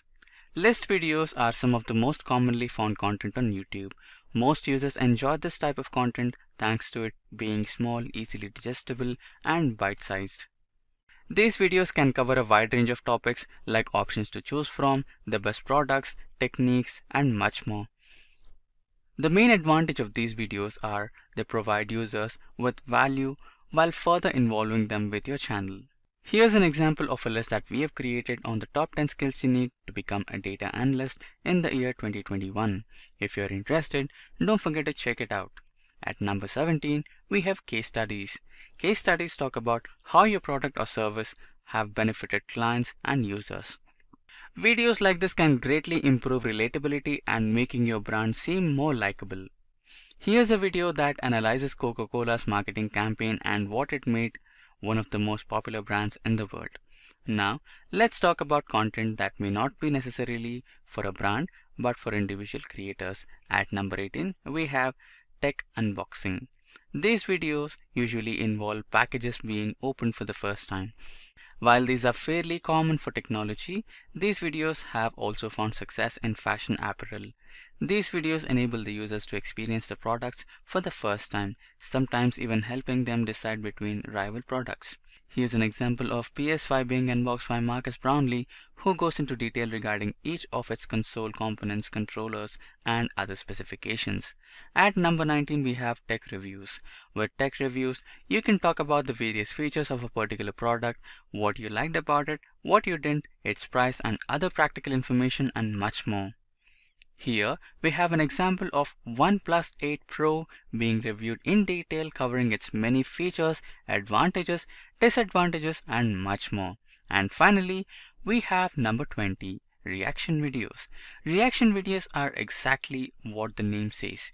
You giving an emotional reaction to something like a movie trailer, music video or TV episode. These videos encourage a large amount of engagement from the audience and make your brand seem more relatable. Here's an example of a reaction video involving teenagers reacting to the latest TikTok videos. These videos usually enable a large amount of likes, comments, and shares. Keyword research. So basically what we want to do is center our keywords, just like our website. We want to center our keywords around, or our content around, good keywords. So the videos on YouTube are no different than the web pages on our website. So if we have somebody who states YouTube is the world's second most well-known engine, well, it is, because it's right behind Google. It's not a search engine per se, it's a video platform, but if it was a search engine, it'd probably be second right behind Google. So YouTube is pretty popular. Majority of people use YouTube search every day to watch videos on a number of different topics. So they can find these videos in Google, but because YouTube's so powerful and so popular, people go directly right into YouTube for their searches. And so the whole idea behind YouTube being the second most well-known search engine is centered around keywords. So if you have the right keywords for your video, then the chances of you ranking higher increases on YouTube. So we're going to share with you a few easy ways to do keyword research. This is the most important step in getting your videos to rank on YouTube. Just like for those of you who watched any of the SEO videos we produced at Simplilearn, you know that keyword research is so essential to getting your web pages to rank on Google. Well, it's no different. Keyword research and choosing the right keywords is just as important for your videos as it is for your web pages. So we're going to go into a few things to do here to find the right keywords. So we have the search suggestion. You can look at your competitors. We have different tools we can use, some other factors involved in Google itself. So let's start talking about some of these ways to really hone in and do some good research on your keywords to align them with your videos. So first thing is search suggest. So YouTube has a feature called autocomplete. So if you've done any searches on Google, it's very similar. If you're typing something into YouTube search, then YouTube is going to suggest other related popular keywords. So let's take a look at that. If we go back to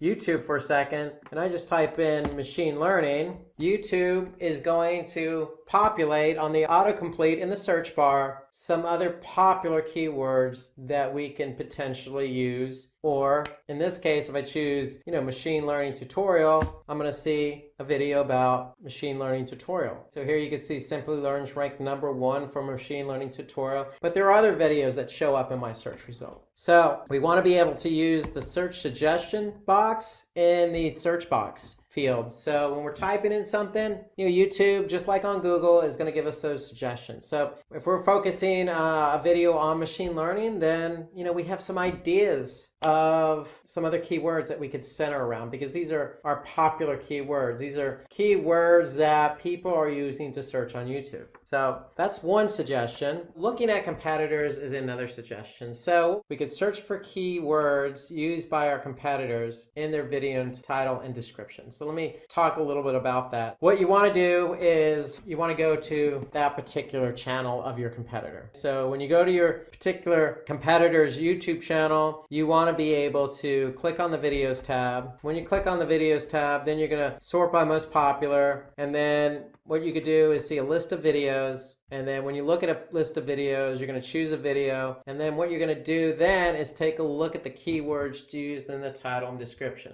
And then once you do that, you're going to have a list of keywords that you can use yourself for that video. So for example, let's go back to YouTube. So if I go to type in Simplilearn, here's their channel page just by clicking on Simplilearn. If I click on videos. Ever wonder if there's So now I can see all the videos. Ever wonder if there's an easier way? Go back. So here I can see all the videos, sort by most popular, Once I do that, then I could choose a video. This is the most popular video right now for Simplilearn. If I click on that video, it's automatically going to start playing. But what I could do is simply just look at, the content and description. So just by clicking show more, I can see all the content that align with this video. That's one way to do it, is simply by looking at your competitors. Now, what you could also do is look at the tags associated with the particular video. And so what you want to do is you want to look at the HTML. And so that means looking at the page source. So just like web pages, what YouTube does is they look at meta tags. So if you call from SEO,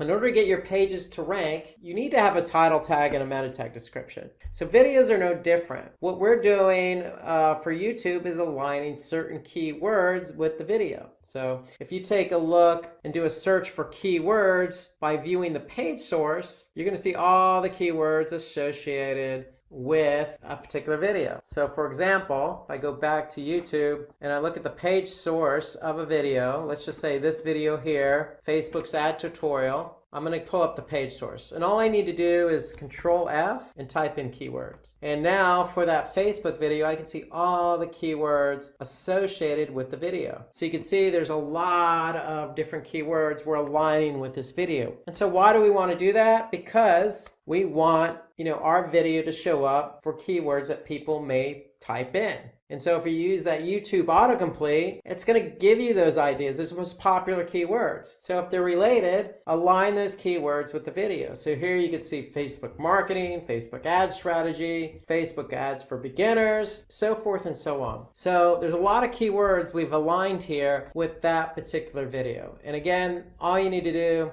is look at the page source. So right-clicking, view page source, do a Control F for keywords, and you'll be able to see the keywords aligned. So you could do that for your competitors' videos as well. So you could see what keywords your competitors using for a video that's most popular for their channel and is also ranking on YouTube and on Google. So using the autocomplete gives you those keyword ideas. Looking at your competitors' videos also gives you some other ideas for keywords that you can align with a video that's relevant that you want to rank for. So let's look at some other ideas here. So you can install plugins, and there are plenty of plugins available on the Chrome browser that will help you see the video tags associated with a particular video. So a couple of examples are vidIQ and TubeBuddy. Those are extensions that work in Chrome, and what they do is they give you the exact tags that a particular video is using. So for example, if I go back here and I look at a video on YouTube, let's just say the machine learning basics video, I have vidIQ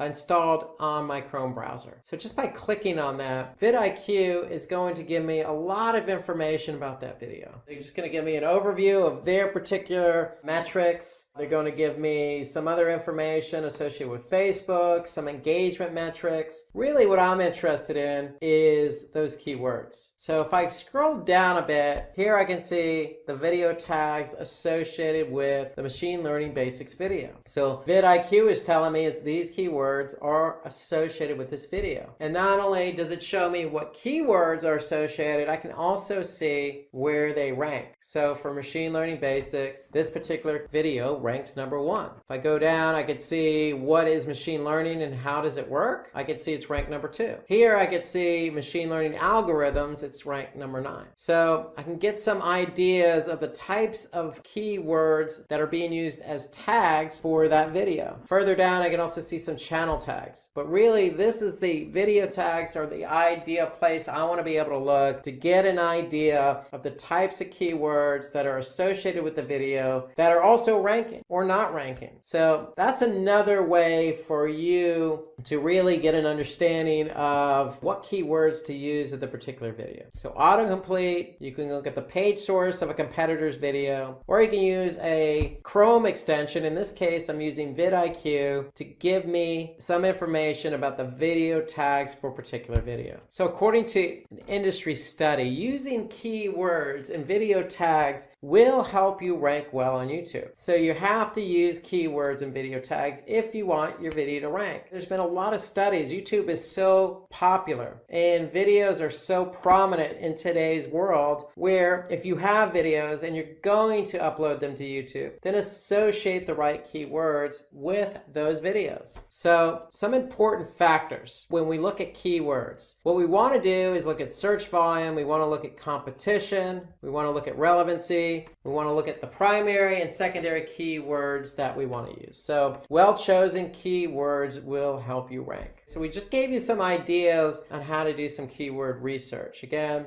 those ideas were really to use the autocomplete on YouTube or Google. They're going to give you some popular keywords. You can look what your competitors are doing by looking at the page source and just looking at the keywords that are aligned with that video. Or you can use a third-party extension in Chrome. In my example, I used vidIQ that gave me the keywords associated with that video. So you have ways to get the keywords. So what we want to do is we want to make sure we choose keywords with high search volume. They're going to drive more traffic to your video. However, we want to balance it out with keywords that have low difficulty and are easier to rank for. So you don't want to choose something very broad that's just going to be very difficult to rank for. And of course, we always want to go with relevancy. So if we're talking about machine learning basics, then we want to choose keywords associated with that. And that's where that autocomplete comes in handy, because what Google's going to do and YouTube's going to do is give us keywords that are very closely related to the video that we're trying to optimize for. And so we have a number of different keywords at our disposal that are relevant that we can look to see if they have good volume and low competition. And so the whole idea is we want to choose a keyword that defines the nature of the content. And then what we want to do is support that with secondary keywords. So we want keywords that are highly relevant to the primary keyword. So that's the way to go about aligning your keywords. You want keywords that are high volume, low competition, are relevant,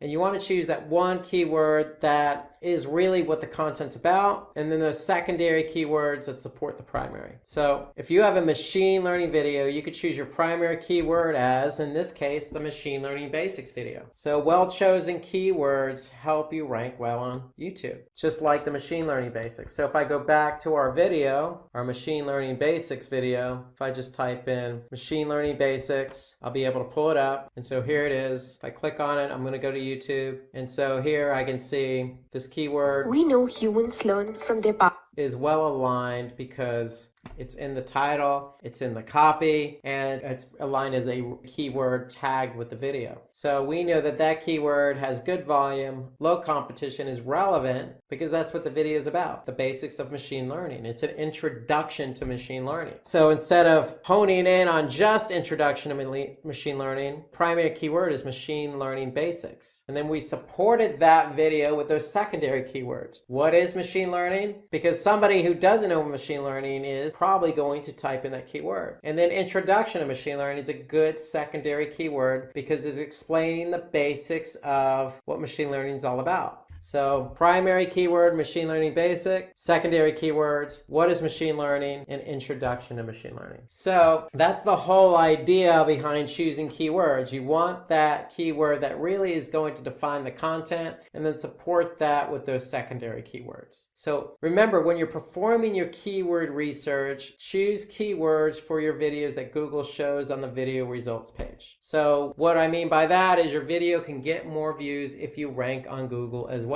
So the whole idea is not necessarily to be found on YouTube, it's also to be found on Google. So if I go back to Google and I just type in data science for beginners and I type in videos, then you could see we're ranked #1. So even if you're not looking at the videos, clicking on the videos link on Google search, you can always just, when you do a search, what Google's going to do is also put in the videos here as part of the search results. So what they're going to show you is the top videos that are ranking for that particular keyword. And so we may not rank overall for data science for beginners, but we're ranked #1 in the videos category. And so if somebody's looking for a video, that's important. And you can see here that these first two are ads. So what Google is doing is they're saying, hey, this is so relevant, this particular video, for the keyword query data science for beginners, that we're going to show it above the organic listings, even though it's a video. So the whole idea is to be found on YouTube and Google, because you're increasing your visibility, you're increasing your chances of getting found on both search platforms. So according to Backlinko, Google ranks videos with keywords like how-to, tutorials. So, a lot of the videos that you find on YouTube are going to be instructional based. And so what Google's doing is they're saying, hey, if somebody types in how to or tutorial or an introduction to, anything that's going to signal to Google that it's instructional, it's going to help you rank. So when you search for machine learning tutorial or how to become a machine learning engineer, you're going to get results related to that. Because if you look at these examples, we have machine learning tutorial in our title, or how to become a machine learning engineer. So keep that in mind. If you're creating a video and it's educational in nature, use those key terms like how to and tutorials in the video title, because that will help you rank. So let's move over now to video title. So we want to use our target keyword in the title of the video. And again, we want to make sure if it's educational to include that keyword tutorial or how to. So for every video title, YouTube has a limit of 100 characters. So we really have to pick and choose really wisely. So if we look at the video that we were focusing on a couple of minutes ago, so machine learning basics, here we could see under 100 characters, we have machine learning basics, what is machine learning, introduction to machine learning, and then the brand name. So that is the title of this particular video. So it takes into account the primary keyword, the secondary keywords in the title, and it also includes that key term that really Google and YouTube like, and that's what is machine learning. So it's helping us rank by having our keywords in the title with that key phrase, what is. Okay, so that's a good tidbit on creating a good video title, is to align it with the right keywords, your primary and your secondary. And so we want to use those catchy words and numbers to gain high click-through rates. Just like you would on the title tag of your web page, we want to do the same with our video title, because the video title is what's going to show up in search. So if I go back to, search, here we could see, data science tutorial, data science for beginners. So we want to make sure, in this case, you can see data science in 5 minutes. So that was purposely done so that, hey, I don't have time to watch a video. I only have a couple minutes. Data science in 5 minutes. Okay, great. I'm going to click on the video, and now I have an opportunity to watch something and learn something under 5 minutes. So choosing the right words in your video title is going to help you get that click-through rate up. Remember, click-through rate is clicks divided by impressions, and an impression is how many times your video shows up in the search results on YouTube or Google. So we want to keep our click-through rate high, and in order to do that, we want to be able to write some really good title tags for our video. So use catchy words like a number or how to or what is, because that's going to resonate with people when they're searching. Now for the description, what we want to do is we want to use the target word at the beginning of the description, the title, and the tags itself. So if I go back to my video here, machine learning basics, we know it's in the video title. And right off the bat, if I look at the description of the video here, I can see this machine learning basics video will help you understand what is machine learning. So our primary keyword is in the first sentence, right in the introductory of the description. And so that's going to bode well for optimizing our video. The description length is 5,000 characters. So we have a lot of characters to work with. So if I go back to my video, I click show more, we have a lot lot of characters to really describe what the video is about. Okay, there's no shortage of including keywords into the content. So you have 5,000 characters. Go ahead and see if you can work in naturally your keywords. But one of the key tips here is just make sure that first sentence starts out with that keyword. That's a good tip. Of course, you always want to make it sound natural as possible. You don't want to stuff it with keywords. At the same time, work them in naturally. Work in your keywords naturally. And then include hashtags in your description to help the audience find your video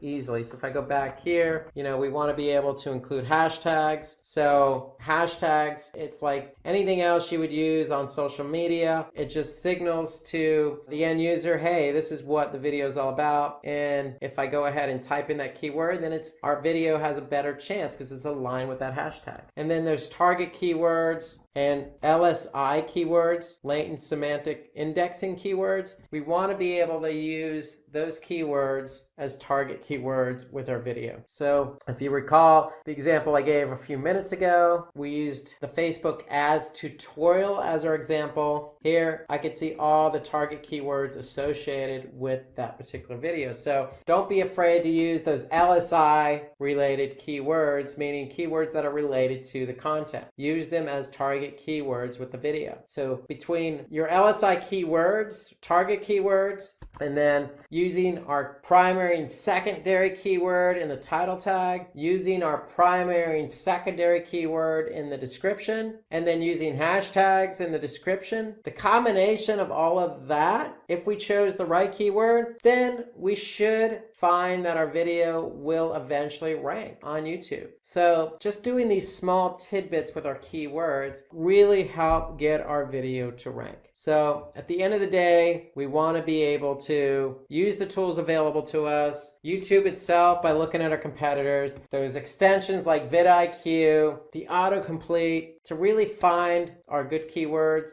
and then incorporating those keywords into, the title tag, the description as target keywords, hashtags. We should really be off and running with our video on YouTube. Now let me tell you about Simplilearn's postgraduate program in digital marketing that is created in collaboration with Purdue University and Meta Blueprint. With this program, you will learn everything from the fundamentals of digital marketing to the latest trends and techniques used by top marketers worldwide. We will explore SEO, SEM, content marketing, social media marketing, email marketing, and more. The program is led by industry experts who bring their real-world experience to the classroom, giving you an insider's perspective on what it takes to succeed in the digital marketing world. And with hands-on projects and practical assignments, you will have the chance to apply your knowledge and develop the skills you need to stand out in the competitive field. If you are looking to jumpstart your career in digital marketing or take your skills to the next level, then Simplilearn's professional certificate program in digital marketing is the perfect place to start. In today's video, we are going to talk about YouTube SEO. We'll be covering what it is, what you need to know, how you can optimize your videos to get found on YouTube, and how you can use it to maximize your views. But before we go into this, let me introduce myself. I am Mark Kempman. I am your digital navigator for this video. And as usual, if you like the video, click the like button, and if you want to join our YouTube channel, click the subscribe button below so you become part of our wonderful YouTube learning community on Simplilearn's YouTube channel. So, are you ready to start? Let's get into some numbers here. Yeah? Let's give you some interesting stats about YouTube before we begin. And I'm going to show you that YouTube has to be part of your digital marketing strategy. Did you know YouTube is the second biggest search engine, only after Google? There are 98 different language versions on YouTube, making it a global social network. Now, it would take a lifetime to watch all the YouTube content that's uploaded in the last hour only. So it's an amazing amount of content that is being uploaded. We, as the world's population, we watch about 5 billion videos every day on YouTube. Did you also know that YouTube advertising is very important to YouTube and to Google? Yeah? They generate more than $30 billion per year in advertising revenue.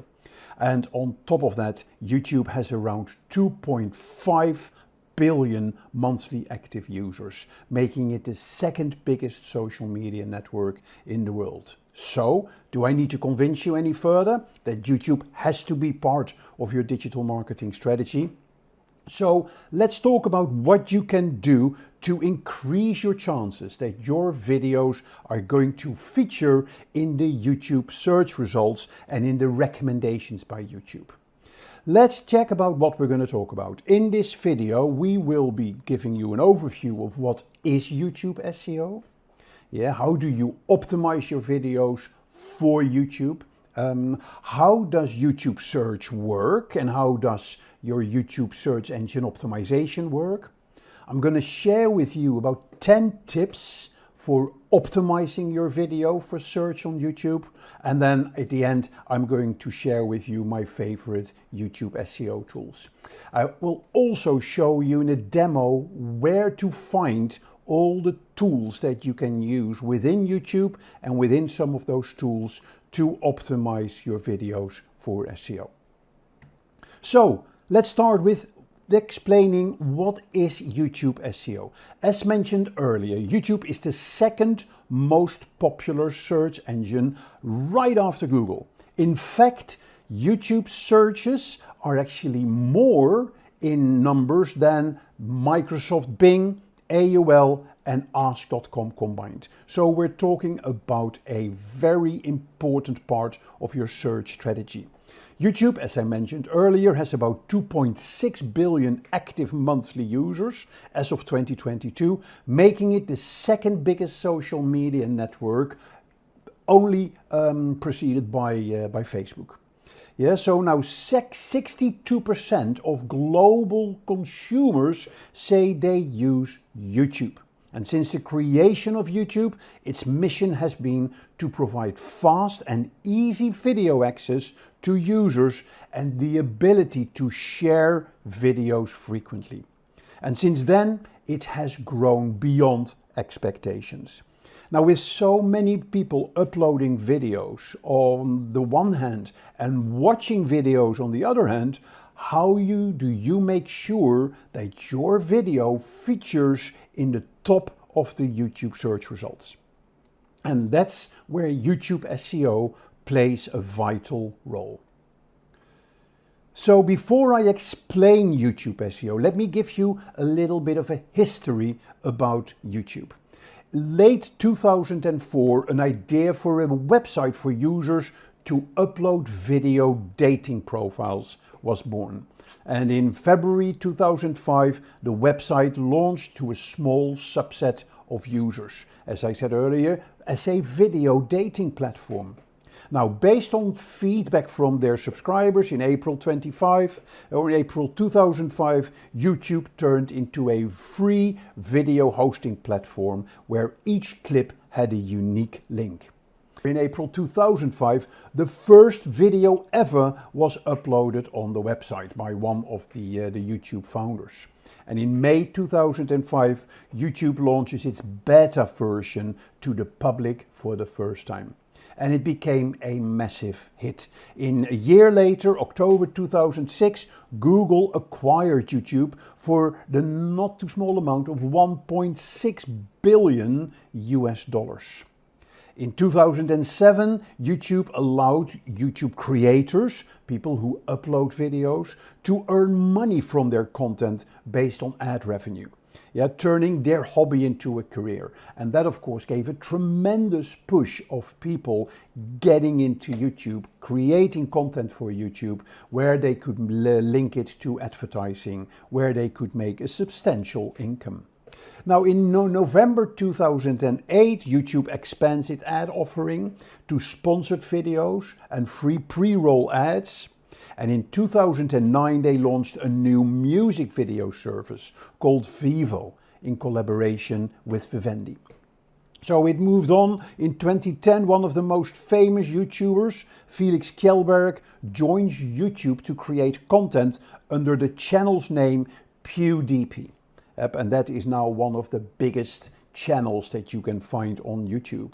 In April 2011, YouTube entered the broadcast business, launching YouTube Live. And in August 2012, it became the go-to place for presidential elections by launching the YouTube Elections Hub.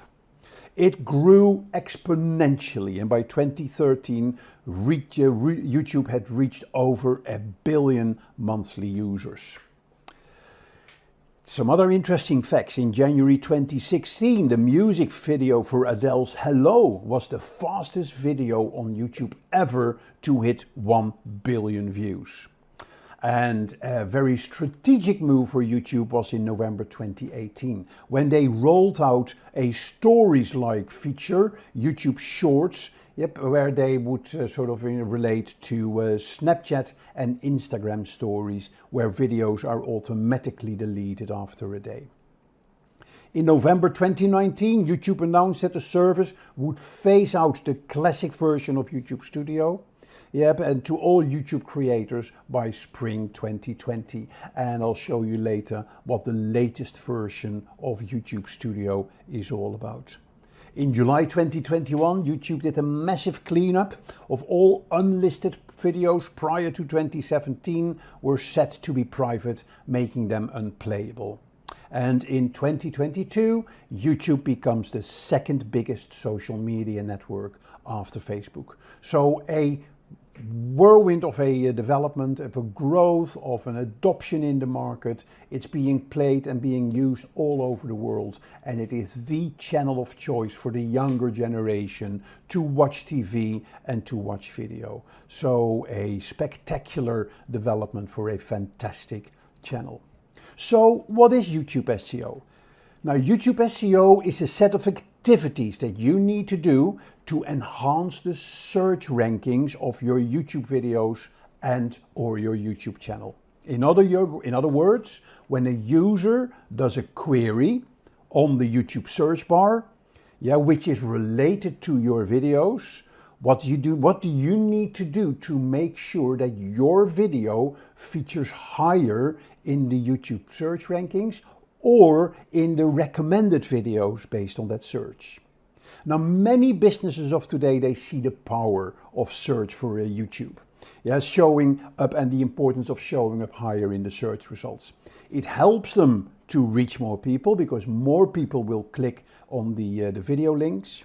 It helps them in building and promoting their brand. It helps them in creating customer engagements. More people will like the videos, more people will engage with the videos, and it is a great opportunity for brands to showcase their expertise. So it is a no-brainer for businesses to be on YouTube these days and to put all the effort in place to show up high in the search rankings. So as you know, the engine of a search engine is what we call the algorithm. So before we dive a bit deeper into YouTube SEO, let's have a look at this YouTube algorithm. YouTube says in their own documentation that the algorithm is a feedback loop in real time that recommends videos to individual viewers according to their different interests. Now, quality of the user experience wasn't that important at the initial start of YouTube. For the first 7 years, YouTube rewarded videos that got the highest number of clicks or views. Yes, so all based on number of clicks and number of views. But soon content creators started to abuse the algorithm approach and tricked people into getting more views because of clickbait video titles or catchy thumbnails. So Google had to do something about this. And to tackle this misuse of clicks and views and improve the user experience, they announced an update to the algorithm in 2012. They prioritized considering videos that had higher attention time, a higher watch time, a longer watch time. But still, YouTube wasn't able to provide what an individual user was looking for. So in 2016, they announced another update to their algorithm, and that's where they announced to use machine learning and deep neural networks for its recommendation system, completely changing the user experience of a YouTube user. In other words, YouTube is focused on hooking users into valuable, addictive content based on their interests. Yes, so how does YouTube SEO work? Let's dig a bit deeper into the YouTube algorithm. Overall, the YouTube algorithm affects the search results and the recommendation streams. So what do I mean with that? In response to a user's query, the YouTube's algorithm analyzes videos across thousands and thousands of channels to return a list of the most relevant videos. And the YouTube search results are highly affected by YouTube's algorithm. Yeah, and the factors that will make your video pop up in a user search query are your video's comments, the likes, the watch time. You can call this engagement.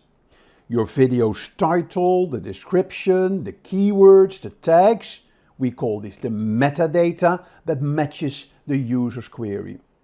Yeah, so a lot of reasons, yeah, why the YouTube algorithm picks your video to show up higher in the search results. Now, the algorithm goes through a twofold process for recommending videos to a user. Yeah, there is the search results, but the second part of the SEO is the recommending video to a user, which you see on the left side after your search results. First, it ranks video based on data of their performance analytics. So for instance, videos that are trending, they have a higher priority. Second, it matches videos based on the user's history and the similar content they may have watched earlier. So ultimately, they would end up spending more time on the platform, going through as many videos as possible, automatically watching as many ads as possible. So now you got an idea about the end goal of YouTube's algorithm in 2022 and how it works to create a better user experience. Right, now that you understand the YouTube algorithm, how can you make this algorithm work with you? What I'm going to do here, I'm going to share 10 tips with you on how to optimize your videos for search. So let's start with tip number 1. Tip number 1 is to make sure that you conduct your keyword research before you optimize your videos. Make sure your keywords are relevant to your video, because they allow YouTube to determine the video topic and index the content and relate it to the user queries. So here are 5 simple steps for you to do your video keyword research. First, start with topics that you want to be an authority for. Identify those topics. And then for each of these topics, you generate keyword ideas. You find those keyword ideas by going on YouTube for the YouTube Suggest, and you can go to Google as well. You go to other video platforms, you go to keyword recommendation tools. Yes, so you generate keyword ideas. Then for those keyword ideas, you're going to look for monthly search volumes and the difficulty for those keywords. How difficult is it to get a higher search ranking for those keywords? And there are tools that you can use to find out about these keyword metrics. You're then going to conduct a YouTube SERP analysis. So you're going to analyze the search engine result page for your keywords and find out what you can see. Yeah, a SERP analysis is very important because it helps you to determine the types of keywords that are currently ranking for that keyword, so the type of videos that are currently ranking for that video.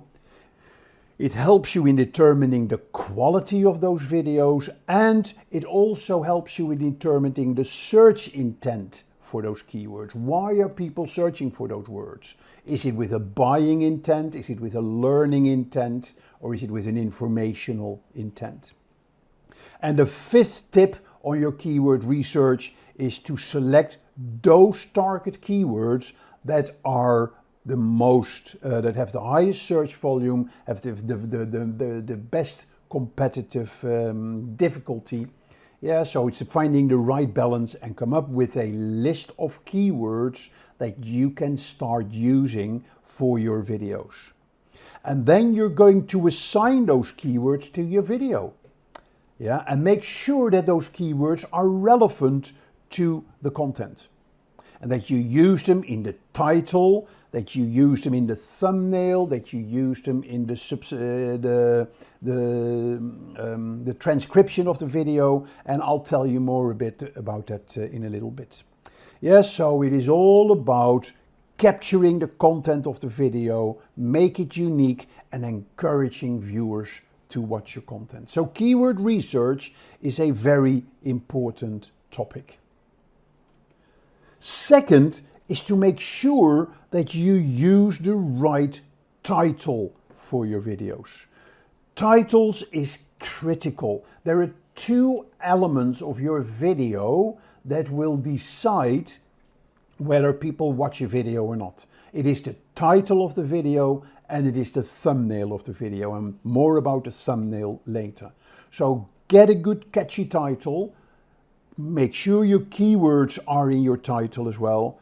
Yeah, so it's not only about explaining the content of the video in a very strong title, but also encouraging people to click on the video link.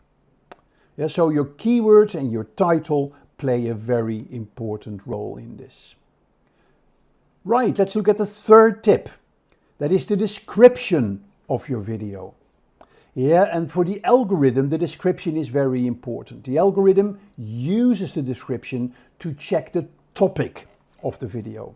So make sure that your description includes the keywords as well. So the video description is the text below each of your videos, and viewers can read the YouTube video description by clicking on the See More button below the video. Yeah, so these descriptions usually include a short explanation of what the video is about, including the relevant keywords, links to any resources mentioned in the video, maybe affiliate links, website links, maybe social media handles. Definitely ask the viewer to subscribe, and chapters and timestamps. And Google now has the feature to sort of split up the content of your video in timestamps, and people can jump from timestamp to timestamp.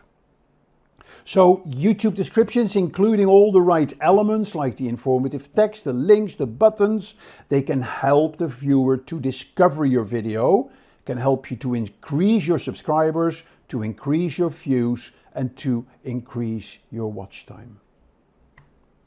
So tip 4 is about tags. Very important to add tags to your video. YouTube uses tags to effectively index and search for videos, but also to suggest other videos you might be interested in. They help, again, the YouTube algorithm to understand what your content is all about and to serve it to the right users. So here are some best practice tips on using tags. Don't overdo them. Don't use too many tags. Use trending tags. Yeah, so find trending topics with YouTube auto suggest. Yeah, so and use those trending tags. Be specific with your tags. For example, a road trip is a tag that is less broad and has a higher chance of ranking well in search engine than, for instance, the word vacation, because that is too generic. Also include synonyms. Think about the words your audience is likely to use when describing the topic of your video, and use those synonyms to broaden the reach of your tags. And if you're out of ideas, use a tag generator to identify related and potentially trending tags. A really good tool for this is TunePocket. Right, let's move on. Let's go to the next tip. Tip number 5. YouTube creates transcriptions and captions for your videos.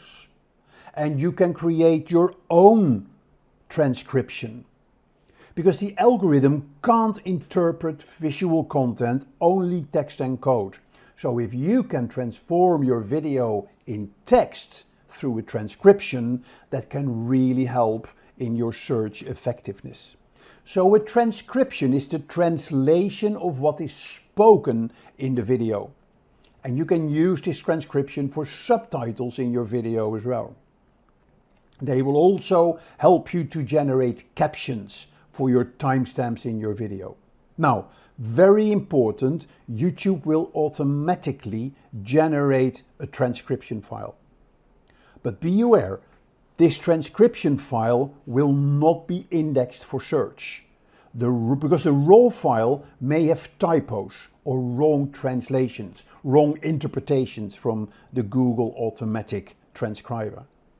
So what you need to do is that you edit the transcription file and take out the typos and the mistakes, and once you've done that, you've then uploaded that transcription file up to your video, and once you've uploaded it again, YouTube will then index the file and use it for the search.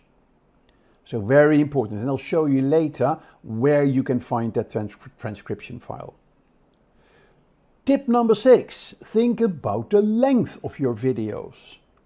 Focus on both the watch time and the video length. And let's be realistic about it. If it takes 20 minutes to explain how to do something on your video, then make a 20-minute video. If you can say it in 1 minute, then make a 1-minute video. Don't waste people's time by stretching out the content just to hit a certain number of minutes. It's not about how long your video is, it is about when people stop watching your video. If you can keep people watching longer than average, then you'll get more views and eventually you will get more subscribers. Now, YouTube wants to recommend videos that people stay engaged with, or in other words, watch longer. So if you can increase your watch time for your videos, then YouTube will reward you with better rankings in search results and recommendations across their site, which ultimately leads to more viewers. So a good way to keep people engaged is to use screens and YouTube cards. And that is tip 6. So an end screen is the YouTube feature that appears in the last 5 to 20 seconds of your video. And you can use it to promote videos, playlists, merchandise, and external websites. Your end screen can help you to get more views, more traffic, and subscribers from every video. YouTube cards are a bit more flexible. They are interactive cards that you see throughout the video that let you share clickable links to relevant content throughout your video. You can use those cards to promote a related video or playlist, to promote your YouTube channel, to encourage viewers to take a call or to take a poll, to direct responses to a verified off-site location like a specific landing page, or to ask viewers to donate to a charity. This will only work for the US, by the way. So non-US viewers cannot do those donations to charity. Right, the next tip. Next tip is making sure that you increase audience engagement by increasing the watch time of your video. So this is all about the content of your video. And be clever with the content in your video. Try to use elements of surprise in your video, or changing the pace of the music, or ask for audio participation, for instance by adding a quiz in your video. Very important to maintain people's interest. Yeah, and some other tips that you can do to keep people's interest is to make sure you have a strong video opening. Yeah, where you capture people's initial interest, to make sure that you use chapters in your videos. Yeah, because that will give people a guideline of what to look out for. Use pattern interrupts, as we call them, like music, pace, different graphics, different camera angles. Or use storytelling techniques. Why are people so interested in stories? Because stories use techniques like good and bad, yeah, or one extreme to the other extreme, yeah, to actually keep people engaged in the story. Maybe create longer videos for a more targeted audience where you know they have a better interest in watching your videos. Maybe look at developing a series of videos. Yeah, because then you build up loyalty and you build up kind of a viewer membership for your video series. And then obviously use the YouTube insights, the YouTube analytics to learn about how effective your interrupts in your video are. Finally, then there is tip number 8. Tip number 8 is an obvious one.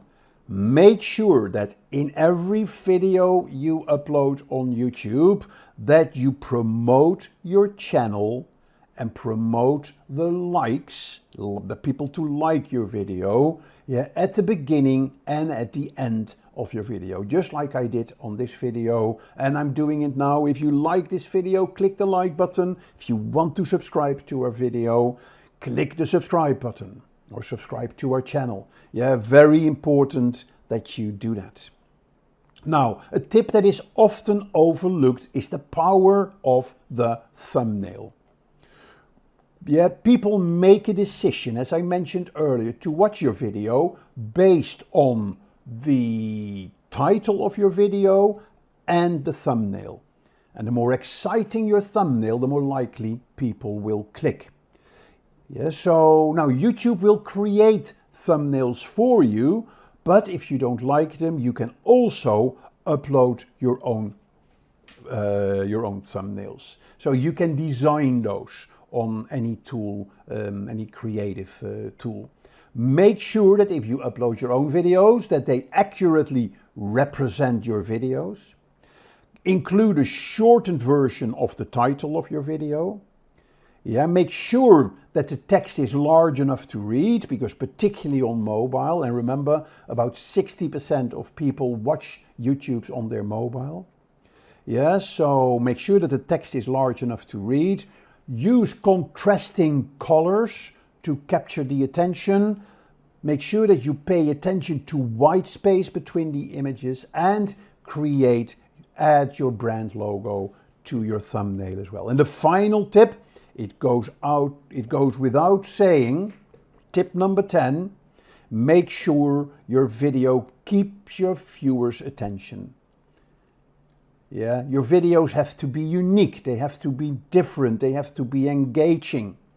The best videos are controversial, educational, funny, or shocking. Check your analytics, your YouTube analytics, to see and to analyze your viewing behaviors. Learn from that and tailor your content to what you learn in your analytics. Okay, so those are the 10 YouTube SEO tips. And now let me show you where to find all this in YouTube.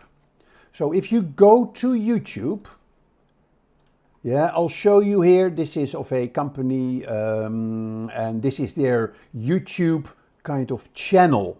Yeah, if I go to the channel of the company, then here you see the channel. It is a shoe store, and here you see their videos. Now, I'm not going to explain the channels to you, but here you see, if you go at the top right, you see this little photo here. You're going to click. I'm going to switch the account. I'm going to my solution, and I'm going to here have the dashboard. I'm going to look at the content. This one. How we made 2,500 African kids happy with a pair of shoes. So here you see the metadata of this video.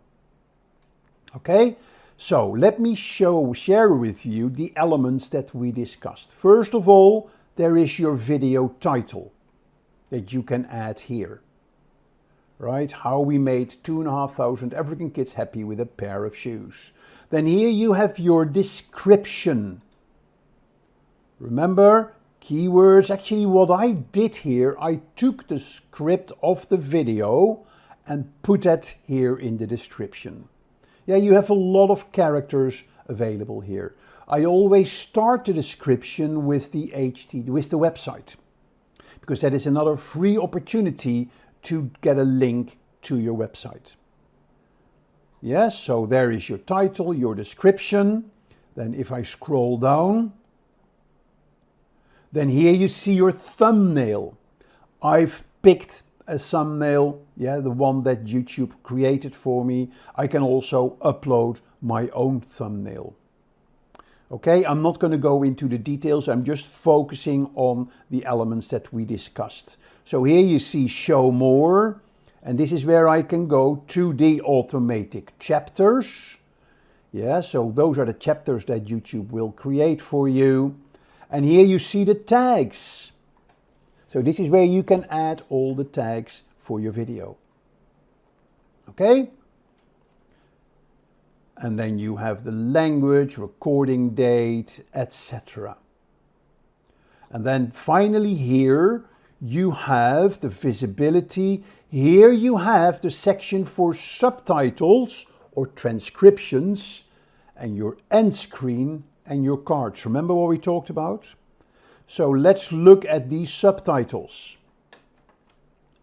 Here you see the file that YouTube created and that we have updated, as it were, took out the pilots.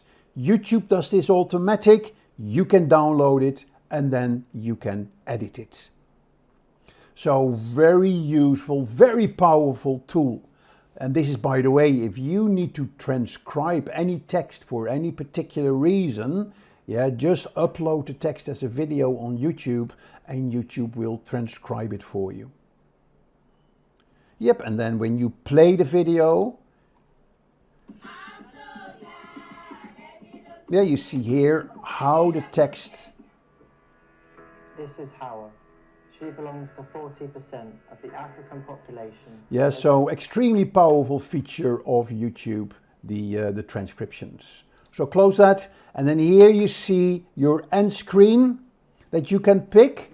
So you could have video and a subscribe. You can put it at the bottom, you can put it at the top, you can put it in the middle, or you can relate to two videos. And here you see the end of the video where you can place those end screens. Okay, and the same with the cards. So here you see the type of card. Do you want a video card? And then you can say which video do you want to relate it to? Do you want a playlist? Do you want to promote another channel? Or do you want to add a link? But you need to be part of the YouTube Partner Program in order to add links to your cards. Right. So that is all there is to uploading your metadata to your videos. A very important part to your YouTube SEO. Cool, let's go on and let's close today's session, yeah, with sharing my favorite YouTube SEO tools with you. There are 5 tools here and I want to actually highlight 2 of them. Number 1 is Canva, number 2 is Social Blade, TubeBuddy, Ahrefs Keyword Explorer and Sci-Fi. So Social Blade is a good tool to examine any popular YouTube video. Yeah, and then Ahrefs Keyword Explorer is a tool where you can study keywords and not necessarily only for YouTube, but also for your Google SEO.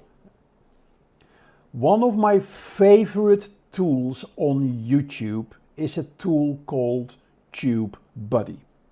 It is specifically dedicated for SEO with a lot of helpful functions. Yes, so it actually helps you with performance tracking, analyzing keywords. Yeah, and it is a very simple Google Chrome plugin. Let's go to TubeBuddy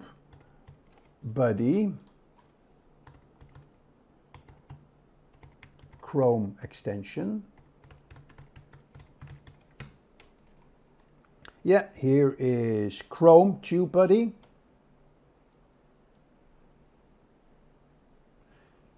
Yeah, so here you see the TubeBuddy extension, and here I click Add to Chrome. Add extension. And you will now see up here that we're going to add an extension. Yeah, it has been added to Chrome, and now you see here the extension. Okay? Okay, so if I now go to a video, let's say Simplilearn social media.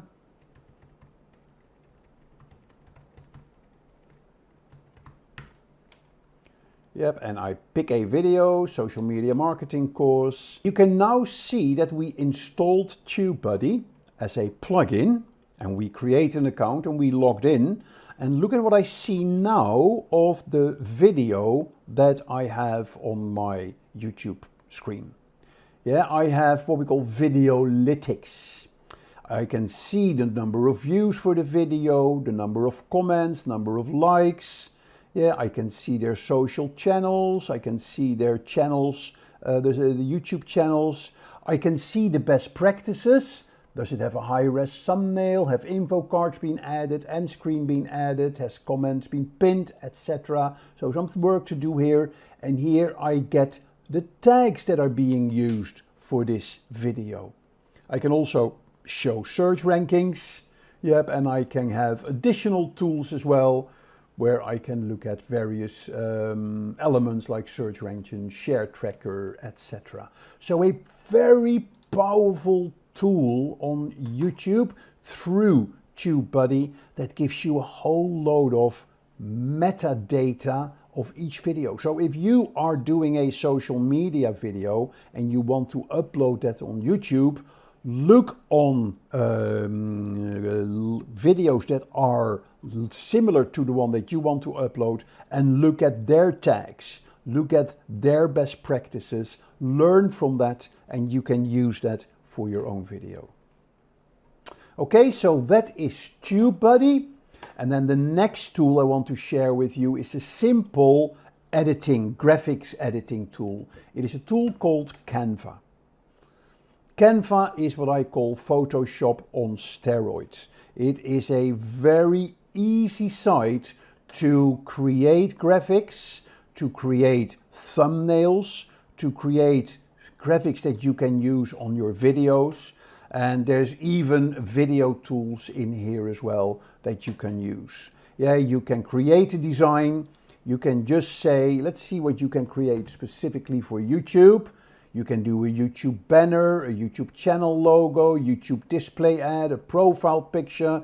You can make YouTube shorts, YouTube thumbnails, YouTube video chapters. So lots of stuff that you can create for YouTube, where it has a set of templates for you that you can use in your design for your YouTube video or your YouTube channel.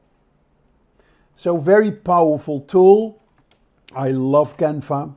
Yes, Sci-Fi is a good tool for analytics. So you can bring your YouTube analytics into Sci-Fi, create a dashboard, and it allows you to monitor the success of your videos and your top ranking keywords. So lots of great tools that you can use for optimizing your videos. And my favorite are TubeBuddy, Canva, and Sci-Fi. We will learn the key principles and strategies that drive effective marketing in today's dynamic business environment. So this course is designed to provide you with a comprehensive understanding of the entire marketing process, from market research to customer acquisition and the retention. We will start by exploring the fundamentals of marketing management and marketing research, giving you the tools to identify customer needs, evaluate market trends, and develop effective marketing strategies. You will learn how to conduct research that provides valuable insights into consumer behavior and preference, forming the foundation for all the future marketing decisions. Next, we will dive into consumer behavior and marketing strategy, where you will gain insights into how consumers make decisions and what influences their buying habits. Understanding these behaviors will allow you to craft marketing strategies that resonate with your target audience. And this course will also cover digital marketing and implementation, providing you with practical knowledge of how to leverage digital platforms and tools for reaching and engaging customers.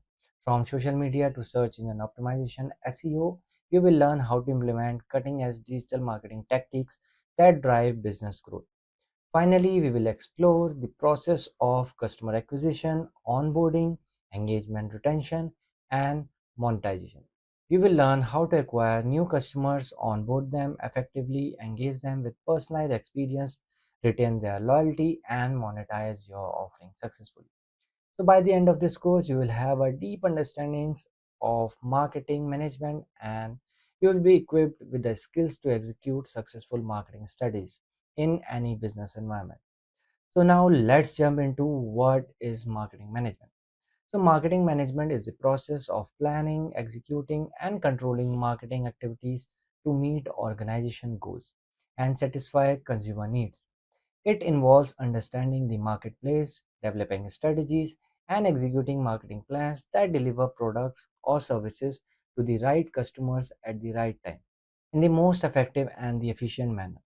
Marketing management isn't just about advertising or promoting products. It's a holistic approach that aligns all business efforts to meet customer needs, build brand loyalty, and ensure long term growth and profitability.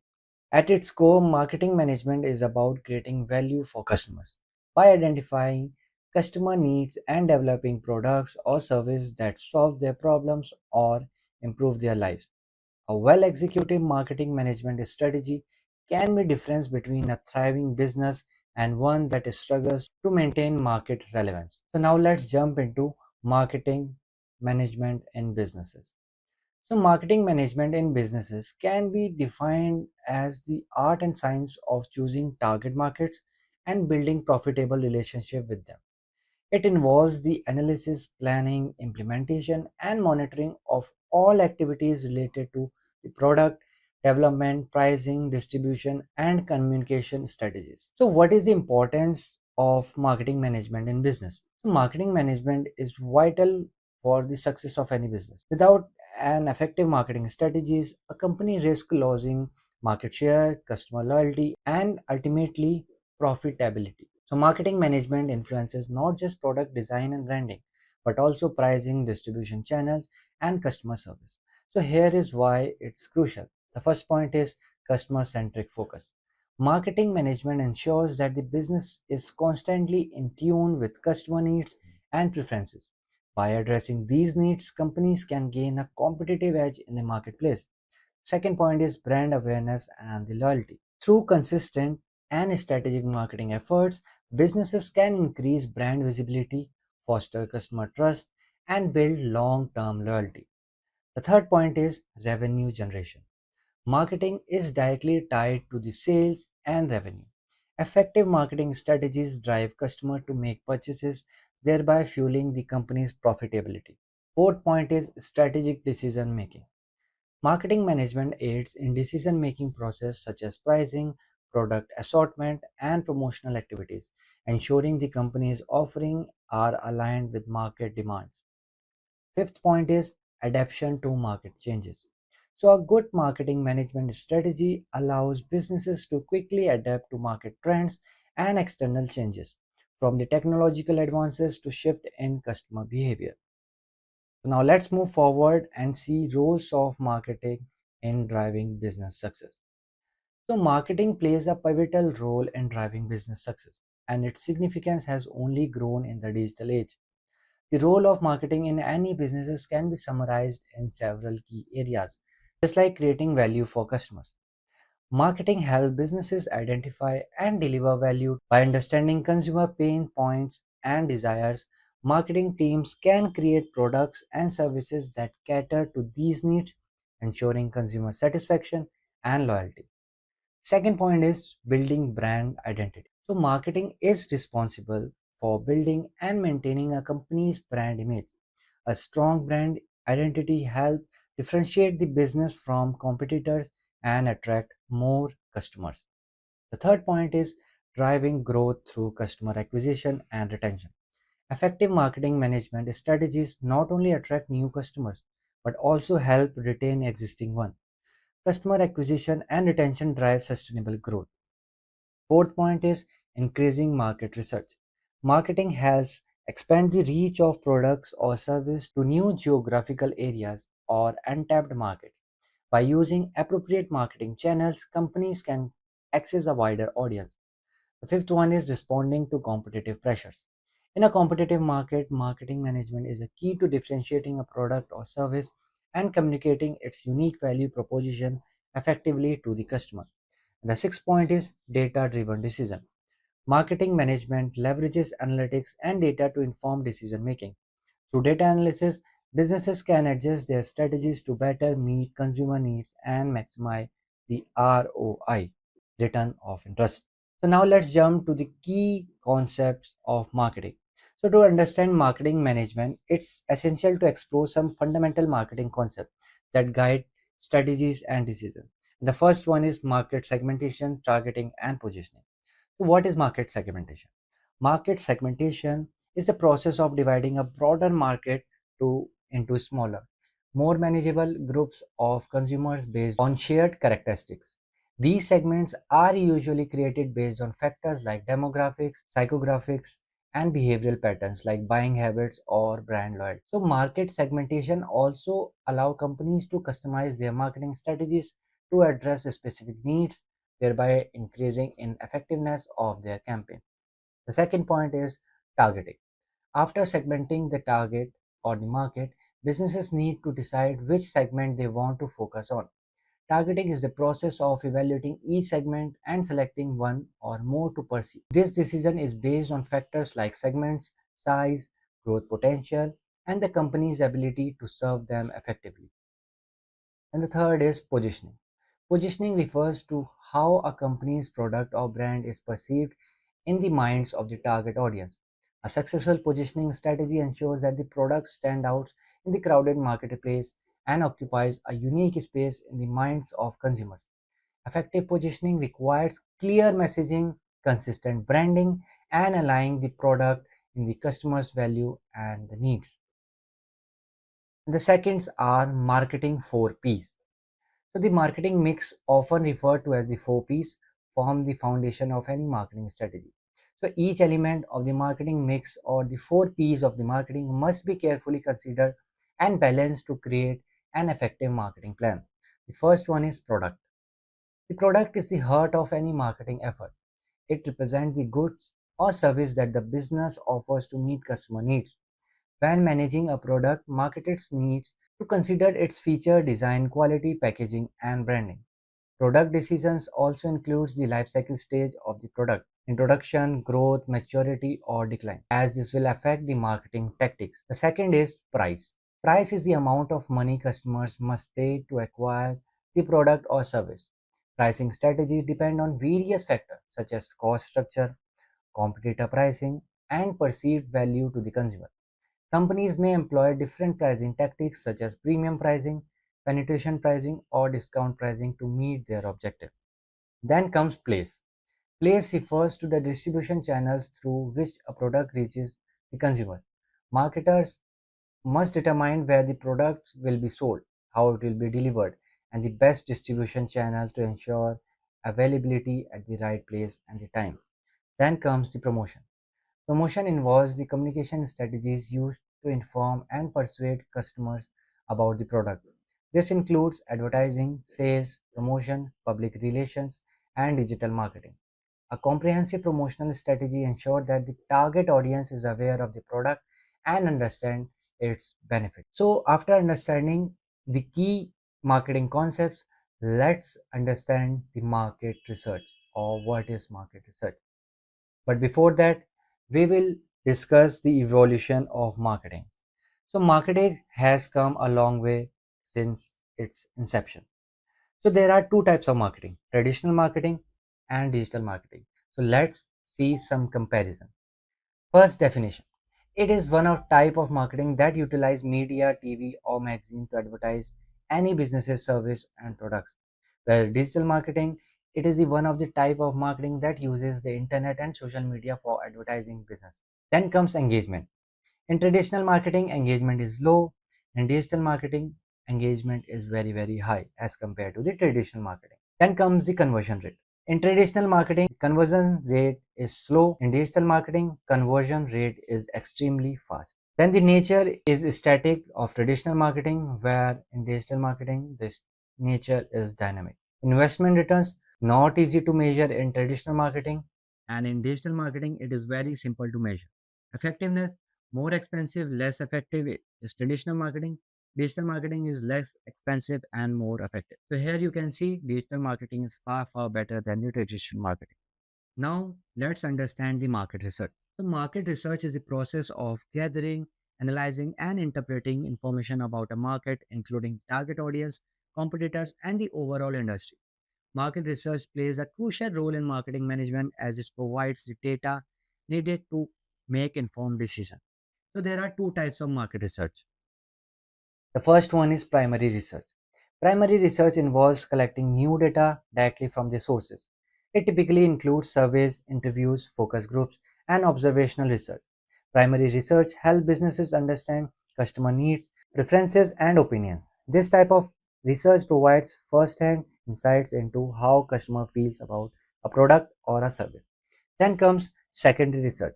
Secondary research involves analyzing existing data that has already been collected by others. This can include reports, studies, government publications, and market analysis from industry experts. Secondary research is typically less expensive and quicker to conduct than primary research, through it may not always provide most up-to-date or relevant information. So there are some tools and techniques for market research. Businesses use various tools and techniques to gather and analyze market data. So some of the most common tools include surveys and questionnaires. These are commonly used to gather customer opinions and feedback on product, service, or marketing campaign. Then comes focus groups. A small group of people is interviewed to discuss their opinions on a product or idea. Focus groups are useful for gathering in-depth insights into customer behavior. Then comes social media analytics. Tools like Google Analytics, Hootsuite, and Facebook Insights help marketers track user engagement and behavior on digital platforms. Then comes competitive analysis. Analyzing competitors' strength and weakness can help businesses identify market opportunities and refine their strategies. In conclusion, in the first module, we have explored the fundamentals of marketing management, including its role in business success. Key concepts like market segmentation and targeting, and the essential components of the marketing mix. We have also discussed the evolution of marketing and the importance of market research in shaping effective marketing strategies. So, in the next module, we will learn about consumer behavior. Hello and welcome to the module 2. In this module, we will talk about consumer behavior and how to develop marketing strategy. So let's get started with what is consumer behavior. So understanding consumer behavior is the cornerstone of effective marketing. It involves studying how individuals or groups make purchasing decisions and how they engage with product, services, and brands. By gaining insights into the underlying factors that influence consumer choices, businesses can craft strategies that appeal to their needs, desires, and preferences. So ultimately driving sales and fostering customer loyalty. Consumer behavior encompasses various elements, including the motivation behind purchases, the decision making process, the role of emotions in buying, and how external factors such as marketing campaigns or social media influences impact the decisions. So, after understanding what is consumer behavior, let's understand factors influencing consumer behaviors or decisions. So, consumers' purchasing decisions are influenced by a combination of psychological, social, economic, and personal factors. The decision making process is not always linear or rational, rather, it involves complex interaction between internal and external forces. So, here are some key factors that influence consumer behavior. The first one is psychological factors. Psychological factors refers to the internal processes that influence how consumers perceive products, services, and brands. These factors plays a significant role in shaping decisions and behavior. First is motivation. So motivation refers to the underlying reasons driving consumers to fulfill a need or want. The most famous theory that explains consumer motivation is Maslow's hierarchy of needs, which categorizes human needs into five levels: psychological safety, belonging, esteem, and self actualization. So, marketers must understand where their target market's needs fall within this hierarchy to tailor products that meet those needs. The second is perception. So, consumers' perceptions are shaped by their senses, experiences, and benefits. So, how a consumer perceives a product can impact their purchasing decision. For example, if a product perceived as high quality and trustworthy, consumers are more likely to buy it. Branding plays a significant role in influencing these perceptions. The third point is learning and memory. Consumer decisions are also influenced by previous experiences. Consumers may rely on past experiences with a brand or product, especially if they have been positive. So these experiences create memories which can influence future purchases. The fourth point is attitudes and beliefs. A consumer's attitude toward a brand or product influences how they engage with it. If a consumer has a positive attitude, they can more likely to purchase. Beliefs often shaped by culture, education, and social influences also affect decision making. The second point is social factor. So social influences plays a crucial role in shaping consumer behavior. People do not make purchasing decisions in a vacuum. They are often influenced by the people around them. The first is family. So family members are some of the most influential people in the consumer's life. Decisions about buying certain products, especially in the categories like food, clothing, and technology, are often influenced by family members.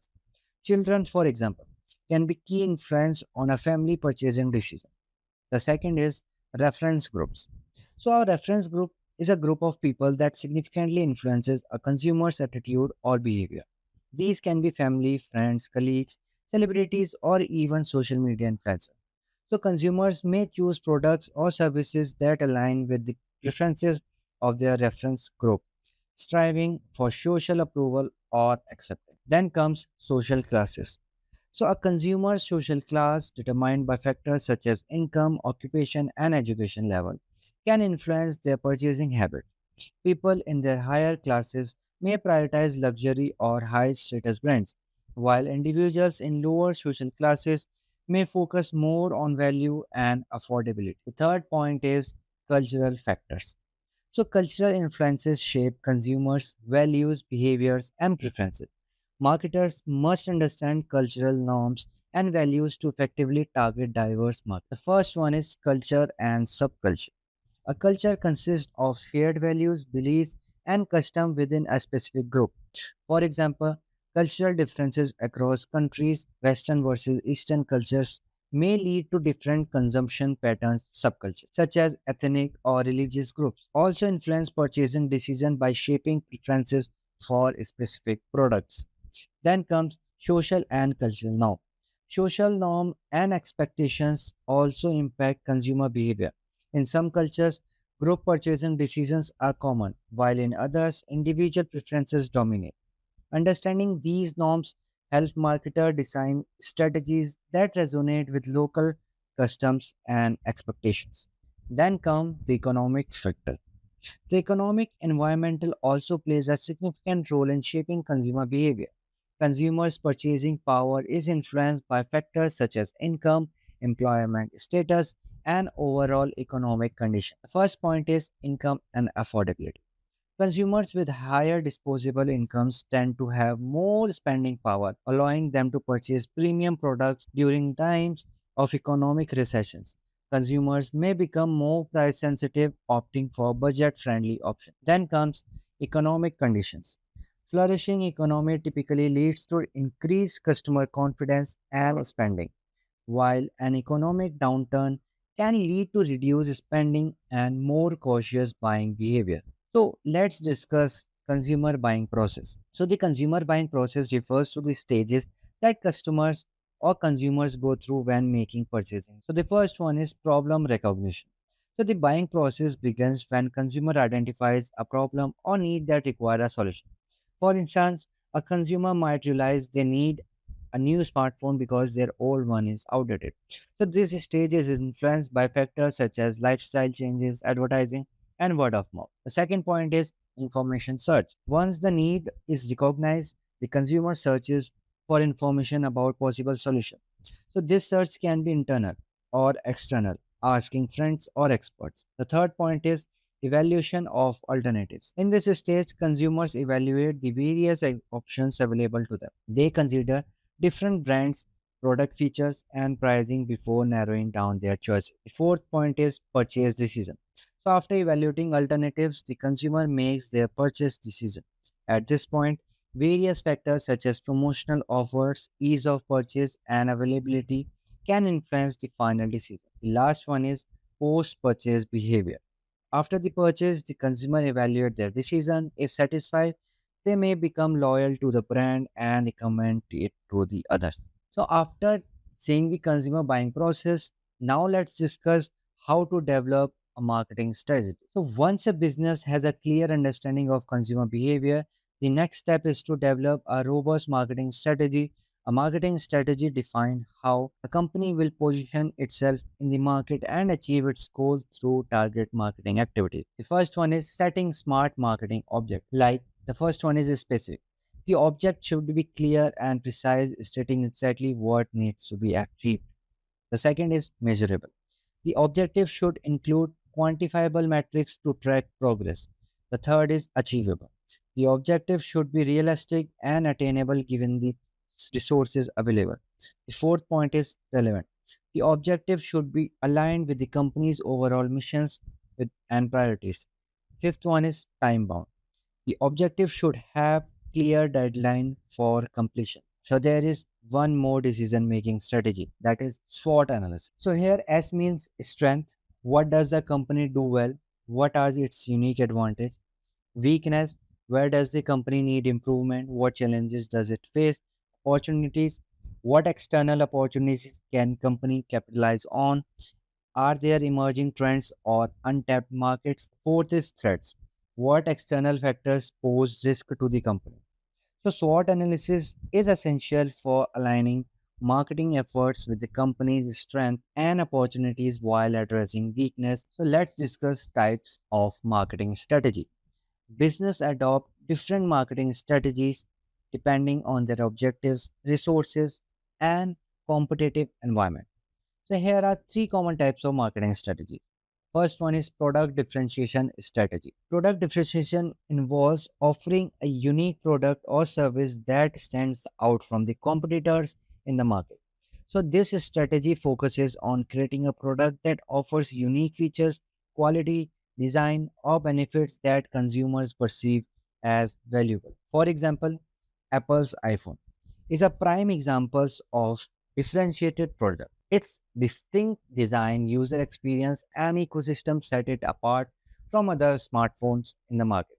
So customers are willing to pay a premium for the brand's perceived superiority. The second one is cost leadership strategy. A cost leadership strategy focuses on becoming the lowest cost producer in an industry. Companies that adopt this strategy aim to produce high quality goods at lower prices than their competitors, allowing them to attract price sensitive customers and achieve economies of scale. For example, Walmart uses a cost leadership strategy by offering a wide variety of products at lower prices, making it a go to option for budget conscious shoppers. The third point is focus and niche marketing strategies. So, focus strategies involve targeting a specific segment of the market rather than appealing to the mass market. Companies using these strategies focus on meeting the unique needs of a narrow audience, often in a niche market. So, the goal is to become a leader in that particular segment. For example, Tesla. A brand Tesla focuses on niche market for electric vehicles catering to environmentally conscious consumers who values sustainability and cutting edge technology. So, in conclusion, understanding consumer behavior is critical for developing effective marketing strategies that resonate with target audience. So, by recognizing the psychological, social, and cultural factor that influence purchasing decision, businesses can design products and marketing campaigns that meet consumers' needs. Additionally, adopting the right marketing strategy, whether through product differentiation, cost leadership, or a focus on niche market, it helps businesses achieve their objective and gain a competitive advantage. So, through strategic and SWOT analysis, companies can refine their approach to marketing, ultimately driving business success and fostering long term customer loyalty. So, in the next module, we will learn about digital marketing and its implementation. Hello, and welcome to the third module. So, in this module, we will talk about digital marketing strategies and how to create or develop the marketing plan. So, let's start with what is digital marketing strategy. So, in the digital era, businesses are increasingly leveraging digital marketing strategies to engage with customer and drive growth. So, digital marketing refers to any marketing activity conducted through digital channels, including search engines, social media platforms, email, websites, and online advertising. So, digital marketing offers several advantages over traditional marketing, such as the ability to reach a global audience, measure results, and create targeted campaigns. So, a successful digital marketing strategy incorporates a combination of techniques to engage the target audience, build brand awareness, generate leads, and boost objective customer needs, and industry trends. So, there are some key components of digital marketing strategy. The first one is understanding the target audience. So, knowing your audience demographics, behaviors, and preferences is essential for creating personalized and relevant campaigns. The second point is setting clear goals and objectives. So, these should be aligned with the business's overall vision and should be measurable, such as increasing website traffic, growing social media engagement, or boosting sales. Third is choosing the right channels. So, different digital marketing channels work better for different objectives. For example, social media is the excellent for building brands awareness, while email marketing can be effective for lead nurturing. Fourth point is content creation and distribution. So, high quality, valuable content is the cornerstone of digital marketing. This could include blogs, videos, infographics, case studies, or ebooks that are distributed across appropriate channels. And the fifth one is monitoring and optimization. So, continuously monitor the effectiveness of your campaigns through analytics and KPIs and adjust strategies to improve performance. So, now let's move forward and talk about search engine optimization. So, SEO refers to the process of optimizing a website to rank higher in search engine result pages for specific keywords. The goal of SEO is to increase organic non paid traffic to the website. So, SEO can be broken down into several key components. The first one is on page SEO. The on page SEO involves optimizing individual web pages to rank higher and attract relevant traffic. It includes keyword optimization, which is placing relevant keywords naturally in content, titles, headings, and meta tags. The second is content quality, publishing valuable, engaging, and original content. The third one is internal linking, linking between pages within your website for better navigation than user experience, ensuring your content loads quickly and is user friendly. For example, a travel website might optimize a blog title Best Beaches in Florida by including keywords such as Best Florida Beaches or Top Beaches in Florida and adding informative, relevant content that satisfy user intent. The second one is off page SEO. Off page SEO focuses on your building website authority and credibility through external signals, primarily backlinks. The first one comes link building, earning links from reputable external websites. Second is social media marketing, building a strong social media presence that indirectly boosts credibility. The third is online reputation, positive online reviews, mention, and high domain authority package. For example, if a well known travel blogger mentions and links back to your best beaches in Florida, so this will boost your site's authority, enhancing your rank in search results. Then third comes technical SEO. Technical SEO ensures search engines can be effectively crawl, index, and understand your website. Key technical SEO aspects include: the first one is site speed. Fast loading sites ranks better. Then comes mobile friendliness. Sites optimized for mobile device rank higher. Then comes structured data. Help search engines better understand your content. Then comes security HTTPS. Secure sites gain most trust from users and search engines. For example, if an online clothing store ensures fast loading time, secure checkouts, and proper schema markup to product descriptions, it enhances the user experience and search engine will rank it higher in product related searches. So now let's move forward and talk about search engine marketing, SEM. So SEM involves paid strategies for increasingly visibility in search engines result pages. Unlike SEO, which focuses on organic traffic, SEM uses paid advertising to drive targeted traffic to the website. So the most popular form of SEM is pay per click, PPC advertising. So key components of SEM include: the first one is Google Ads. Google Ads is the most widely used PPC platform, allowing businesses to create ads that appear on Google search result and display networks. Advertisers bid on keywords and the ads are shown based on the bid amount and their relevance. Then comes keyword research. Effective SEM campaigns rely on thorough keyword research. Businesses need to choose the right keywords that match the intent of their target audience and have a reasonable cost per click. Then comes ad copy optimization, crafting compelling ad copy that grabs attention and takes user to click. So this includes using strong calls to action, CTAs, highlighting benefit and aligning them with the searcher's intent. Then comes bid management. Managing bids is crucial to ensuring that the ads appear in the right position without overspending. Businesses can use automated bidding strategies to optimize their ad spend. Then comes content marketing. So, content marketing is the creation and the distribution of valuable content to attract, engage, and retain customers. The goal is to provide information that helps the audience solve problems, answer their question, or entertains them. So, the key elements of the content marketing include blogging. Regularly posting valuable content on a business blog helps improve SEO, build brand authority, and keep customer engaged. Then comes video content.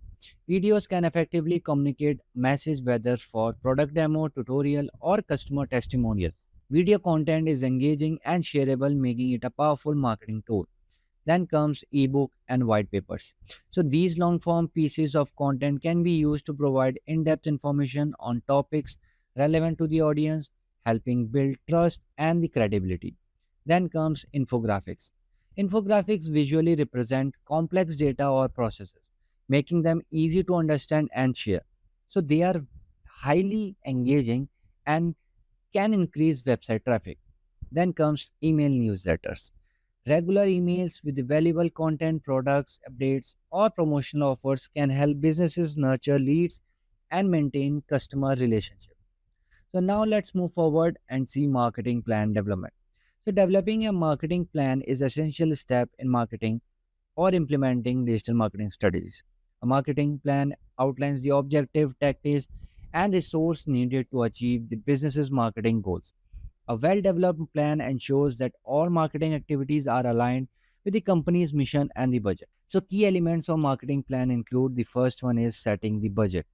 Defining a clear budget has determined how much will be spent on each marketing channels, that is social media, PPC, or content creation.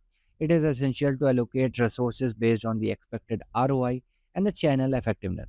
Then comes timelines. Establishing a clear timeline with milestones and deadlines help ensure that campaigns are executed on time and progress is tracked. Then comes resource allocation. This refers to assigning the necessary tools, technology, and personnel to execute the marketing plan. Ensuring that teams have the resource they need will increase the likelihood of the success. Then comes goal settings. The marketing plan should include measurable goals that align with the broader business object. So these goals should be smart, specific, measurable, achievable, relevant, and the time bound. Now let's move forward and see execution of marketing campaigns. So once the marketing plan is developed, it's time to execute the campaign. Effectiveness execution requires coordination, collaboration, and adaptability. So this involves implementing the strategies across the various channels, optimizing content, and launching the campaigns according to the planned schedule. So key steps in executing marketing campaigns are: the first one is content creation, developing high quality content that aligns with the campaign message. Then comes platform management, managing a various platform where the campaign will be launched, whether it's social media, Google Ads, emails, or company website. Then comes ad placement and targeting, setting up ad with accurate targeting to ensure that they reach the right audience based on demographics, behavior, and interest. Then comes monitoring campaign. Continuously monitor campaigns to ensure they are running smoothly. So this can involve adjusting budgets, tweaking and copy, or testing different strategies. So how to monitor and evaluate marketing performance? So it is essential to track the performance of digital marketing campaigns to ensure that they are meeting the desired object. So monitoring helps marketer understand what's working and what is not working, so enabling them to make data driven decisions. So there are some common KPIs include: the first one is website traffic. So the number of visitors to website is an essential indicator of campaign reach. Then comes conversion rate, the percentage of visitor who can take the desired action. Then comes customer acquisition cost, the cost of acquiring a new customer. Then comes customer lifetime value, the total revenue generated from a customer over time. Then comes conversion rate, the percentage of visitors who take the desired action, such as making a purchase or filling out a lead form. Then comes CTR, the ratio of click to impression for ads or email campaign. So these are some common KPIs for monitoring and evaluating marketing performance. So there are some tools for tracking success as well. So several tools can be used to track and evaluate marketing performance. The first one is Google Analytics. Provide insight into website traffic, user behavior, and conversion rates. It helps track the effectiveness of SEO, content marketing, and paid ads. Then comes CRM system, customer relationship management. System helps track leads, sales, and customer interaction. They also allow marketers to understand the customer journey and optimize their marketing efforts. Then comes social media analytics. Platform like Facebook Insights, Twitter Analytics, and Instagram Insights provide detailed data on engagement, reach, and conversion for social media campaigns. So, how to calculate the ROI? Return on investment is a critical metric used to evaluate the profitability of a marketing campaign. ROI is calculated by comparing the revenue generated by the campaign with the cost incurred. So, the formula is revenue minus cost divided by cost into 100. So, in conclusion, digital marketing is an essential tool for businesses looking to expand their reach, engage with the customers, and drive growth. Through strategic use of social media marketing, SEO, SEM, and the content marketing, companies can effectively connect with their audience, deliver value, and achieve their marketing goals. So, by carefully developing marketing plans and executing campaigns effectively and monitoring performance, businesses can continuously improve and maximize their digital marketing efforts. So, in the next module, we will learn about customer acquisition, onboarding engagement, retention, and monetization. So, in this module, we will talk about customer acquisition, onboarding engagement, retention, and monetization. So, let's start with what is customer acquisition. So, customer acquisition refers to the process of attracting new customer to a business and converting them into loyal user or client. So, it's a critical phase in the customer lifecycle, and it involves the strategies, tactics, and techniques used to bring in new customer, educate them about your offerings, and eventually convert them into paying customer. Effective customer acquisition is the first step in building a profitable business, and a strong consumer or customer acquisition strategy helps lay the foundation for long-term success. There are some stages of the customer lifecycle. The first one is awareness. This is the first stage where the customer becomes aware of your product or service. It's critical to attract attention through marketing strategies such as social media marketing, SEO, or advertising campaigns. The second one is consideration. At this stage, the customer is evaluating options and considering whether your product or service meets their needs. This is where your value proposition, product details, and customer testimonials become crucial. Then comes decision. The customer is now ready to make purchase decision. This is where incentives such as discount, free trials, or strong calls to action can be powerful tools to convert interest into a sale. Then comes retention.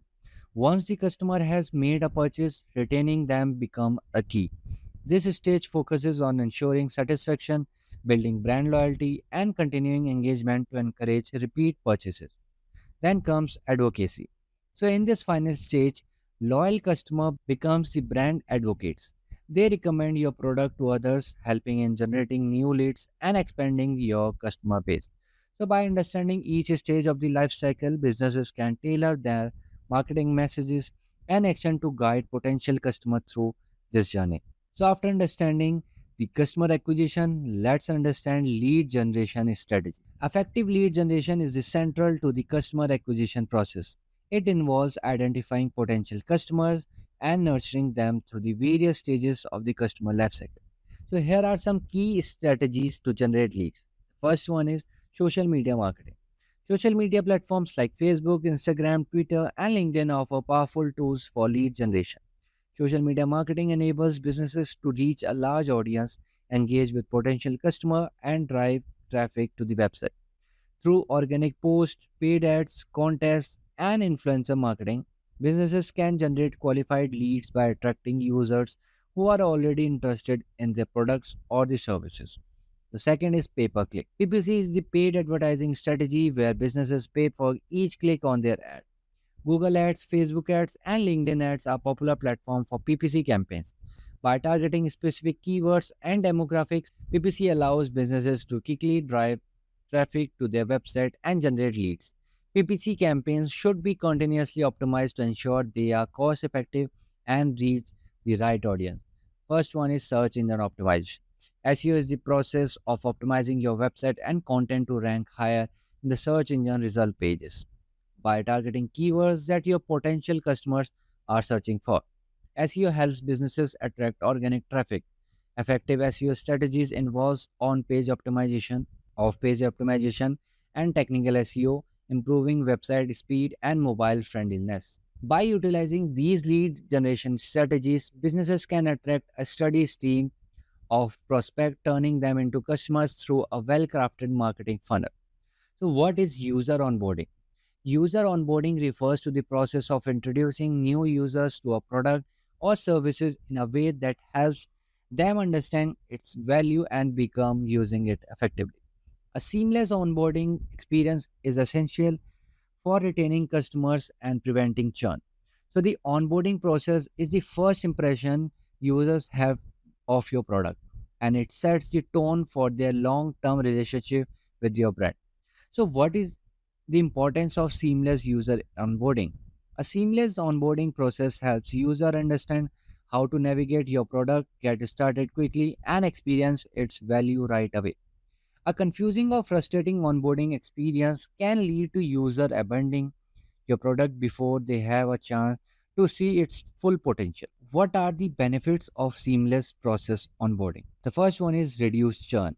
When users are guided through the product effectively, they are more likely to stick around and continue using it. Second comes increased user adoption. A smooth onboarding process ensures user understand how to use your product, leading to higher adoption rates. The third is promotes long-term engagement. A positive initial experience sets the stage for continued use and engagement with the product. What are the reducing churn by engaging users early? So the churn is the rate at which customer stops using your product or service.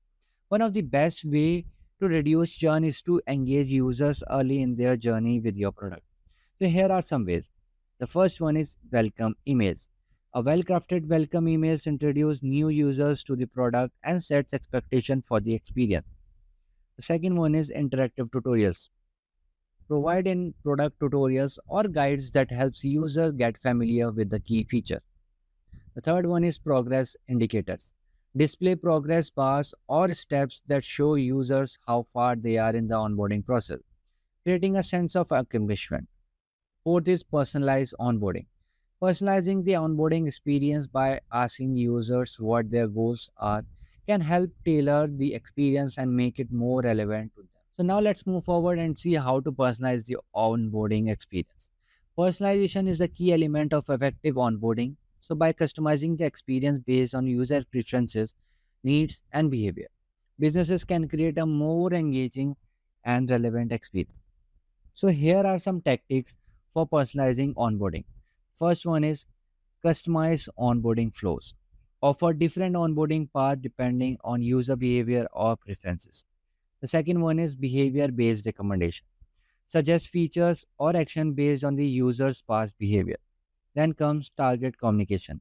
Send personalized email or in-app message that addresses the specific needs or pain points of the user.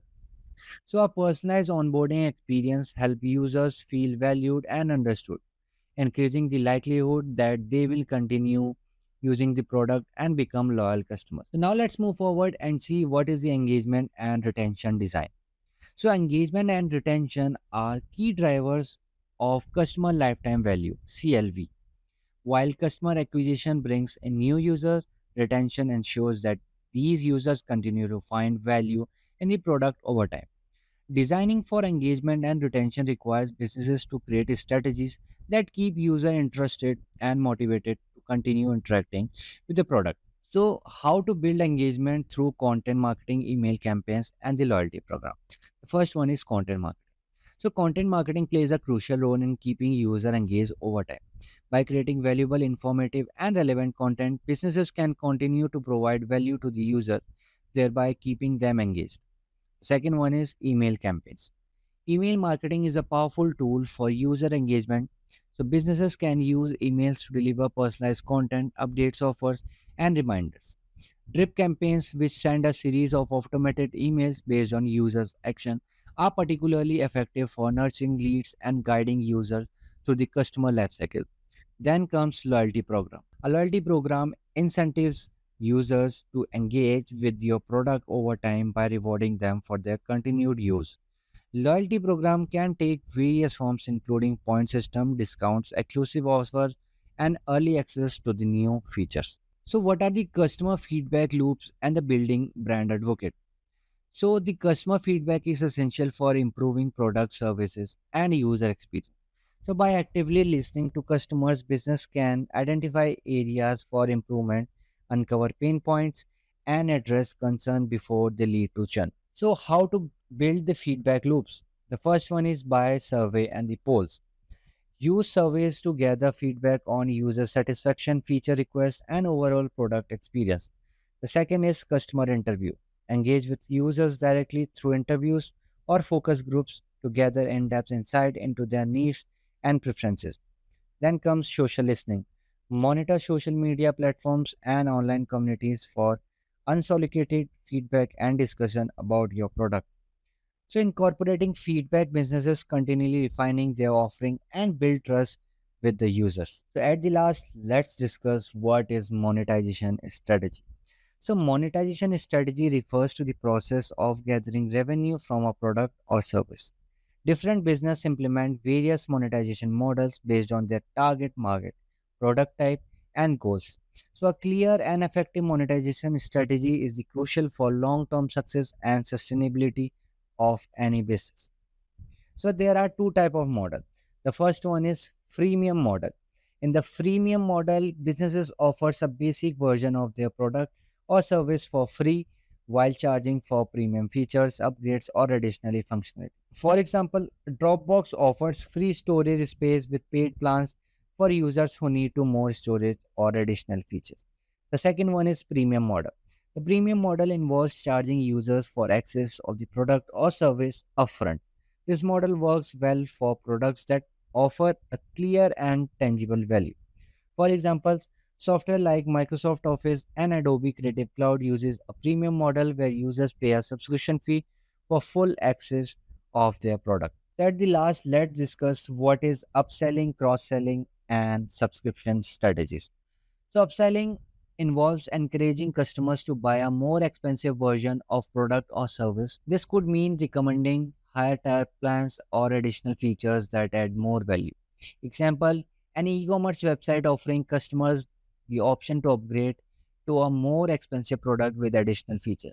Then comes cross-selling. Cross-selling encourages customer to purchase related or complementary product.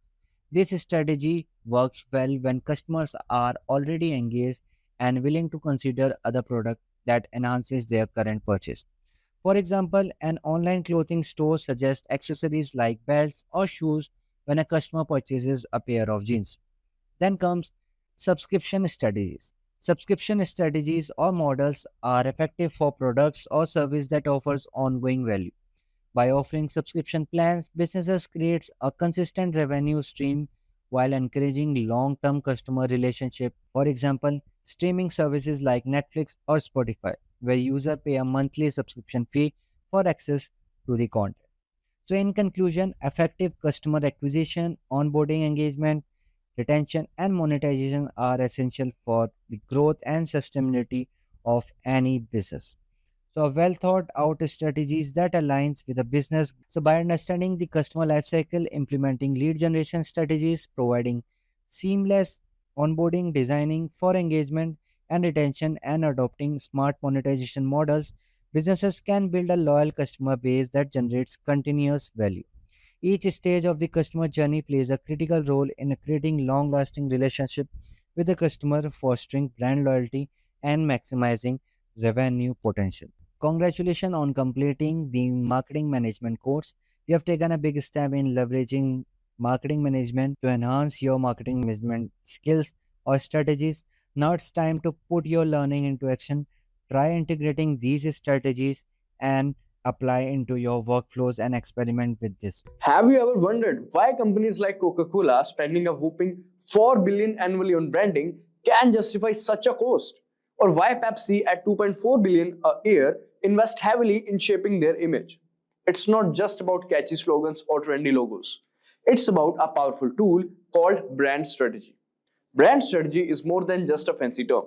It's the secret weapon that transforms a product or service into a cultural phenomenon, a trusted friend, a brand that customers not only recognize but advocate for. In this video, we will dive into the world of brand strategy, helping you understand why it matters. We will start with understanding why is branding important, what is brand strategy, and how to develop it. Then we'll understand brand strategy elements, steps to create an effective brand strategy. So first, let's understand why is branding important. So brand strategy is essential because without it, brands can become diluted or easily forgotten. Even with great product, without a solid brand strategy, it's easy for consumers to move on rather than commit to repeat purchases. A strong brand fosters long-term connections with customers and enhances market recognition. An effective brand strategy improves loyalty, drives brand awareness, and builds recognition, which leads to repeat business. It attracts target customers and ensures that the team works towards the same goals, inspiring the word of mouth marketing and referrals. Consistency is maintained across all brand touchpoints, and guidelines for hiring and training are established. A robust brand strategy keeps contractors and agencies aligned with the brand's vision and can scale with business growth, ultimately building brand equity. This strategic approach helps create a memorable and trusted brand that stands out in the competitive market. Alright, so next up we have is what is brand strategy and how to develop it. So now let's understand it. So imagine you are opening a new restaurant. You know you have delicious food, but how do you make people choose you over the competition? That's where a brand strategy comes in. It's your secret recipe for building a successful brand. Here's the list. First, think long term. A brand strategy isn't a one-time thing. It's a long-term commitment. It's your roadmap to achieve specific goals like becoming the go-to spot for fresh and local Italian food. Something like this. Then there is know your audience. You wouldn't cook spicy food for a grandma gathering, right? A brand strategy involves understanding who your ideal customers are, whether young professionals seeking healthy options or whatsoever, and what they value, whether it's authenticity, convenience, etc. The next is what makes you special. This is where you define your brand's unique selling propositions, that is, USP. What sets you apart from the pizzeria down the street? Maybe it's your farm to table ingredients or your lively open kitchen, etc. There can be many reasons for that. Then there is speak their language. Develop a consistent brand voice. The way you talk to your customers. Are you playful and casual or sophisticated and elegant? This voice should shine through in everything you do, from your website to your social media post. Then there is look the part. So your brand strategy goes beyond words. Think visuals, your logo, color scheme, even the font you use. These elements should all work together to create a memorable and recognizable brand identity. Then there is spread the word. Your brand strategy should include plans for promoting your brand and engaging with your customers. This could involve social media campaigns, loyalty programs, or even community events. So this was about the brand strategy. Now let's have a look at the brand strategy elements. All right, now let's understand about brand strategy elements. To make your brand stand out and last, you need a solid foundation. That's your brand strategy. Here are some key elements that act as a building blocks for it. First we have is brand purpose.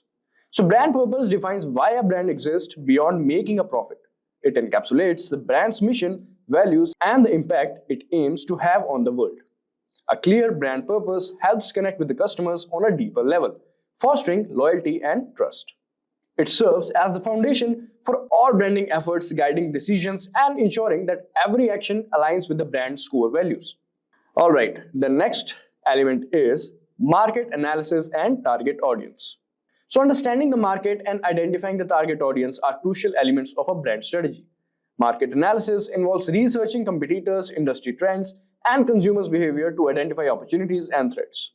Knowing your target audience, who they are, what they need, and how they think allows you to tailor your brand message and offerings to meet their expectations. This ensures that your brand resonates with right people and stands out in the crowd marketplace. The next one is brand consistency. So this is the next element. So consistency in branding is key to building recognition and trust. It involves maintaining a uniform look and feel and voice across all brand touchpoints, from logos and color schemes to messaging your customer interactions. Consistent brand reinforces your brand identity, making it easier for customers to remember and relate to your brand.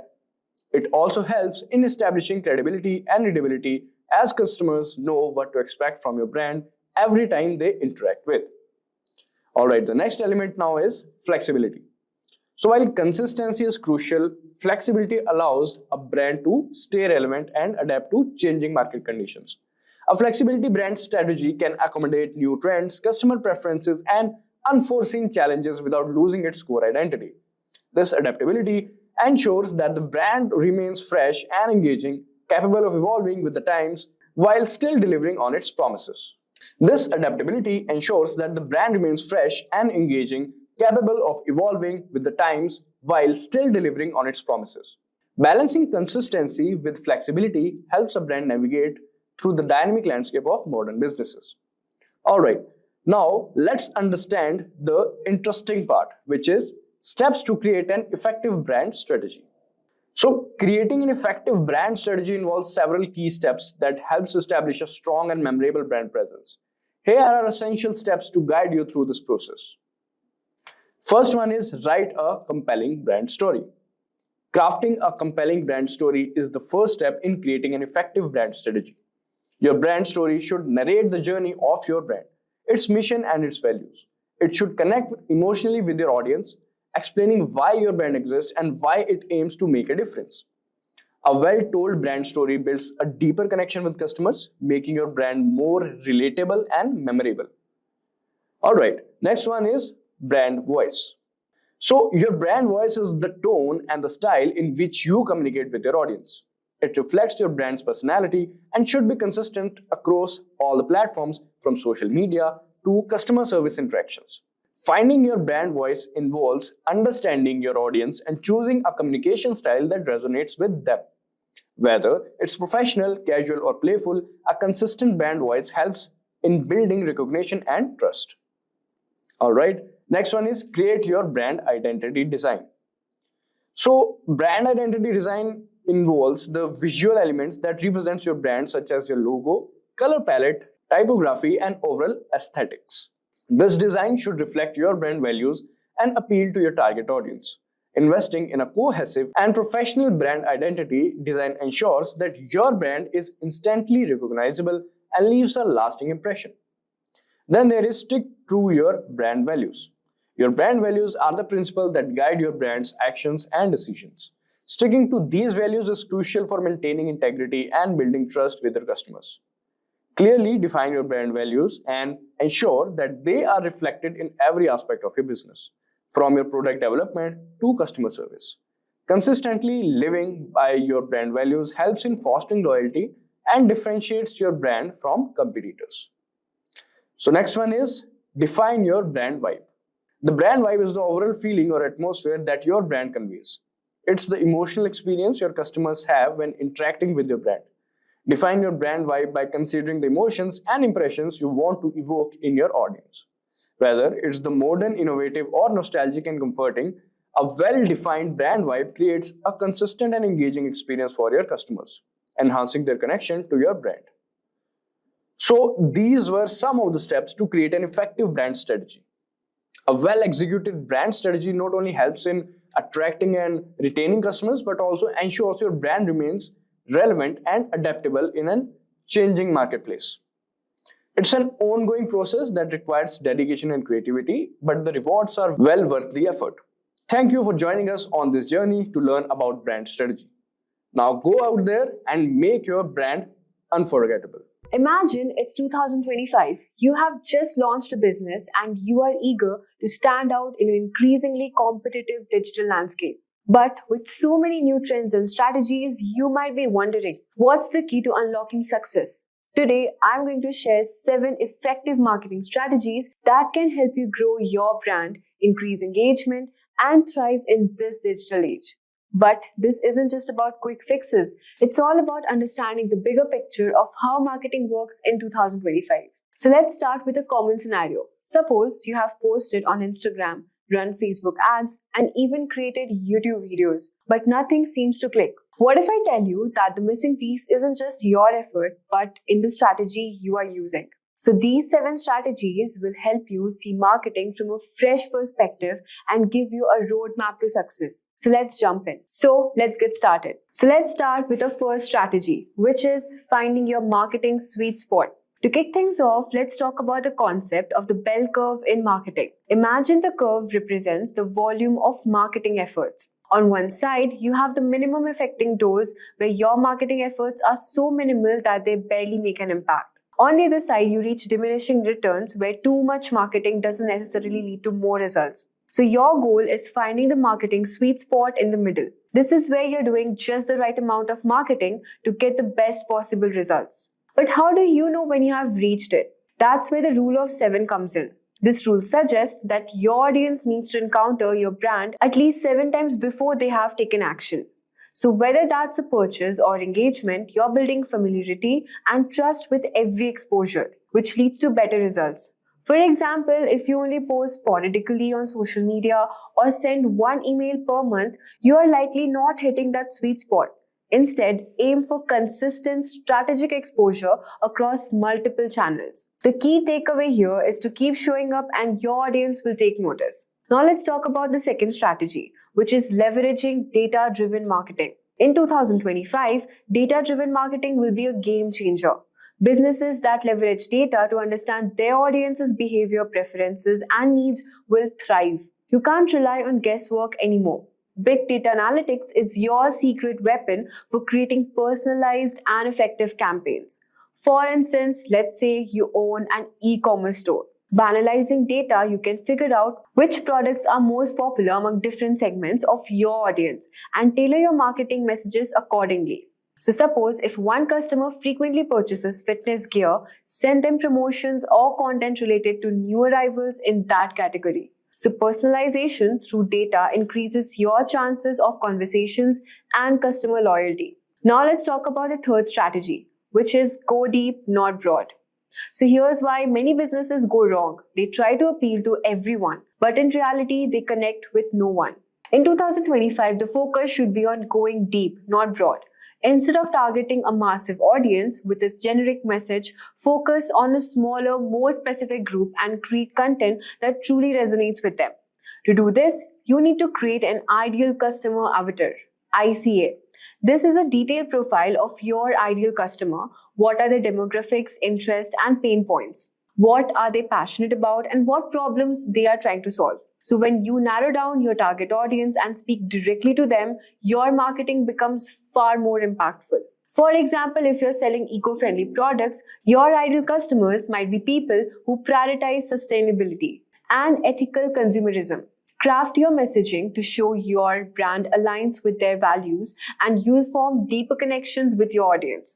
Now let's talk about the fourth strategy, which is tap into miracles and misery. Successful marketing isn't just about promoting a product or service, it's more about understanding your customers' miracles and miseries. Miracles are the outcomes of customers' desire, while miseries are the pain points they are trying to escape.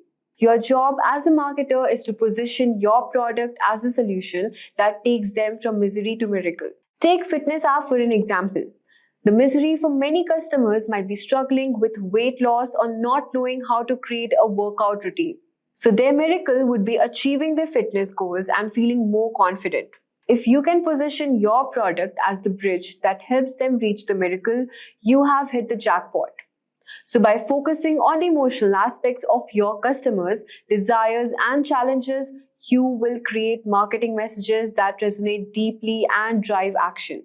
Now let's talk about the fifth strategy, which is investing in interactive content. In 2025, interactive content is going to be a powerful tool for engaging your audience. People don't want to passively consume content, they want to engage with it. Quizzes, polls, and even augmented reality are great ways of creating immersive experiences that capture attention. So imagine you are running a beauty brand. Instead of just posting product images, you could create an AR experience where customers can virtually try on different makeup looks. This not only makes the brand more memorable, but also encourages users to spend more time interacting with your content. So the more they engage, the more likely they are to convert into customers. Let's now talk about a sixth strategy, which is sell benefits and not features. It's tempting to focus on the features of your product, but in 2025, successful marketers will focus on benefits. The reason is because customers don't care about the technical details. Moreover, they care about how your product will improve their life. Let's go back to the smartwatch example. Sure, it might have a long battery life and advanced fitness tracking. But what customers really want to know is how these features will benefit them. Will it help them to stay on top of their health goals, or will it make them the life easier by syncing with their devices? Highlighting benefits creates an emotional connection and shows customers how your product fits into their lives. Let's now move on to the seventh strategy, which is using the mere exposure effect and AI. Finally, let's talk about the two important tools for 2025. The mere exposure effect and the AI-driven marketing strategy. The mere exposure effect is a psychological phenomenon that states the more people see your brand, the more they begin to like it and trust it. That's why consistently showing up in front of your audience is crucial. This is closely tied to the rule of 7. Frequent exposure, building familiarity and trust. AI and automation will play a significant role in making this happen. AI can help you automate processes like email marketing, product recommendations, and even customer service through chatbots. Banalizing customer behavior and personalizing experience, AI helps you consistently show up the right time with the right message, boosting conversations and enhancing customer satisfaction. So let's talk about the future of marketing in 2025. So what's the future of marketing in 2025? It's all about finding your marketing sweet spot, leveraging data, and connecting emotionally with your audience. The key takeaway is this: it's not just about doing more marketing, but doing smarter marketing. By understanding your audience's desires, leveraging data, and using tools like AI, you can create personalized, effective marketing strategies that drive real results. So if you found these strategies helpful, make sure to subscribe, hit the notification bell, and share more thoughts in the comment section below. Alright, so the first marketing tool that is on our list is Feed Hive. So FeedHive is renowned for its exceptional social media management capabilities. This tool is a game changer for marketers looking to optimize their social media presence. What makes FeedHive stand out is its AI-driven content recommendations and scheduling features.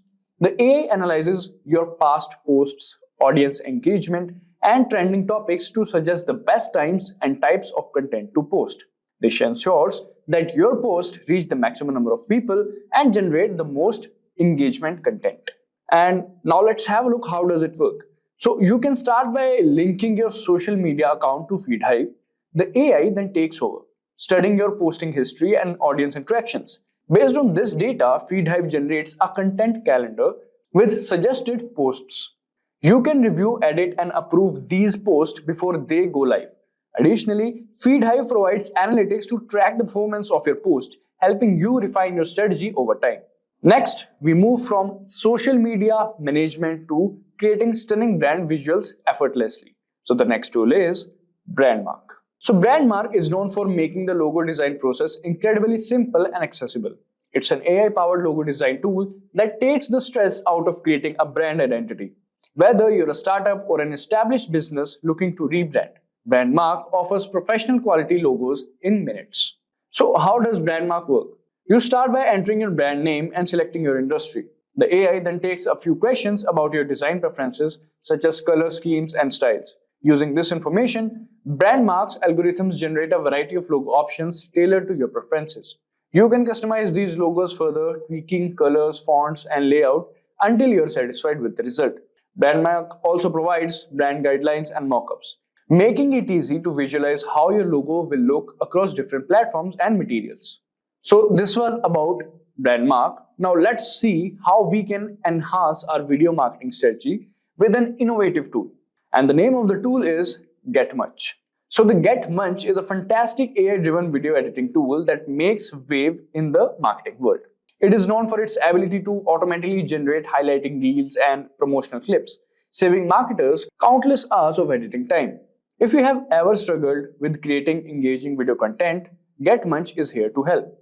So how does it work? You simply upload your raw video footage to the platform. The AI then analyzes the content, identify key moments, transitions, and scenes that are likely to capture viewers' attention. Based on this analysis, GetMuch generates a polished, engaging video that highlights the most important parts of your footage. You can adjust the final product by adding text, music, and effects to match your brand style and message. The result is a professional-grade video that's ready to share on social media, your website, or any other marketing channel.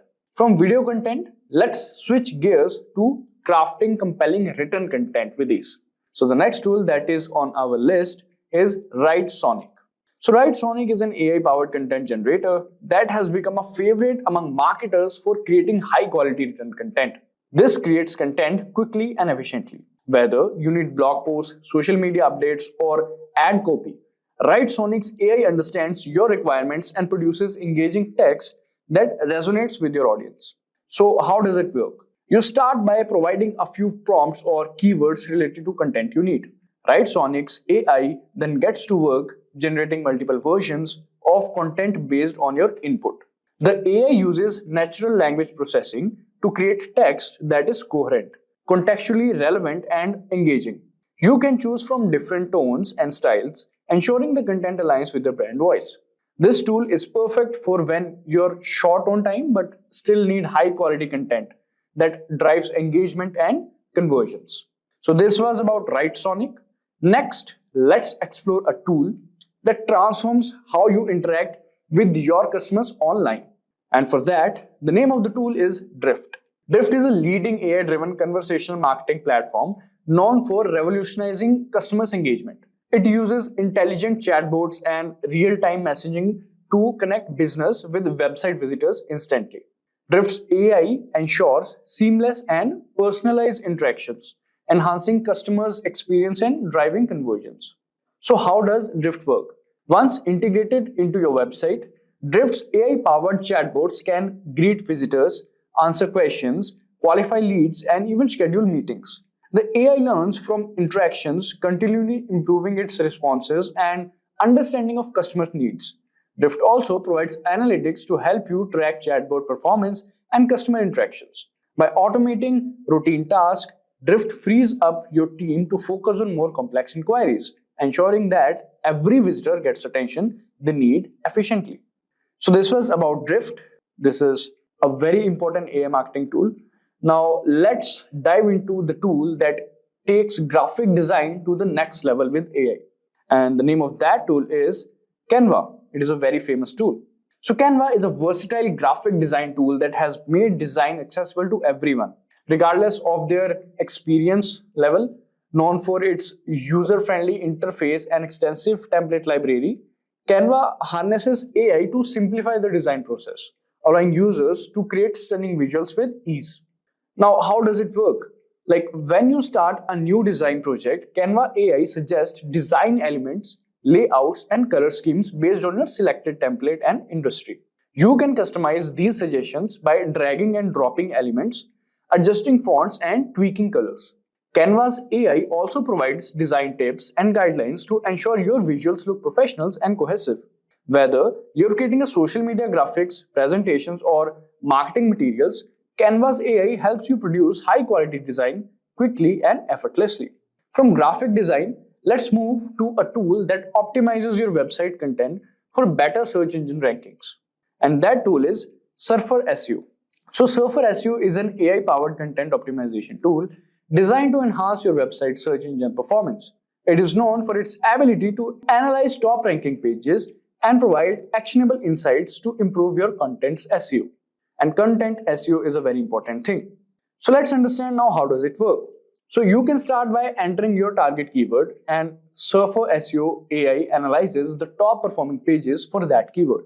The tool then generates a detailed report highlighting the best practices these pages follows, such as keyword usage, content structure, and backlink strategies. Surfer SEO provides a content editor where you can optimize your text based on these recommendations. By following Surfer SEO's guidelines, you ensure that your content is aligned with SEO best practices, increasing its chances of ranking higher in search results. Alright, so this was about Surfer SEO. Next up, let's dive into a tool that leverages AI for advanced data analytics. Yes, you heard it right, data analytics. So the name of the tool is Pecan AI. So the Pecan AI is a predictive data analytics platform that helps businesses make data-driven decisions. It is known for its ability to analyze historical data and forecast future trends, providing invaluable insights for marketers. So how does it work?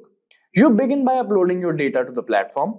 Pecan AI's machine learning algorithms then analyze this data to identify patterns and trends.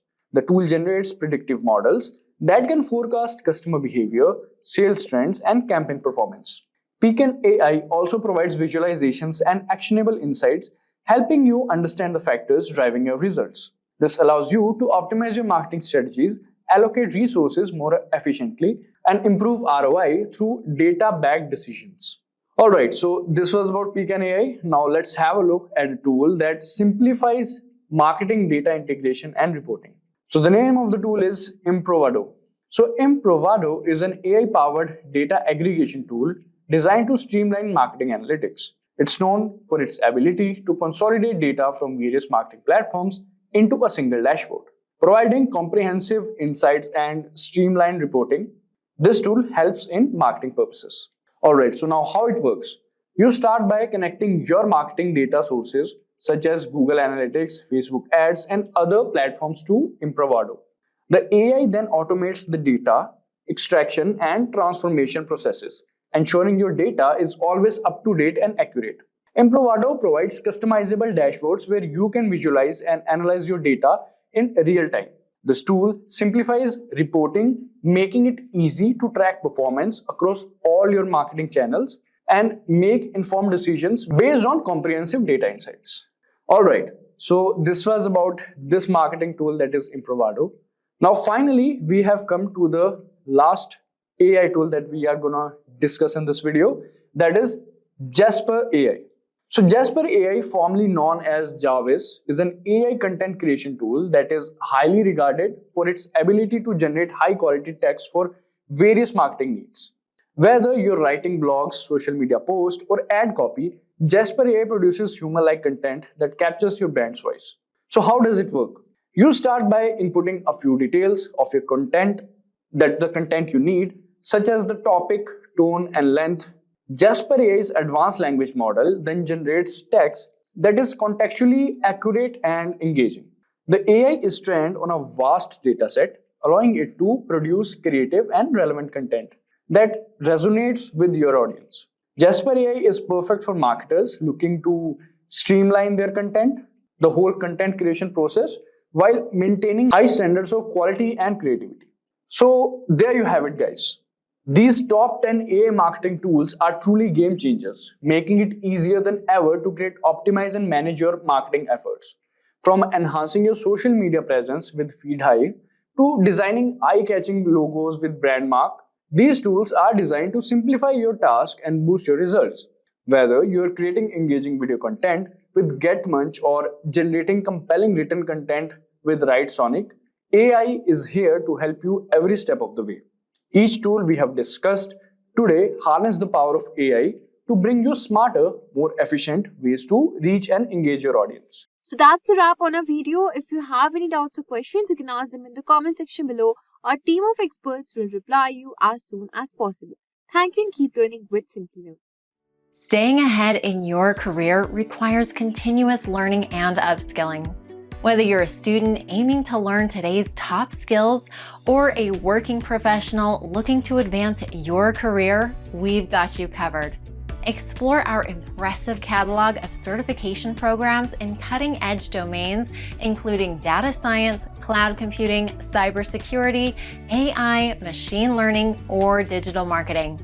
Designed in collaboration with leading universities and top corporations, and delivered by industry experts, choose any of our programs and set yourself on the path to career success. Click the link in the description to know more.